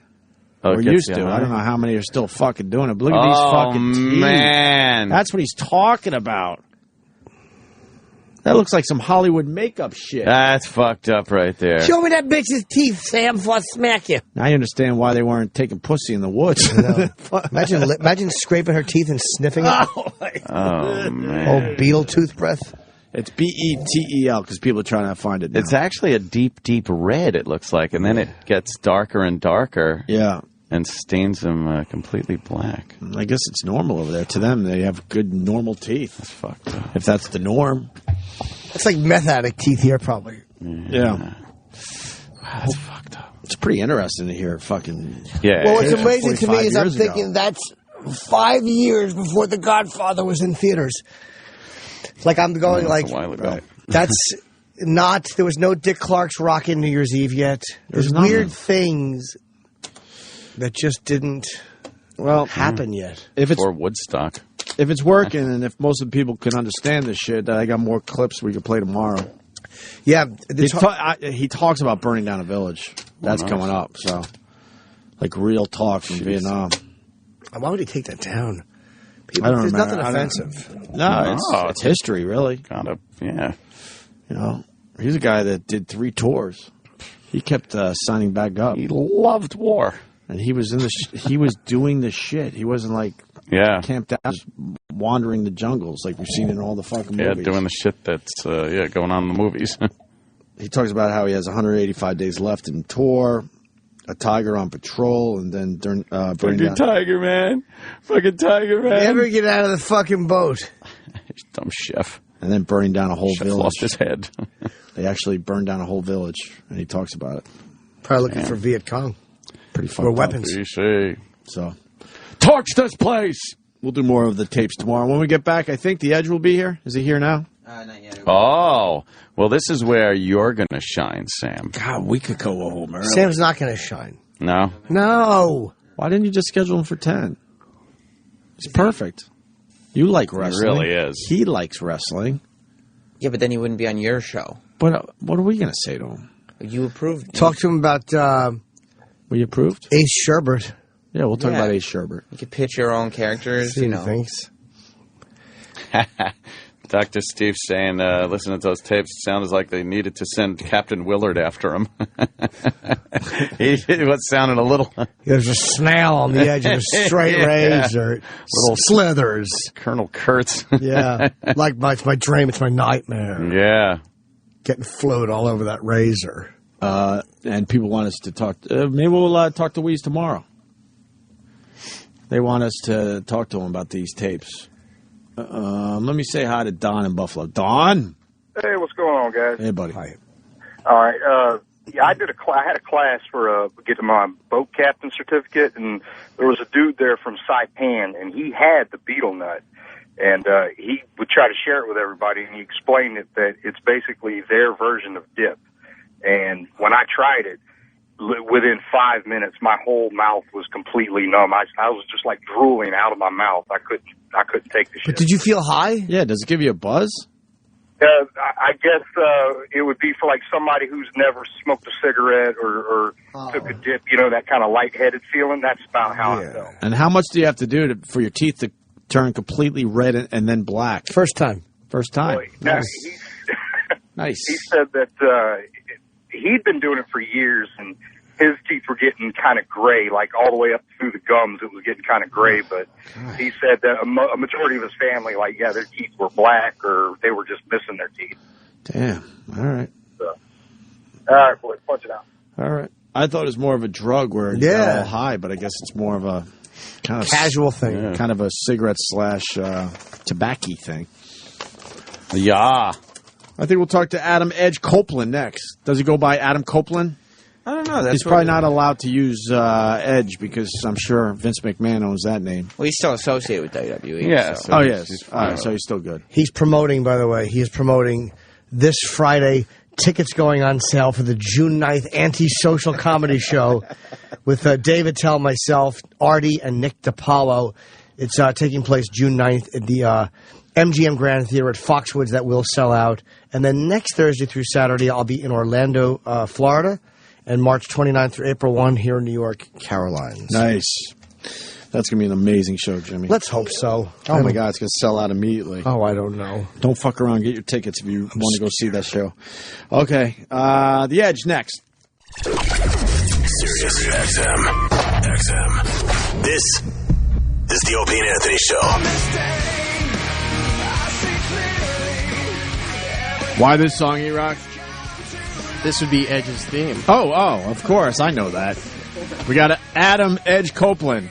A lot of people think we got U2's The Edge coming in because I kept saying The Edge. But I tried to explain to Sam, the band is called Who, but no one says The Who. I mean, no one says just Who. Oh, fuck it. I just fucked it all up. Never mind. My point, you add the to stuff when you feel like it. Well, you're supposed to say Who, but it's The Who. Everyone knows it's The Who. Adam Edge Copeland, of course, from the WWE. Going to be in the Hall of Fame, huh? Oh, yes. That's very cool. When is that? Saturday, March 31st, American Airlines Arena in Miami? That's right. So what, they wrestle as they put the guys in? No. What? There's no matches. Why not? It's an induction ceremony. Will there be at an arena? So you get all these people to come to an arena and there's no wrestling? That's crazy. I've been to one. It's crazy. You just go and you see the Hall of Fame induction. Is there a ring there in the middle? There's no ring. What? It's on a stage. It's an induction ceremony. How many people will be there? They'll fill up the arena. There'll be 17,000 people to watch this? Yeah. Without any wrestling? There's no wrestling. This wrestling thing's pretty popular. Why wouldn't you do the induction ceremony in the actual ring? And then maybe they could like, they don't need to. Then you get like an old wrestler. I still have a beef with him. Like Bob Backlund. Yeah, you get Bob Backlund. And just, why not? It's a classy thing. Why make it classy when you can make it cool? Or Sergeant Sluffner. Right. It's not Sluffner. You know that. I want the Hall of Fame guys wrestling as they get inducted. That would be different than other sports. And they wear suits and whatnot. Yeah, they can pull each other's suits off. Let me get out of my suit because I have a beef with him still. Somebody comes out and inducts them. They do a speech, and then the person getting inducted gives a speech. Who's going to induct Edge? I don't know. Maybe Christian. It's got to be Christian. What about Virgil? He's not doing it. It's definitely not going to be Virgil. Virgil's not going to induct anyone? Virgil's not even in the Hall of Fame himself. Why? What? That's right. That's dumb. Coco Beware is. Coco Beware. Let's say hi to No way. Edge. Coco Beware is going to get in the Hall of Fame? We're on? Hey. Yeah. I know that guy. What's up, Edge? I thought we were in commercial. What do you mean you thought we were in commercial? I thought that was a commercial. Hey, man. Hey. It's happening. What's going on, man? What's going on? Yeah. Oh, yeah. I remember watching... Absolutely. Yeah.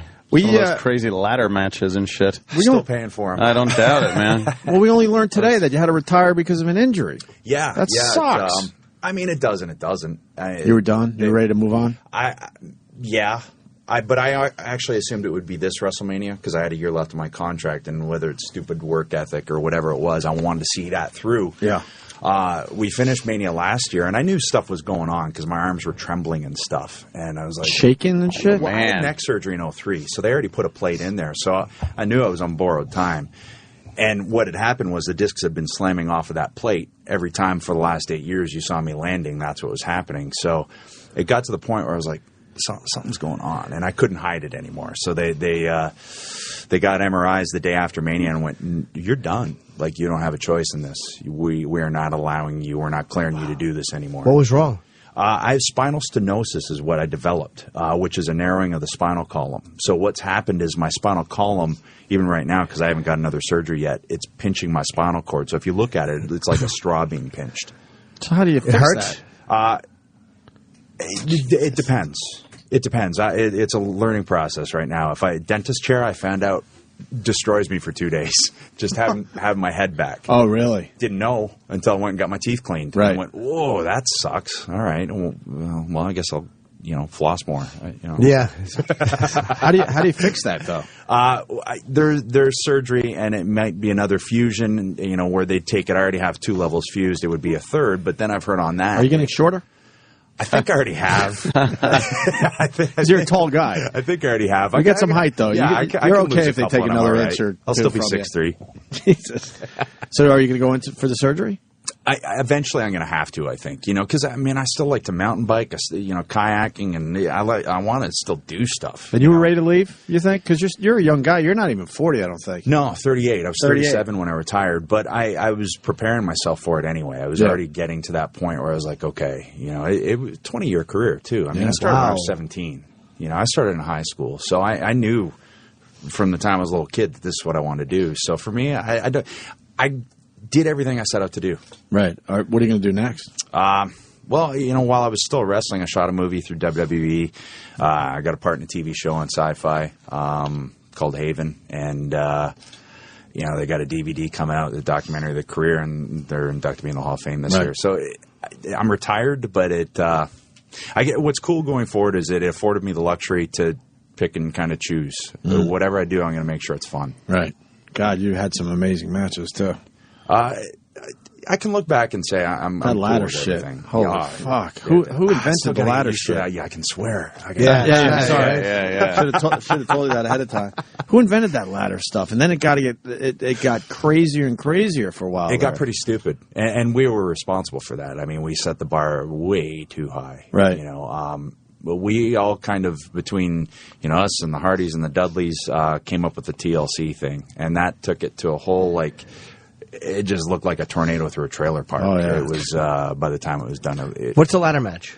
Okay, well, usually what happens is there'll be a championship. There'll be a belt hung over the ring, and you got to climb a ladder to get it. And bad things happen. Does one person hold the ladder and support the other? No. Oh, no. No, the other person tries to knock you off the ladder.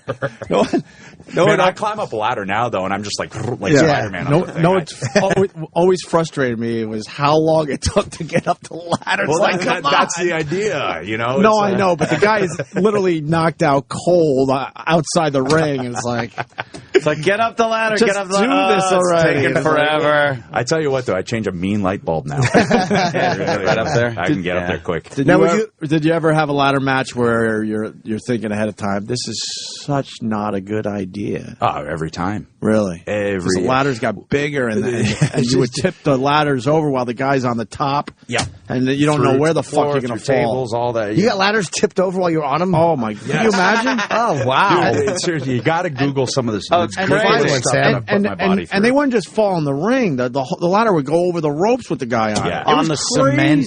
Yeah. On the metal stairs. It was just 4 tables. Yeah. Did you guys practice how to fall? No, you can't practice that. I mean, really, with mats and stuff? I'm just trying to think. No. So you're just hoping that you're going to fall correctly every time. You're a little bit of a physical chemist. Like, okay. How many bones did you break? Wow. Well, my neck. You broke your neck doing a ladder match? I think just over time. Yeah, it's ridiculous, right? Over time, I think it just wore it away is what it did. But, I tore my Achilles, tore both pecs, both MCLs, fractured skull. But over time, it wasn't just like a one-time, I just broke my neck. Right. It just wore away. And, but I pigeonholed myself too, is because I ended up being pretty good at these things. So I ended up in 19 of them, which is more than most. 19 ladder matches? Yeah, 19 of those. And like most guys have maybe had one. Yeah. So. That's fucking cool, man. That was his thing. I would enjoy that. Yeah, the ladder matches were sick. I would enjoy watching it. Yeah. As long as you fell into a pool or something. Dude, I'm on a 3-step fucking stepping stool in my closet. I'm teetering and nervous. Watch this. This is like... They're on the top? Yeah. Oh, and fuck. there they go. Right through tables. That's not even right. And the refs run over to help. Yeah. Did that one hurt? You guys fell for so long. I've done that. Yeah, like you'd fall for look, they're still falling. They're still falling. Yeah, this is essentially you're falling from like a 2-story building. Where's our old pal Dudley these days? We haven't seen him in years. Bubba? Yeah, he's down in Orlando. He's still wrestling for TNA. I think he's doing pretty good too. Okay. Yeah. Yeah, we used to be pretty good friends with him. He's a good dude. Back in the day. Yeah. Good we used to have all you guys on all the time. Look how high is that ladder? That's a 15-footer. Right out of the fucking ring. That really is an amazing fucking... And you got to hope you hit the table and here's the thing. Hit it, slide, and now you're shooting into the crowd. Right, it's way too hard so once you grab... see, this is just not safe. There's 4 people on the ladder. That's not obeying ladder safety. You think OSHA would have a problem with that? Obeying it's not OSHA safety. code. OSHA. So now 4 guys on the ladder. Whoever just grabs the belt is the winner. Once you have it, or do you have to get down with it? Yeah, once you have it. Just grab it. Grab it. Who invented the ladder match? Did we get that out of the way? I think, honestly, the first ladder match might have been in Stampede Wrestling out in Calgary. And I want to say it was Bret Hart and Bad News Brown. Really? Wow. And I'm a bit of a historian. I think that's what it was. You're from Canada, I believe. Yeah. Right? Yeah, Toronto. Did you like Bob Backlund? No, I was never a Backlund guy. I never got with Backlund. I didn't like him either. Yeah, I don't. You're obsessed with him, though. No, but I just like his name because he was so awful all the time. His name was so awful. Oh, Vince, I just giving real answers to questions. I just want to go out there and work hard. Shut up. He was howdy doody. Yeah, he was a goody gumdrops. Yeah. Nice guy, but who's inducting you into the Hall of Fame? I want it to be Christian, and I'm going to assume that's who it is because they asked me who I wanted it to be, and I said, I mean, we grew up together. We really did. We're not brothers, but we grew up together. We did all these matches together. Right. Act like brothers. He's a complete dick. Can't stand him, but I love him. So I think one of those. The guy. Yeah. Love hates. Well, I mean, it's all love, but we always just bust each other's chops like guys do. Right. They're falling on ladders from ladders. That must suck. To fall off a ladder and land on a ladder. It's like, motherfucker. That hurts. There's no good way to do it, I'll tell you that. Have people broken bones doing this? Oh, God. Yeah, but it's really more one of those, like, you just feel like hell for the next, week or so. How bad is it to get hit with a metal chair? It sucks. Dude, they're fucking just banging chairs into each other. Like, there's no way to do that without hurting yourself. And that's not a prop chair. And there's a guy running around hitting people with the ladder in the ladder match. We totally could have done a Home Depot commercial just to prove the strength of their stuff. Yeah. Wow. They really were amazing matches. So, are they still doing ladder matches? I don't even know. They are just less crazy? Yeah, a lot more infrequent, which is a good thing. Yeah. Yeah. Who else is going into the Hall of Fame? Is me, Four Horsemen, Ron Simmons, who is in the APA, the Damn, and Mike Tyson is going in the celebrity wing. Really? Yes, which should be interesting. Wow. So, man, I don't know what to expect. It's still kind of surreal to me. Yeah, I mean, I was still doing it last year, and not even a year later, they're putting me in, and I think I'm like the youngest person to ever go in. So it's kind of weird. Still a little surreal. That's cool, though. Humbling. Yeah. I mean, it's fucking well, you cool. earned it for sure, man. It's weird swearing. Okay. Is that Bubba Ray Dudley? That's Devon. That's his brother. No, not the black guy. The white guy with him. Yeah, that's Bubba. It is. We met him. I remember he used to do the show. Yeah, he came on one time. He drove me to Long Island once in his limo. Oh, really? I think he had a limo for a day and wanted to show off. He's like, "Hey, I'll drive you home. Fuck that train shit." I think he was the first wrestler I ever met. No. When I think I met Magnificent One, Don Morocco. I saw good old the Don. beach bum. Yeah, he was awesome. He was Intercontinental champ. We're obsessed with Virgil on this show. Virgil's an interesting cat. We're obsessed with him because Really? no one gets his autograph at these at the shows, right? See, Sam laughs. Sam goes to all the shows and comes back with the latest picture of Virgil just sitting there by himself. Bless his heart. Have you met Sam before? Well, we just met. I've never been on the show. Sam's an uber. Sam is probably the biggest wrestling fan. I don't know anyone bigger. I really don't. He knows everything about you guys. Are we doing well, Sam? Because I don't know. Yeah, you're doing very well. Is there something we're supposed to be asking? No, I do like the concept of a ladder match had to be explained. I thought everybody was aware of what it is, but Jim. Yes, I thought it was. Jim never saw him. Watching Jim go, they're falling off of ladders onto ladders. Here's the thing. I love how you had to stack up tables. Let's see. We're going to stack up 3 tables today. Oh, seriously, we were like the home designing scientists. It was just like, yeah. When did you finally feel like we don't have to top ourselves anymore, or did you never feel that? You know what I mean? I don't know if you ever feel that. I think if you always want to try and top yourself, but then you realize, right. Physically, there's got to be a limitation. And was there something you really want to do that you never did? No. With the matches? No. Actually, I can look back at them and go, okay, that was ridiculous. That was cool. And even just from the career standpoint, it's like anything I wanted to do, I did it. Right. So that's why having to retire was a lot easier. And plus, them telling you got no choice made it easier, too. So you were sort of ready, it sounds like. Yeah. You sound like you're almost relieved. I kind of was. I was mentally preparing myself for a little bit. You know, the road kills you guys. That's the hard part. And it sounds like, kind of rock star, different city every night, but it's tiring. How many days a year for you in your prime? 250. Jesus. How do you take a chair to the head? Jimmy with his childish I can't get over this. Grit your teeth. Dude, they're leaping, even though, that they're falling, that they're professional. How the fuck do you fall on a guy's neck? Even if you fix your leg right where it doesn't hurt a lot. You got to trust. It still hurts a lot. Of course it does. These fucking guys jumping up the try top it rope. out, Jim. I'd Lay rather down on not. the floor. No. You want him to put you in a movers arm? I'd love a woman to do that. Off the top rope onto my face. We got it. But 250 days a year. Yeah. And they're not putting you up in the best fucking hotels all we're the time. putting ourselves up. So it's up to you how much money you want to save. Yeah. Yeah, and a lot of you guys would pick the real cheap fucking accommodations. One of the things I always told myself, it's like, man, the bed I sleep in is going to be important, and the fuel I put in my body, the food I eat, I'm going to make sure I try and do it right. So those are 2 things that I always made sure that I didn't scrimp on. When so Mick Foley and you never stayed in the same place? No. Oh, yeah, you've heard? I love him, but he's been on the show a lot. He's a good friend. He talks about how he sleeps in fans' houses and stuff just to save money. Here's the thing. It's like I was not stupid. I didn't go out and buy Lamborghinis and Porsche. I mean, I drive a pickup truck and I drive a Jeep. Right. You know, but my houses are paid for. Right. So I could imagine some of you guys, though, checking into a real cheap hotel or motel, and the people are like, what? Well, I was just watching you last night. Why are you here? Yeah, well, there's this one night we got to Detroit, and there was a blizzard, and everything was sold out, and there was 7 of us. Wow. And we went, well, I guess it's 7 of us in a room. And it's like me and Jericho and, you know, a bunch of guys. There was actually, they had taken the air conditioning unit out of the wall, so there's a hole in the wall. And we're all in there going, man, what are we doing? You know? Why wouldn't you have advanced reservations? See, if you're going to Detroit. so many things change. Oh. Or like you might not get all the way to Detroit because it's a long drive and you're just beat. So you go, okay, well, I'm going to stop in, I don't know, Ann Arbor or something or Lansing, you know.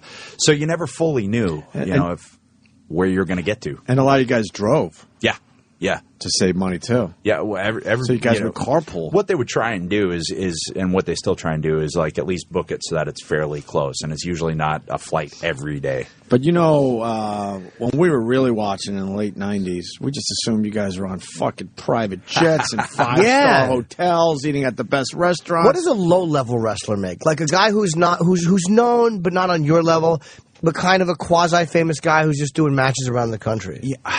Honestly, I don't know. You know, when I first signed with WWE, I was one of the first guys like on a developmental contract where it was like, okay, kid, we see something, but go get experience wherever you can. So I'd go to Japan and all these places and just try and keep gaining experience. And they would pay me $210 US a week because that equaled 300 Canadian. 200 a week? A week. You know, and then, you know, the first contract I signed, I think was, you know, for 75. But that's 75,000? Yeah, but that's your base. So if you're on every show, you destroy that. Right.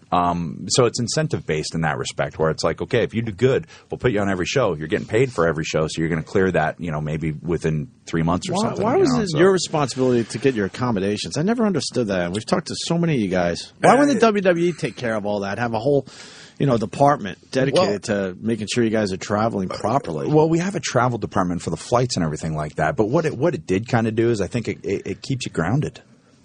You know, you're responsible for it. You know, you're not on a private jet and everything's catered to you and all of those What things. am I, a den mother? They could do it themselves. Oh, Vince. Strong. Yeah. Vince don't play. Well, we'll leave the light on for you. What, do you want your mommy? Yeah. You need a nightlight? You know, sissy.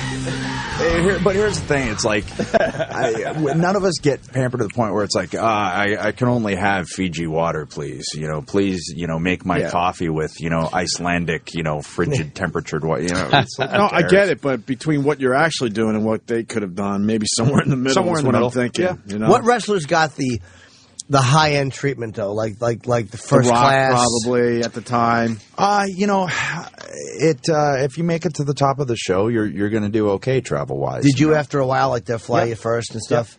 Yeah. You know, and if there's no first, then they buy me 2 seats. And, you know, so it's... You go on Vince's plane sometimes? Yeah. Yeah, I mean, when did can't that complain. stop, though? I was taken care of. But when does that stop? Because now you get up to that point, and then one day he's got to go. Yeah. You might want to get a carpool going. I think I got out before that happened. Okay. How embarrassing would that be? Got it on top. You got your bags. You're assuming that you're on the plane with Vince again. Jet. Yeah. Wait, what happened? Not this time, pal. Oh, there's a Greyhound waiting for you. What's your See you in Minnesota. What's your favorite moment to watch wrestling-wise? Not including yourself, but like what's something that you like to watch? Yeah, I don't know. There is so many. Is it the Shockmaster? Because that's mine. Shockmasters. Yeah, that's what I would go for. Is the brutally bad stuff is what I want to watch. You know, just there's so many bad promos and clips and things like that I really do get a kick out of watching that. It's stuff. so bad. I still feel like it might have been done on purpose. No, I know. No. But it's... No, or like even like last Monday with Rock and Cena, that was awkward. And you could feel how. Why? What happened? What happened, Sam? Rock's out there cutting a promo, and he had some writing on his wrist, and Cena called him out on it, and you could visibly see the bristles come up, and it was really awkward. Like they don't like each other, but to me that makes for awesome TV. Wait, do you mean he wrote down notes? I wasn't there, but that's what he called him out on. And what did he say to Cena? No, Cena said, I don't have to write my stuff on my wrist. And Rock, for a guy who's never off his game, he was kind of off his game after that. So it was like either he's an incredible actor, which might very well be the case. Well, I saw Tooth Fairy. Hey, is this clip online? It probably is. Yeah. Here's the thing, too. I love both guys. Right. So, you see it, and it's like, ooh, there's some stuff going on. Rock is wrestling. Yeah. Wow. Exactly, right? The guy doesn't need to. Vince knows how to throw money at you. Brock will probably wrestle again if his health will allow it. I'm sure he will too. Probably. And here's the thing: a lot of people get upset. Rock's come back for a match. I say, why get upset about it? It's good for business. The guy doesn't need to. And here's my thing: it's not taking a spot away from. If you're good enough, you're not going to get knocked off the show. You're going to be good enough to stay on the show, and that's up to you. And if you aren't good enough, you're going to be off. That's your fault. Is John Cena good on the mic? Yeah. He's real good. Yep. Come on, Rock. Come on now. I got something for you. Some cold, hard cash. Get in the ring, boy. Come on. I love the fact that Vince's music it's got to. Has to Got to complete the whole scene there. But unless you got the walk, too. Oh, yeah, with the flailing arms and the back. I love when he walks out from back and walks down the aisle there. He's just kind of, you're right, his arms are kind of flailing. With a tailored suit, but it's pink. Pink. And just a huge, monstrous man underneath it. Yeah. And you got to respect a bottle of Pepto-Bismol. You got to respect him for all the bumps he took over the years, too. Oh, yeah. I'm not afraid, yeah. Billionaire taking bumps in the ring. Yeah, I mean, he asks you to do something. It's like, well, he'd do it. Yeah. Where is this? He's finding it. He's finding the part where it's good. When obviously it gets real at times, do you guys, fucking hurt him a little bit sometimes in those matches just to get back at him? No, just twist a little more than you need to or anything like that? You gotta be pro. Even in the end when you have a real beef outside the ring? Yeah, you still got to be a pro because, tough. You can really get messed up in there. Yeah. So you're not, that's not something you want to do. That's that's a code that you don't break, Here's Cena calling out Rock. Whoa! The Rock. This is too much fun. I was not going to miss this.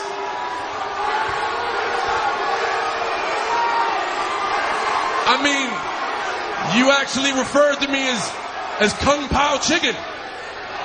Kung Pao Chicken. Only The Rock could refer to me as Kung Pao Chicken. It's genius. It's absolutely brilliant. Because every single Chinese restaurant you go to, it's always there. It's perfect, Rock. And this is perfect Rock. The Rock comes out, does his shtick, holds the millions in the palm of his hand like only The Rock can do.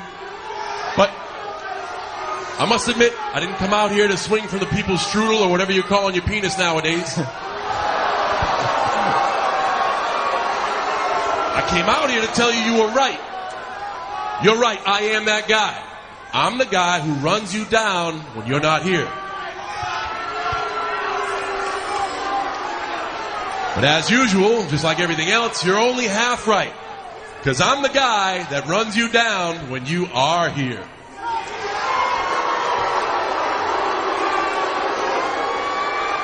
You see, these people love The Rock. I was one of these people until I got to meet Dwayne Johnson.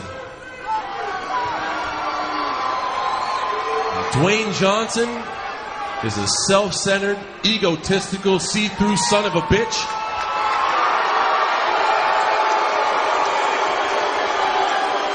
That wouldn't give a rat's ass if this company closed its doors tomorrow. Now, I'll tell you something, Jack. I don't need words like respect and loyalty to trend worldwide. Just like I don't need my notes for my promo on my wrist. Just changed. Nice tattoo. Oh, man. So here's the skinny. April 1st, when the millions see John Cena versus The Rock, John Cena is going to be eyeing up Dwayne Johnson. And I don't like Dwayne Johnson. You probably make your boobs bounce. There'll be a thing on your eyebrow that looks like the people's eyebrow. But I'm going to be looking into the eyes of Dwayne Johnson and see a man afraid. Because you're going to be looking at a dude who may not have balls, but a dude who is going to beat the hell out of you at WrestleMania, Jack. So he didn't talk anymore. Why didn't The Rock say anything? He did after, and it was Well, that's the part we wanted, not the 5-minute build-up. Yeah, Sam. Well, wouldn't we want the part where he's all like nervous now? Sam, Because he got called out on What are it? you doing there leaving in the parking lot? It was Yeah. fucking awful. Not nervous, just a little flustered. Flustered. And for Rye, he's never flustered. Is he still good on the... Can I hear a little bit of The Rock? I don't know any... Well, see, but this clip, he's kind of flustered in it, so you're not going to get the true Well, Rock. that's why I want to hear, because Yeah. we've all seen The Rock not flustered a million times. Like I said, could just be a great actor. Do they like The Rock, these people? Yes.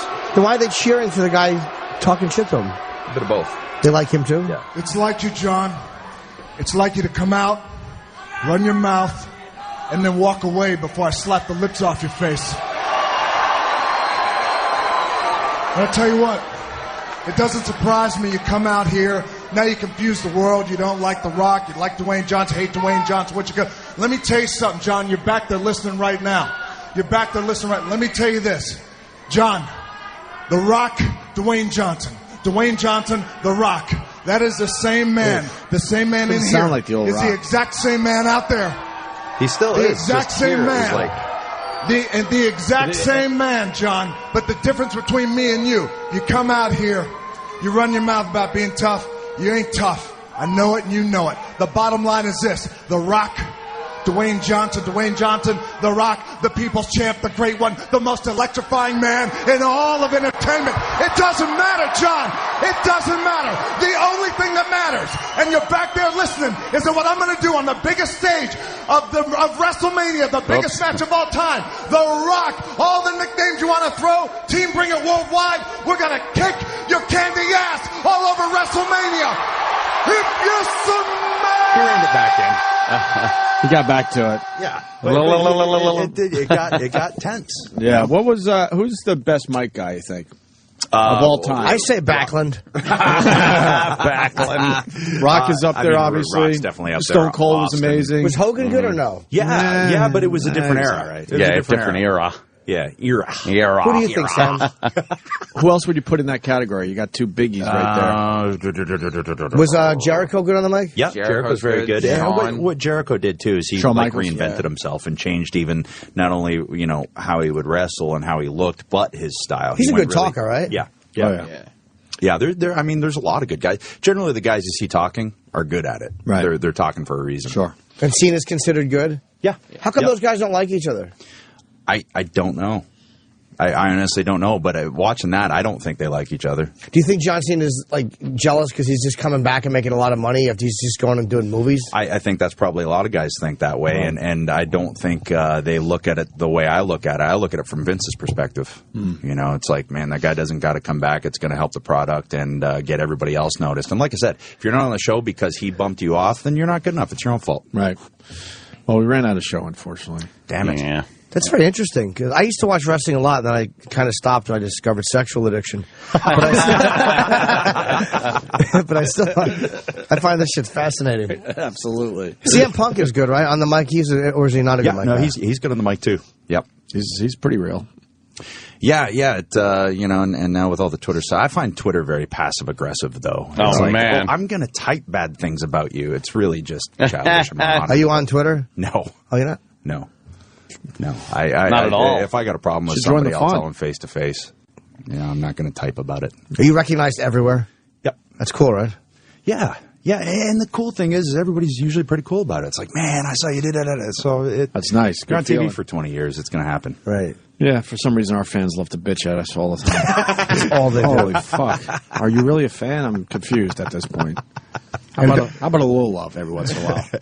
Oh, my God. I'll give you love. I had fun. All right, good. The Edge. Good time. The Edge. Bending the rules is you played. Oh, thanks. I guess I should plug. We haven't plugged that, right?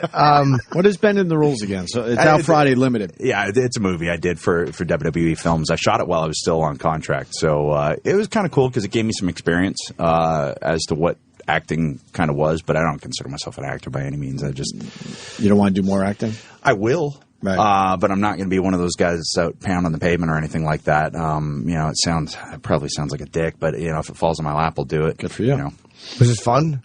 It really is. It's hard though. See, here's the thing. I had fun my entire adult life wrestling. So if I do something, it's going to be fun. I don't want to do something that feels monotonous and is a job. Hey, where's Shane? He texts me on my birthday. Gets me every year on my birthday. What happened? Remembers every year. He got enough. He has a reminder probably on his He phone. got enough of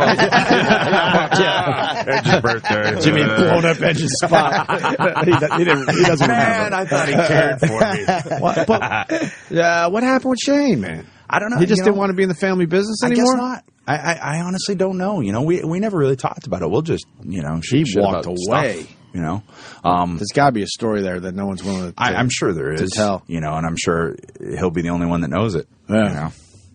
He manages Rory McIlroy. McIlroy? Yeah, that golfer kid, right? He's the number one in the world now at 22. Jesus. Second Can you youngest tell ever. Never golfed. He's doing? Yeah, exactly. He's in, he's managing. Wow. And one of his clients through his company is Rory McIlroy. That's a damn good client. Number one golfer in the Good world. one to have, right? Yeah. But I want to know why he left the family business. We all want to know. Tired of hearing one more time. Just jump off the top rope and hit the table. You hit that table hard. Make you sell that. All right, Dad. Jesus. It's just looking anything, please. Anything else. It's one thing if your dad wants to take bumps, but to force your son to do it. Fuck. Well, what choice do you got? It's I know. Your dad just broke his tailbone through a table. I guess I got to. I have to do that. Dad, not the stink face, Dad. No.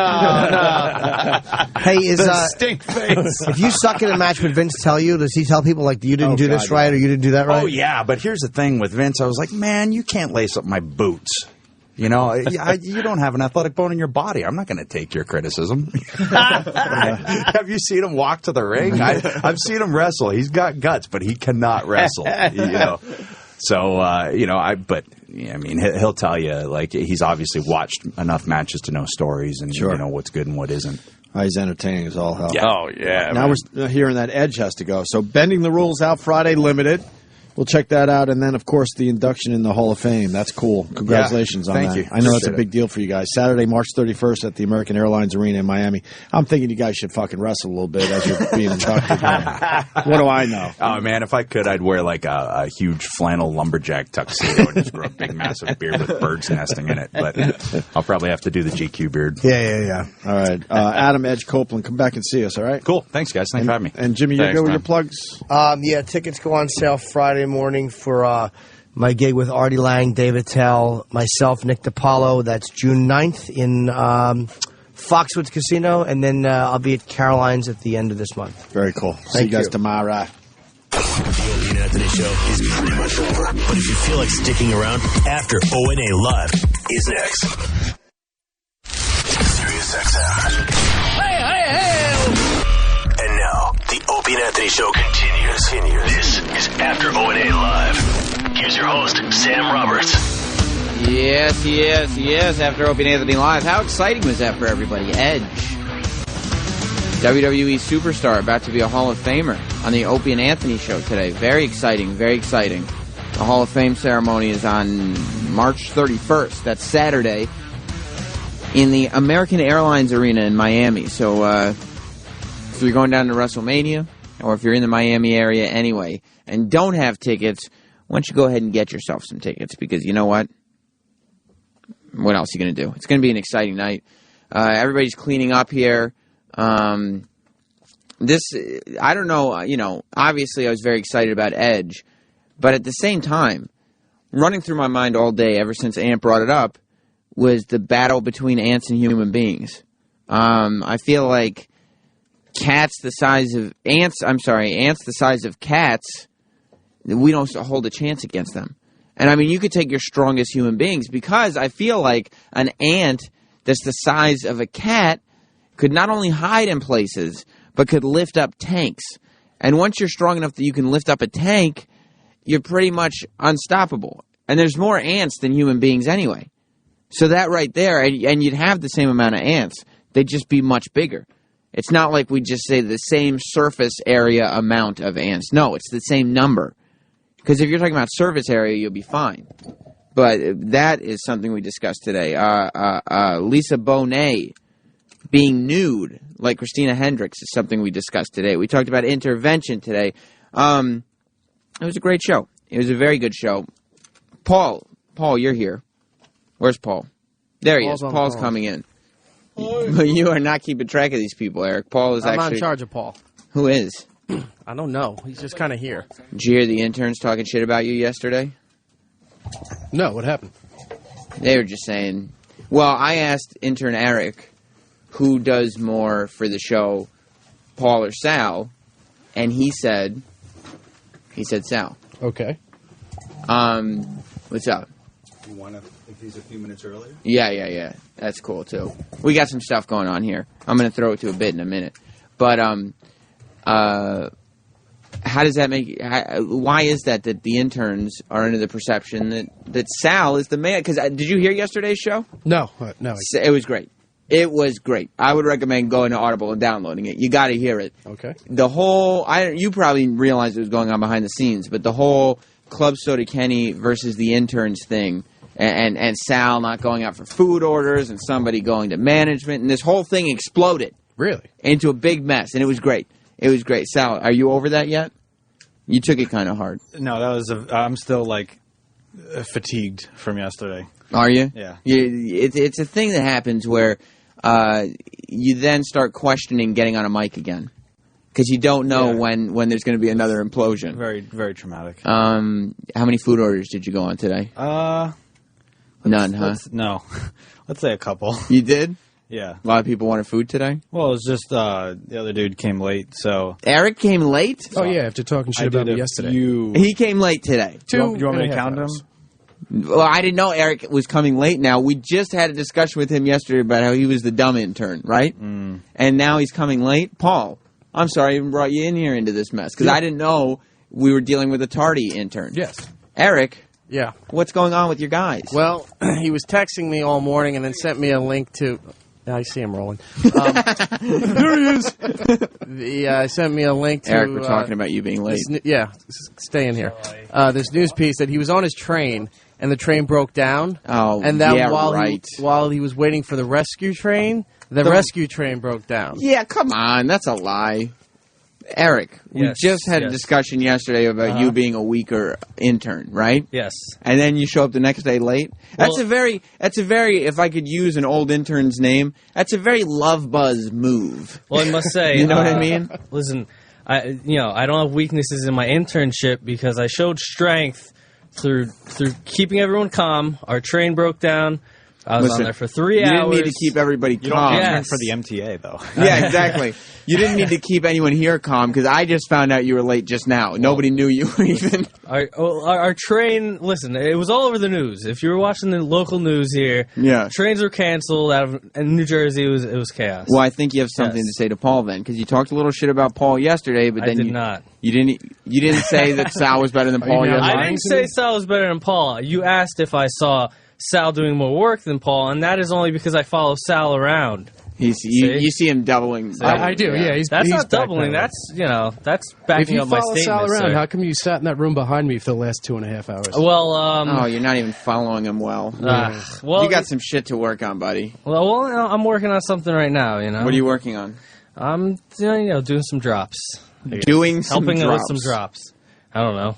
Yeah. Right? Hopefully it's at the 36-story window. Damn, fingers crossed. That's fucked up. You don't think so? That's messed up. No. Well, my other favorite thing that we talked about yesterday was Ant's phone attachment. That Harry T. I ran into Harry T. He's a kid who interned in the same Opie and Anthony class as I. Yes! I was once an Opie and Anthony intern. A lot of you guys are looking at me like, no, that can't be true. Look at you. Yes, it's true. Back when in the long, long ago. That's right. That's exactly right. That's exactly right, Saxman. Way back when. And he ended up producing Ron and Fez, and then he moved on from that job, or I don't know if he quit or got fired. I don't know what his deal was. But he ended up just pursuing comedy, and I guess now also selling 360-degree camera attachments for iPhones. I don't know where those two worlds meet, but somewhere they did. I wanted to bring everybody more on board with who Harry T was. I didn't get a chance to do that yesterday with all the malarkey that was happening, so I thought we would do that today. Eric, which Harry T gem of, I think, the two that existed did you pull out? There's only one, actually. There's just the one, okay. Just the one. Okay. And that would be the time, and I believe it was Travis was the one who saw the computer, that Harry was caught sending his own instant feedback in to request his own material. All right, let's hit it here on After Opie and Anthony Live. After O&A Live. So he's going to say even better. Hang on. That is killer, man. What is it? Is this true? It's completely confirmed, and Right, you go and do the interview? everyone's so excited. Old school movie about Travis. Yeah, I guess you want to put up. Well, someone has to explain. They're just Okay. handing this to us. Travis, you want in on this? It's instant feedback. You know our instant feedback. It's a great little tool for the show. People are able to comment on things going on during the show without having to get through on the phone. And we read them here, and sometimes we read them on the air. They're very funny. Sometimes they're just comments to us saying they love the show, they hate the show. Sometimes they request bits, is what they do. And I was handed the O&A Show live feedback form. Now, this is a printout of what people who go to instant feedback have to fill out. First name, last name, email address, from, and then the message. A max to 250 characters, and then send it. Boink. Well, this is from Joey, last name Gay, email address shitdick@AOL.com, from, and it says whackbag.com. And then it says, I like that Led Zeppelin tribute with Robert Kelly singing lead. Play the Rob Kelly remix with Zeppelin. And apparently, our private investigators around the studios here have found out, we observed that this was being sent from a cubicle here in the XM studios. It's coming from inside the studio. And by observing, they have found that it was indeed Harry T., the new intern, requesting his own material. Well, trying to request his own shit under an assumed name. While he's interning. What are you while you're interning, you're requesting your own stuff. Now, is this... Yeah. Oh, no, I'm this competent is true. to it. You're fessing up to Yeah, it. it was more because towards the end someone else threw one in. Oh, you played the other Zeppelin one. I'm like, let me see if we can play that one. No, someone else that didn't write it. And, no, they played another Zeppelin one. Some other, or you're requesting your own material to be played. No, yeah. We enjoyed it, thought it was really good. Apparently it hasn't been played enough for Harry. Well, couldn't you have just walked in here with your terry cloth shirt and requested it? Couldn't you have just asked us? I felt like the bit was done, so I just throw it in there just to toss it in. I also wanted to see if anyone could find out, too. Shut up, stupid. You didn't want to see if anyone could find I out. You did not. Really? That's why this kid flew the plane? I was just testing security. Just seeing what the hell, the beers and everything didn't matter. But wow. Wow. That you know what, that kind of... I'm getting a douche reeks chill. of desperation a little bit. Douche chill. It does reek of desperation a bit. I don't deny that. We complimented you on it. It was very funny. But, you know, I don't think you can just rest on that. No, I know. I don't expect to, but I thought I'd just try it. I just think you kind of tossed it in there hoping we would play it and then go, oh, and by the way, that was done by Harry. Oh, yeah, there's no denying that. And then Harry, great job and stuff. So you're not even denying any of that? No. I got caught. That's it. You got caught. Yeah, I'm going to plead guilty. And I like the Zeppelin tribute with Robert Kelly singing lead. Play that Kelly the remix. Robert Kelly remix.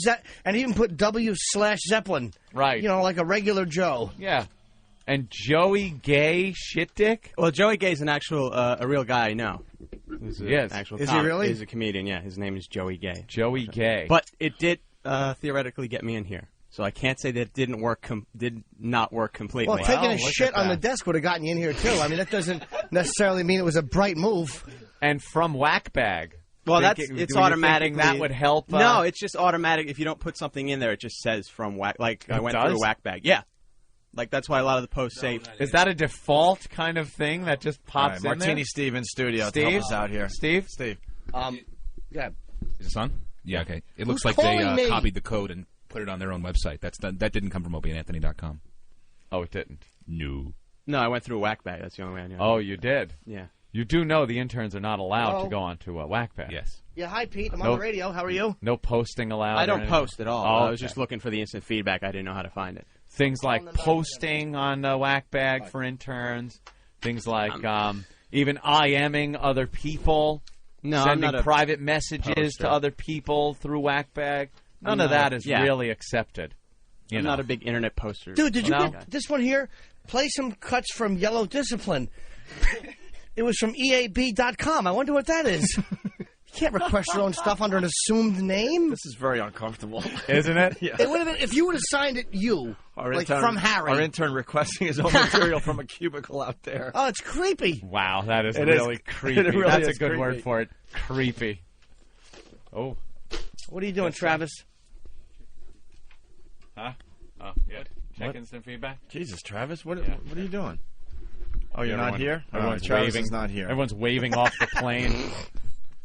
Now, we got to make believe he's not here. It's a different... now that we just it's acknowledged a that different he's here, but Travis. now we have to make believe he's not here. Wait, what different. Was, what Jesus. was 5'11" infant saying? What were you saying?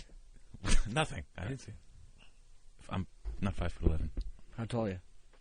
6'2". You're No, not fucking 6'2". Don't even start that shit You're with not me. 6'2". This has been an ongoing thing with Steve and I. There was, back in the day before we got Club Soda Kenny and Master Poe, Anthony and I were doing this popular radio show, and we felt like we needed security at times. And, Martini Steve was doing production and stuff, and before his stomach stapling, he was, 400 pounds? 400 pounds, yeah. 400 pounds, and he looked like he was 6'2", 6'3", okay? Yeah. Well, he gets the stomach staple surgery, and he loses 150 pounds, something like that. He's down under 3, way under 3. Yeah, 270. And he also decided to stop wearing his platform shoes, Anthony, that made him 6'2". Mm-hmm. The guy's not even taller than me. Well, I'm a little bit taller than you. Back in the day, we felt like we were being protected by this monster. It turns out you were wearing platform shoes that gave you 3 inches. Well, I used to wear... Still, no one would screw with him. Yeah, I wouldn't exactly consider myself meek at the moment. I mean... Do you think you could kick Steve's ass? No, of course not. Yeah, exactly. But it's all about looking intimidating. And, all of a sudden he drops down 3 inches and drops 150 pounds. He's not as intimidating as he used to be. Maybe there was like a 1/4 inch of fat on the bottom of my feet. Fat feet. Yeah. But But for many years, I'm just assuming that Steve was that much taller than me. And one day we're walking on the sidewalk. I'm like, what the fuck? You're as tall as I am. I just can't You're believe like how 5'11", offended 6 you foot. are. I wasn't consciously duping you about my height. I thought that's how You were tall I was. duping. I could get old tapes where we used to ask you how tall you were, and you're like, 6'2", 6'3". I think, no, whatever. If I'm not, I'm not. He's a liar, liar. Everything he wears on fire. That's All right, well, here's Harry exactly. T's remix. Are you playing it? Yeah, we'll Because play it, but- I got another request here. Oh, yeah? It says, hey, those Pat O'Brien remixes were so good, especially the Terry Schiavo one and the 2 Norton ones. And it's from Not Danny or Not Than. From not New York City. Yeah. Harry T. Okay, well, this one's going out to Joey Gay. Right. Well, who Harry, requested this. you accomplished your You accomplished your it mission. by But- just losing respect Yeah. and dignity. But now we're all going to look at you a little differently. Yeah. Thinking, oh, God, there goes the creepy guy. Creepy guy that requests his own material. His own 1 bit. Wait, Norton wants to do it in here. Where's Jimmy?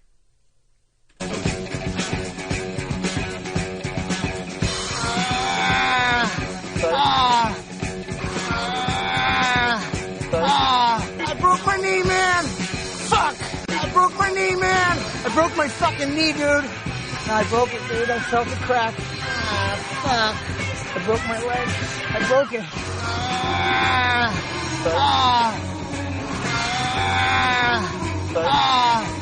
Hold my hand, man. I gotta squeeze something.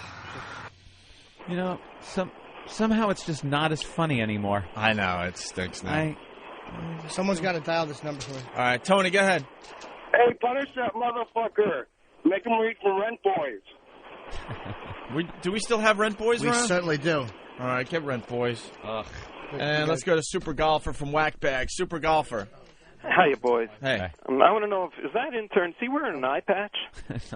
Yeah, we got. Wow, you're going way back. We might have to tell the eye patch story again. We get creepy interns from time to time. The eye patch guy. Well, there was Luca that we nicknamed her Luca because she came in with black eyes and stuff. And she was always beat up. And then one day she just never showed up again. We still have no idea whatever happened to her. Just disappeared. And then there was the eye patch kid who missed a few days' work and then came in with this crazy story. Brian, that his name was? He was in an accident or something? Yeah. He came in late and he was wearing an eye patch. And we asked him what happened. He said he got into an accident. And as we questioned him, his story fell apart, much like the owl-eyed runaway bride story. It just crumbled under questioning. He said he was on a motorcycle. When the motorcycle hit the car? Yeah, the motorcycle hit his car, and the glass from the passenger window broke, and some went in his eye. And we're talking about how did the window break if the motorcycle hit the door, and then he said, well, the guy kind of fell off the bike and his head hit the I don't remember but exactly. But he was trying to claim together. he had glass in his eye, and then he had kind of like abrasions around his eye. Yeah, and then we finally got him to take the patch off. He kept saying, no, my doctor said, no, don't take it off. Probably one of the most uncomfortable moments in Opie and Anthony history. He took it off to reveal absolutely nothing was wrong with his eye or anything. And then he's still trying to lie. He's still working it. Like, no, right here. Look, right see, here, you see. Right here, there's... And, the redness went away, but I still can't quite see it. And he was just lying through his teeth. Just like the investigators with the runaway bride. Yeah. We're like, Brian, there was no accident, right? No accident. None, right? And we actually fired him on the spot because it was like way too creepy. Yeah, that's different. What this guy did was like, Harry, Harry's fine, whatever. He'll stay here, but we'll look at him now a little different. The Brian guy was creepy though because it was after he missed a couple days of work or whatever. Yeah, the eye patch and Harry's just a jizzbag. It's the worst of the Opie and Anthony Show. Let's meet AJ Poopy Shits. Poopy Shits. Here we go. Oh no. Hi, I'm AJ Poopy Shits. I love chicks and I love tits. It's my favorite part of chicks. That's why I love the Opie and Anthony Show and their WOW sticker promotion. You just log on to the website, get yourself a sticker, throw it on the back of your hoopty, and you get to see some great chicks and their tits. Who could ask for more? Certainly not me. I'm all man, and if there's one thing that men like, it's chicks. Sometimes at home, I'll stand in front of the mirror, totally buck naked, and tuck my dick in between my legs. Pretend I'm a chick with great tits. Toodles. All right. It's the first observation. Yeah. Of many. Yeah. You do that way too good. Yeah, I'll give you that. Look, he's crying. He's tearing up. Just hearing your work on the air like that must be an emotional It's two moment. countries. It's two countries. I don't like AJ Poopy Shits. Neither do I. I love him! Whoa! I love him! Yeah. The voice, you do it very well. So well that it's disturbing. Yeah. It's kind of, disturbing. And then the imagery that came to mind with the nudity and the tucking was, again, very sexy. I can't take full credit for the writing, but I will take partial credit. Oh, okay. I think we need more AJ Poopy Shits promos. And the music in the background was very good. You should do like a chick report. Oh, You're like the expert chick guy. Yeah. All right. That'd be good. Something maybe like you're on location at spring break. Well, just like maybe looking at the hot chicks. Maybe just talking about like the hot chicks in pop culture. Just like you write up a whole thing. Oh yeah, What chicks you find hot and why? Like a celebrities. Yeah. All the hot movie chicks or TV or something like that. Well, that would just be a joy to do. What a smart ass. I guess you could intro like Morning Zoo Bit of the Day. And talk about how hot Britney Spears is because you're all about the chicks with tits, and that's your catchphrase, by the way. Don't forget, chicks with tits. Yeah, you could have used that a little more in your promo. Okay. I was feeling like you got a catchphrase now that you like chicks and their tits. Okay, was that the line? I think so. Yeah. All right, stop talking like salmon, and now let's say hi to AJ Poopy Shits. Hey guys, what's up? This is AJ Poopy Shits. I'm here on the ONA show, just having a great time with the guys. We're here to talk about Britney Spears. Whoa! What do you mean you're having a great time with the guys? That sounds a little weird, AJ. No, Poopy just Shits. guys being guys, talking about chicks and their tits. He does. I knew he would look exactly like this when he did it. I'm just watching him on the camera so I don't throw him off. I don't want to throw you off. I want this to work, so I'm turned around. Ant's kind of looking through the Pal Talk camera. I just am here. We want to talk about Britney Spears and her fabulous tits, or gazungas, and just how great they've been looking lately. And hopefully this morning's Zoo bit of the day will be all about tits, because that's all I'm into. You like the tits, right? I friggin' love them. But she's not really that hot, AJ Poopy Shits. Back in the day she was, but... Yeah, you seem not to really know who's hot. And yeah, you don't understand when someone... You can't just say Britney Spears is hot. You got to understand that maybe her hot days are long... Come on, long dude. gone. Chicks are chicks, and tits are tits. I mean, get he real. just loves tits. Well, he's got to keep the catchphrase out. But don't you think her tits are saggy by now, AJ Poopy Shits? I guess they're a little saggy. I mean, they could be better. Yeah. But they're certainly better than, like, something on a guy or something. And you don't like guys, right? Oh, no. I mean, guys being guys and stuff is cool, but chicks is where it's at for me. Married man, Mr. Poopy Shits? I'm playing the field right now, actually. Okay, playing the field. Just trying to get as many chicks as I can right now. Yeah. It's been going pretty well. Yeah? Great. Why don't you tell us about the last time you had sex with a woman? Oh, my God. It was great. It was this chick. She was so hot. She had, like, blonde hair and these great tits. And I just got to play with them and maybe, like, tweak their nipples a little. And just do all these great things to her. And she was so into me. Sounding a little too much like Sam. I'm not looking at you. Well, AJ Poopy Shits, what's happening to you? I don't know who Sam is. This is AJ. And, wow, you really sold it that time. I don't know who Sam is. Do you like anal with these girls? Oh, I'll do anything with a chick. That's a chick. What's your favorite part of a chick? Oh, it's the tits. Come on. He's kind of dancing to the music a little bit. All right, AJ Poopy Shit. So explain this bit, the morning's bit of the day with this hot Britney Spears. Well, I guess this bit is about... This is Britney Spears, that piece of ass that she is, doing a commercial for Campbell's Chunky Soup. Chunky Soup, really? Yeah. Yeah, it's like a parody, but I don't know why we have to sit here talking about soup and Britney Spears. Let's get to the tits. All right, let's get to the tits. Good Campbell's possibility. Hey y'all, it's Britney Spears for Chunky Soup. They say chunky fills you up right. And that's good, because lately I've been filled up all wrong. By that K-Fab you son of mother I hate that bitch. Him, he's such a piece of white trash. She's got it together. Knows how to treat 'em right. So anyway, Chunky Soup has a couple vitamins and minerals. I'm not even sure what they are, but then again, so does this cigarette. Something else that tastes like cigarettes. My ex-husband K-Fab, that mother what a low life, leaving his children for me to take care of, and I don't even know what I'm doing. I'm on hooked on drugs and drinking alcohol and walk with no shoes on. Wow. Chunky Soup. My kids love it when they're drinking. What are they drinking? Bourbon. I told you nothing but Cristal. My kids are better than that, you little sons of a bitches. Chunky Soup fills your dumpy white trash ass up right. So you can go and strut yourself out in public, y'all. Oh, I don't have panties on. Good Campbell's possibilities. Oh.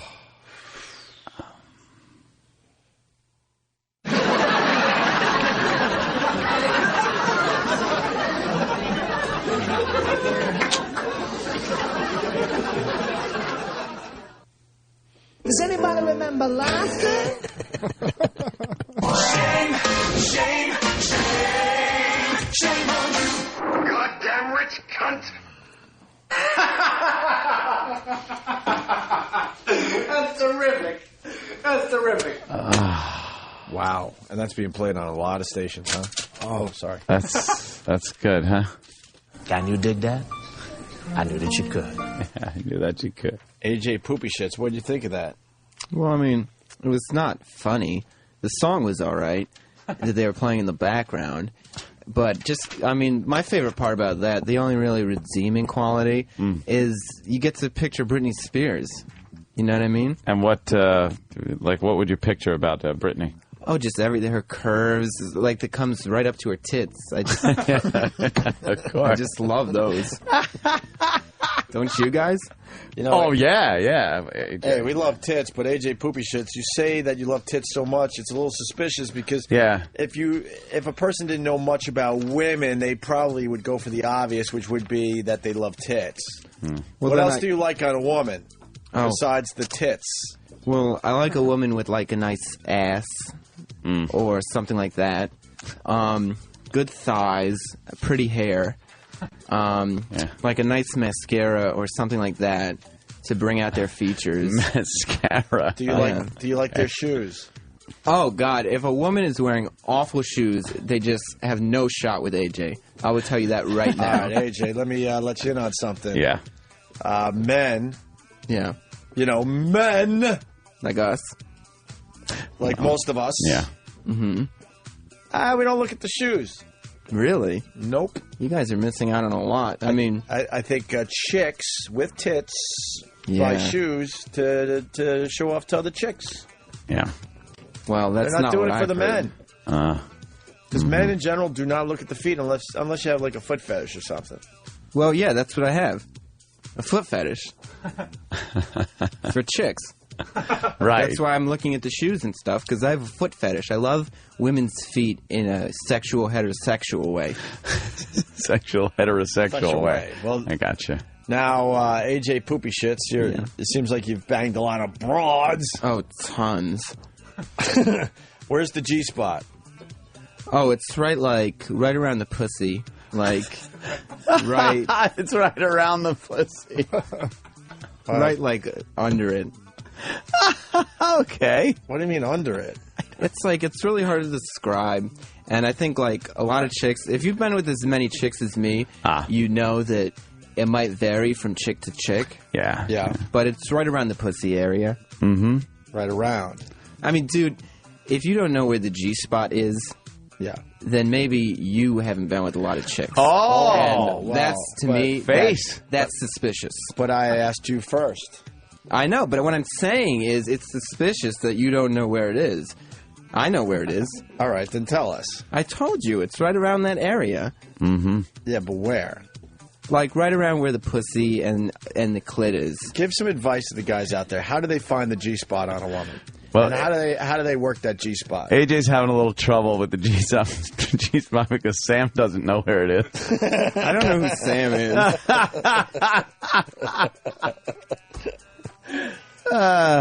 People are saying, including T. Plev from Staten Island, that Poopy Shits, you like very large clits. That you like extremely large clits. Oh, sure. The bigger, the better, because there's just more to love that way on a chick. What's the biggest clit you've been with? Probably 8 inches, I guess. I mean, when you've been with as many chicks, I'm saying that they will vary in size, and I know that sounds uncommon or whatever, but they can get that big really easily, especially when they're turned on. Yeah. Well, people are also saying that you like chicks and their dicks. Dude, that's crazy, because chicks don't even have dicks. That's guys you're thinking of. And I don't like guys in that way. No. Ugh. Convince us you don't like guys. How do I even need to convince you? We're just guys being guys and talking about chicks. I mean, that's all the convincing you need.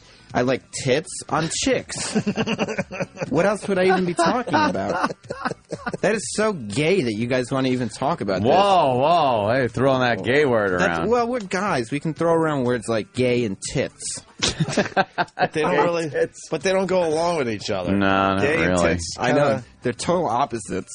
One is definitely not even close to the other, and I like tits. All right.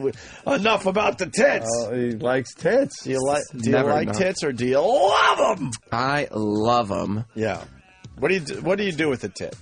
Oh, I'll like kind of massage it and caress it first, and then start to kiss it and suckle on it. Yeah. And then that really is something that gets them so turned on. Yeah. And then I'll show them my stuff, you know, and then put that near their tits. And they eat that up, huh? Oh, they sure do. I mean, hey, AJ Poopy Shits, what's your favorite sexual position? Well, definitely. I mean, it's just a bunch of guys talking, guy stuff here. Yeah, right? we're just talking about chicks, having sex with chicks. I Yeah. like doggy style. Oh, I like yeah? it. I definitely from behind. Why would you like it from behind in particular? Because nothing wrong with that. No, because that way you could reach around and grab some tits while you're going for it. That's what I really am Sure into. likes those tits. Who doesn't? But it also, when you... What guy who doesn't, right? That's what I'm saying, Yeah. except one of those guys. Well, yeah. But when you're doing it doggy style, it's also a way to cover up a lot of things that you might find icky. Like what? Like tits? I love them. Tits, pussy. No, I grab all that stuff when I'm doing it doggy style. I just reach around and grab all that stuff. You just grab all of it. All of it. all I of just love it. Yeah? All the chick stuff. Well, just the chick stuff, right? Your voice, I got to tell you, sounds a little effeminate. Yeah. What do you mean? Like, it sounds like a feminine voice. Like, if you were a guy that was feminine, you would talk like that. But, dude, let me tell you this. Mm-hmm. If you can trick a chick into thinking that you're sensitive or something like that, not that I am, but if they think you are, they will let you see their tits so much easier. Really? It's the best. That's all it takes, huh? If you can trick a chick into thinking that you really care or whatever, right? Then she'll think you're sensitive. So she'll let you see her tits. So you don't try to get into their pants; you try to see their tits. I'm saying the tits are the first thing. Yeah, and then you can get into their pants later, but definitely in the same night. Yeah, but same night. That's what I do because I'm a roller. Do you ever reach into a girl's pants and say to yourself, "Wow, there's something missing here"? Like what? Oh, I don't know. You know. I've never said that unless they don't have underpants on or something. You never reached around and went, "Whoa, something's missing here." You know what I mean? I don't think so. Not unless if they're not wearing underpants, I'll say wear your underpants. But other than that, totally not. You're like, ew, icky. It's smooth down here. What do you mean? Of course. Well, yeah, I guess I do like a little more hair there. Oh, that's my personal preference. You like the hair around the what? Around the labia. And the pussy. Oh, so you know those areas. Yeah. And you don't like hair around the asshole, right? Oh, no way. That is gross. But why would a chick even grow hair there is what I'm saying. Oh, I don't know. Why don't you tell me, AJ Poopy Shits? Well, I don't know what kind of chicks you've been with, but the chicks I've been with are totally not in that league. No, huh? No way. And you like big tits? Oh, I especially like big tits, but like all tits I really love. I mean, to me, tits are one of the most fabulous things on this earth. Right. And where do you go to pick up your broads? Oh, I'll go to like the tavern or whatever. The tavern? Yeah, you know. Tavern? Like a sports bar? Yeah, sports bar. I'll go to ESPN Zone. Yeah. Because you like sports because you're a man's man, right? Yeah. Any sports, beer, and tits. Totally. You are reading my mind. Boy, I'm with you, AJ. I like a place that has like lots of different types of beers, and then lots of different TV screens with different sporting matches on every one. And you like football, right? I love football. What do you like about football? Oh, just the guys passing around the pigskin like a couple of men do. Yeah. Yeah, I mean, just because they're just guys being guys, and plus you get to see all the chicks that are so into them, which is good. Are you a fan of the wide receivers or the tight ends? I guess I prefer the tight ends as far as football players go. That old gang. That old gang, indeed. What do you guys mean? You don't know the first thing about football. We've talked to someone that sort of sounds like you about football, and that person didn't know shit about it. Well, and if we're going to be guys just hanging around talking about football and tits, you should know a little more about football. This is my first appearance on this show, and I know football and I know tits. All right. How many yards does it take for a first down in football? Oh, I don't pay attention to all that mumbo-jumbo technical stuff. Leave that for the bookworms, you know what I mean? Well, what do you like about football, then? Just get to see... one thing that I like about football is the friggin' cheerleaders. Yeah? And they have short skirts on, and the only thing better than their pom-poms is their tits. And sometimes if I'm just hanging out with the guys, I'll say, check out the pom-poms on her, if you know what I mean. And you mean by pom-poms, of course, you I mean, I'm talking about tits. Right.